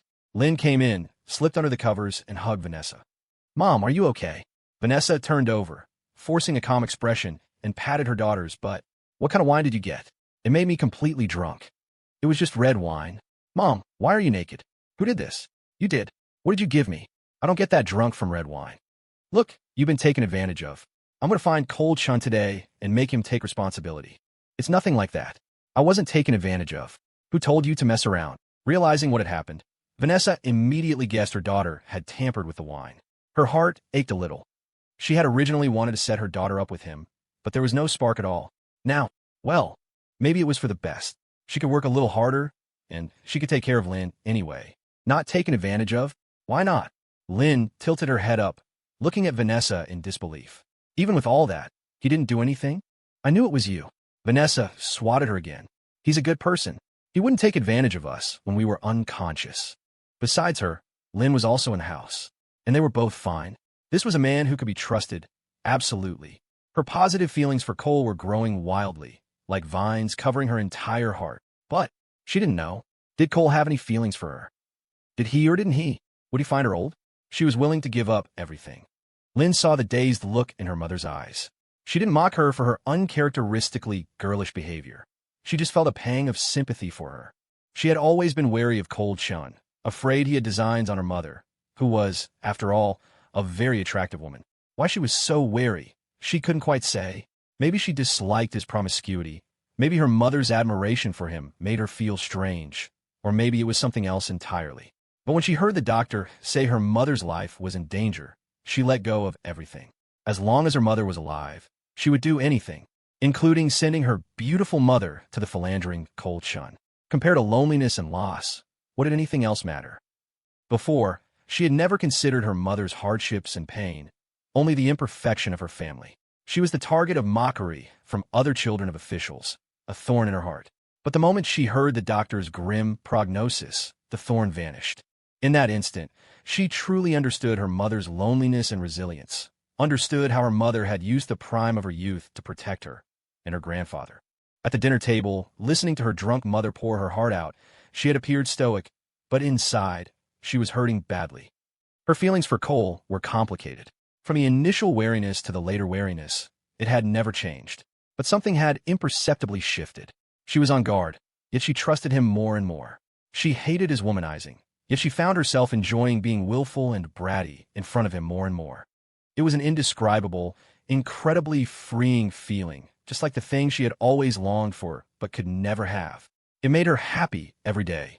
She hated Cole, but she liked cold Shun. It was very strange. Vanessa was completely unaware of her daughter's gaze, totally immersed in her own trepidation. She was like a girl with a crush on a boy, too afraid to confess, but desperately hoping he would make the first move. At the same time, she worried he wouldn't be interested. The age gap made her feel insecure. Insecurity was an emotion she had never felt before, but now she did. Perhaps age alone wasn't enough to make her so anxious. After all, she was a confident woman.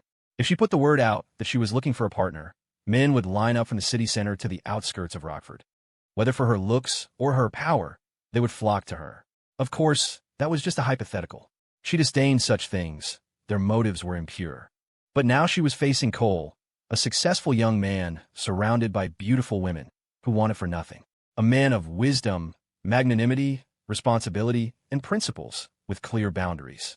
His maturity gave her a sense of closeness. If she ignored his appearance, she sometimes had the illusion that he was a 40-year-old man. Her daughter's transformation, in particular, had turned her faint reliance on him into a deep one. This feeling of reliance was unfamiliar, but it thrilled and delighted her. Her only regret was that she wasn't a little younger, even just a little. The mother and daughter said nothing, each lost in their own thoughts. They were thinking in the same direction, but with slightly different nuances. Golden Bay Residences. The four girls were up early, washing up and exercising. Cole had gone to bed late and didn't get up until after 9. He had just woken up when he heard a door close, and then someone pounced on him. He knew from the scent that it was Jasmine. "Cole, how much did you drink yesterday? You can't drink like that anymore. You hear me?" "I hear you, Jasmine," Cole said, a sharp pain on his tongue as he spoke. "HM, how'd you cut your tongue?" Jasmine looked surprised, then her beautiful eyes narrowed. "Did someone bite you? What did you do?" "No, Jasmine, I bit it myself." Cole opened his mouth and stuck out his tongue. "Ah, look, the marks. Don't they match my teeth?" "Really? Let me see." Jasmine pinched his chin, examining it from left to right. It really was the shape of his own teeth. She was puzzled. "Why would you bite yourself? Did you hit your chin?" "I didn't hit it. I bit it on purpose," Cole said, sucking in a breath of cool air as his tongue throbbed. Seeing his tongue wagging back and forth, Jasmine blushed inexplicably and smacked him on the head. "Put away, it's hideous." After Cole awkwardly closed his mouth, she leaned in, sniffing and kissing him like he was a cat. "Tell me, why did you bite yourself? What happened at dinner?" "Jasmine, I was just..." "Tell me everything. No omissions." "Okay, Jasmine, here's what happened." Cole recounted the events of the previous day, telling her every single detail. When Jasmine spoke, he wouldn't hide a thing. But when he got to the crucial parts, he stammered, watching her expression as he spoke.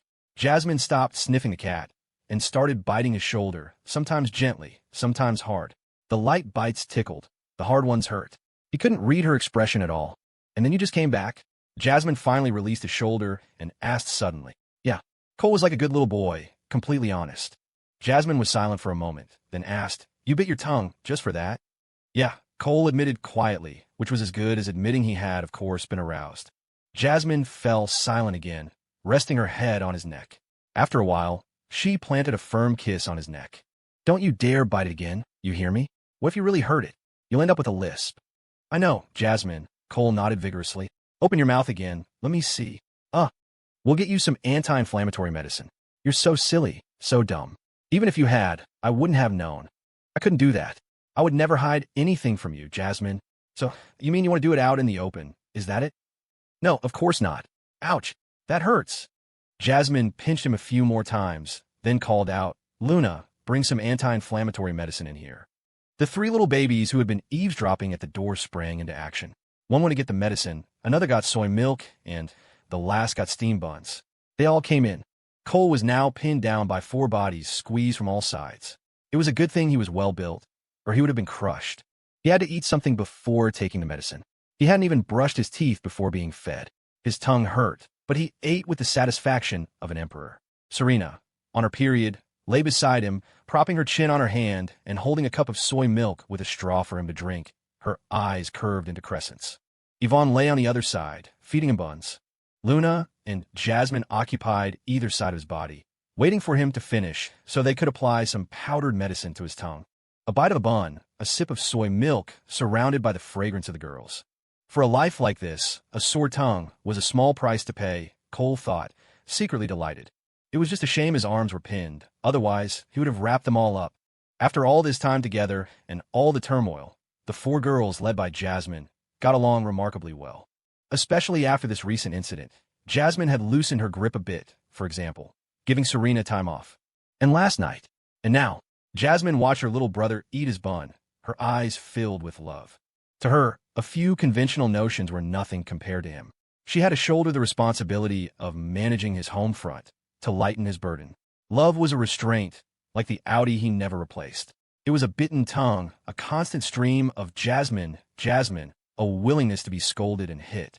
Love was also tolerance, acceptance, and even more, understanding and support. She was the logistics director for the Headline Today empire, and also the director of her brother's life. All she wished for was his peace and happiness, and for him to love her, as he always had. Her brother undoubtedly had principles so strong they made her heart ache. How could he bite his own tongue? She would have gladly done the biting for him. As for Vanessa Fan, she was a familiar face. They had dealt with each other many times, and she was Lynn's mother. Their relationship was good, and this incident made Jasmine feel grateful. If Vanessa had talked back then, the Fan family's accounts were clean. At worst, her father would lose a promotion or be forced into retirement. But Cole would have been in deep trouble. Headline Today's reputation would have plummeted, and they would have been crushed by their competitors. She had long sensed that Vanessa's feelings for Cole were different, something more than just admiration for his abilities. There was a special trust, though nothing was ever explicitly stated. So she hadn't given it much thought. She had always assumed Lynn was starting to fall for him, which was only natural. He was a great guy. But as she watched them, it didn't seem like that. Lynn's affection was different from a woman's love. It was a bratty, childish fondness. Only after hearing Cole's story did she understand. It was Lynn who wanted her brother to have a closer relationship with Vanessa. It was a strange feeling. Jasmine didn't know if she was angry or not, because she knew Vanessa couldn't steal Cole from her. In any aspect, she was no match. She certainly couldn't whisper in his ear and convince him to give up his shares. There were four walls around that pillow, and Jasmine believed Vanessa knew that too. So financial motives could be ruled out. Jasmine's first step was always rational analysis. Then she would consider the emotional side. Vanessa's help had been immense. That was undeniable. The National Tech Summit had elevated Headline Today to a new level. The years of pent-up frustration she had endured, all for one opportunity for Cole. That was a huge favor. She didn't fight for equity, didn't interfere in operations, helped secure the office space, and helped grab the land for the new campus. While it was true that B-Drop's profits also benefited Vanessa, a typical investor wouldn't do all that. Even if they did help, they would demand conditions like an increased stake. But Vanessa hadn't. This couldn't be explained by simple admiration. Jasmine wasn't particularly surprised by any of this. The signs had all been there. She was only a little surprised that Vanessa would actually fall for Cole. But on second thought, it seemed normal. Cole was far more mature than his peers. And a woman like Vanessa, with her family background, her well-maintained appearance, and her ability to endure years of loneliness, would never be interested in an ordinary man. Jasmine didn't plan to take a stance on this. She would see what her brother thought. The daughter of the state governor. She could never be like them. There were too many concerns. At most, they could go on company retreats together. And if this ever got out, it would be a massive public scandal, detrimental to the governor, and bad for Cole. However, Vanessa held shares in Slice Video and Beat Drop, and might have shares in the offshore company in the future. Preventing an alliance between the Fan and He families was also necessary. Jasmine's mood wasn't ruined by this. Her brother was open and honest with her, so afraid of making her angry that he bit two holes in his own tongue.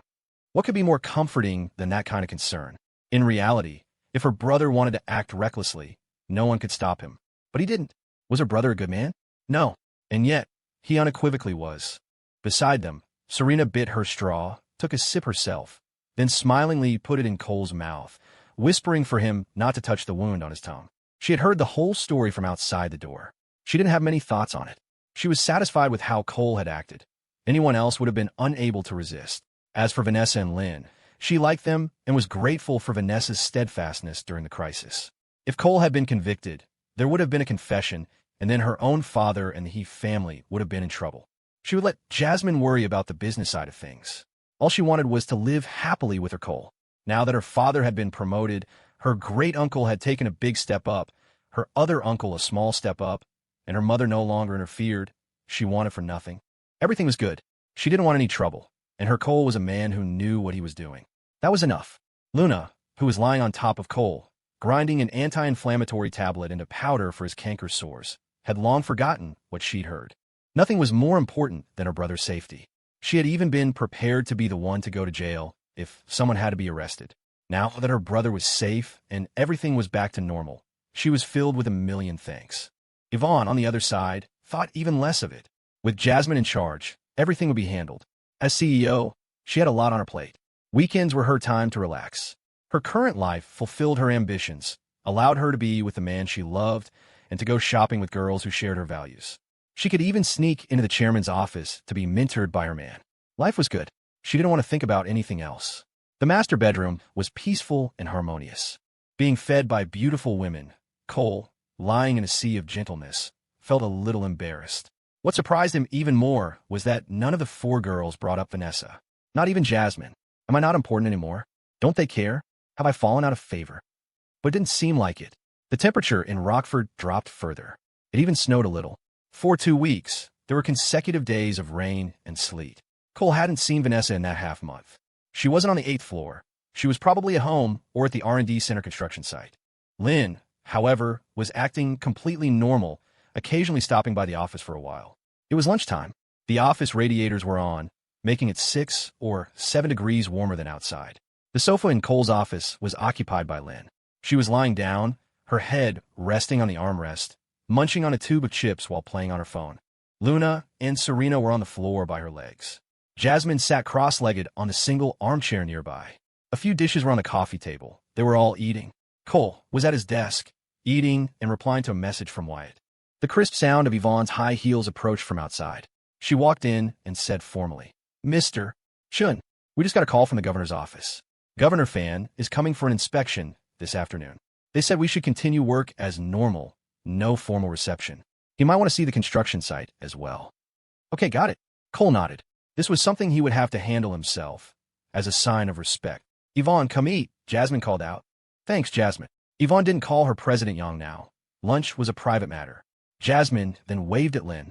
"Come eat, hurry. You can have your chips later. The food's getting cold." "I know, Jasmine." Lynn sat up, put down her chips, and obediently came to the table. Cole sent a message to Wyatt. "Wyatt, Governor Fan is coming for an inspection this afternoon.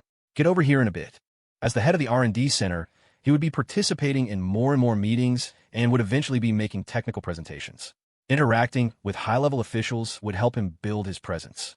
Wyatt replied, "Okay, I just finished eating. I'm on my way." Around 2 in the afternoon, several official state vehicles pulled up in front of the gallery. Work at Headline today continued as usual. There was no welcoming committee lined up. Cole and Wyatt stood at the front desk, deeply engrossed in a discussion about Beat Drop. A series of footsteps approached the entrance. Only then did Cole look up, his expression instantly shifting to one of pleasant surprise. "Oh my, Governor Fan, please come in. Come in. Governor Fan, good afternoon." Wyatt also bowed respectfully. though his change in expression was a bit stiff. "Hello, Cole.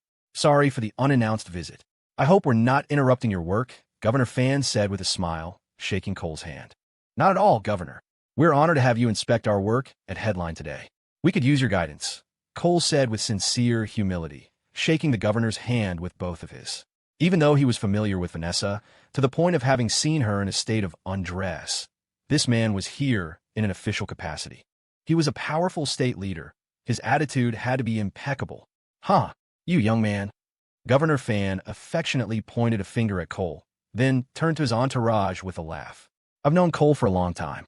He gets things done, but he's always flattering people." The other officials laughed along appreciatively. When the big boss says something, who would dare not play along? Everyone in his entourage was on the same team, so they were naturally friendly towards Cole. Cole then went around and greeted the other officials one by one, shaking their hands with a warm smile and a respectful demeanor. Among them were the Deputy Governor for Economic Development, the Secretary of Commerce, and the newly appointed head of the Department of Market Regulation. They were all heads of departments related to the market and economy. Jasmine and the other core executives also came over to say hello. They were no strangers to Governor Fan. "Cole, let them get back to work. We're just here to look around and chat with you," Governor Fan said kindly. "Of course, Governor." Cole nodded obediently, told everyone to get back to their tasks, and kept Wyatt with him. There was no need to introduce Wyatt. The governor had met him at the groundbreaking ceremony.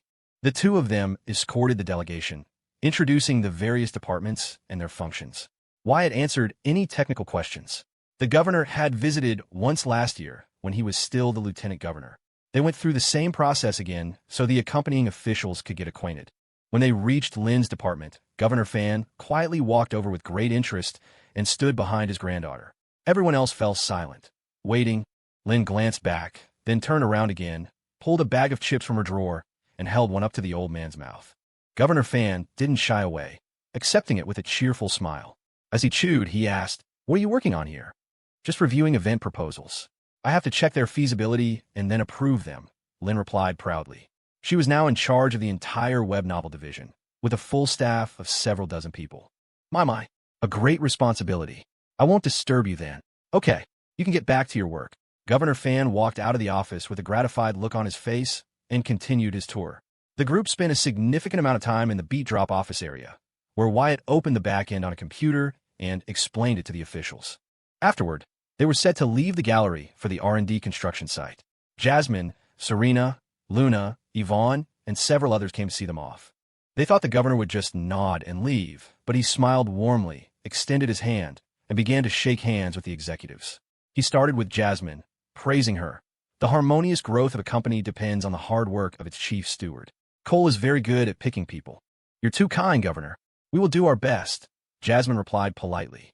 Next was Serena. Governor Fan smiled, his eyes kind. "Serena, you're a role model for many law students.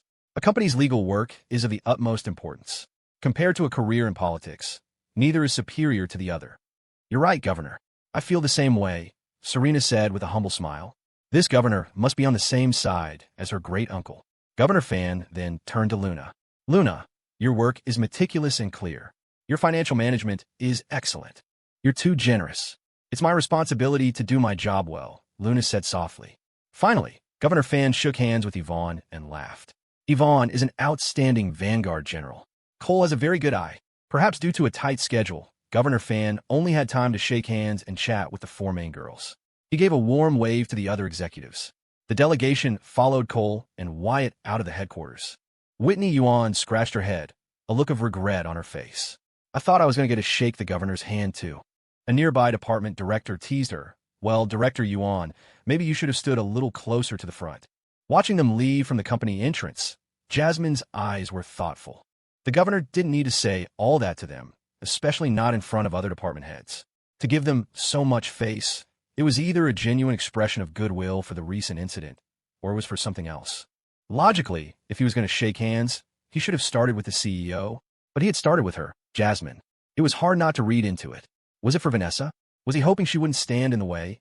Jasmine couldn't be 100% sure. It was hard to imagine the governor would condone such a thing. Even if she also condoned it, it could never be public. The power of gossip could destroy them all, leaving them vulnerable to their enemies. She believed Vanessa understood that as well. Unless They could give up a public relationship and just be a pair of close friends. In that case, Jasmine could acquiesce. But sharing a bed with her was absolutely impossible. She doubted Vanessa would want that, or that her brother would do it. Jasmine's core concern was one thing, and one thing only, her brother. Not everyone was capable of such patience and sacrifice. If Vanessa was overcome with passion, could she refrain from disrupting Cole's daily life? Could she control her emotions?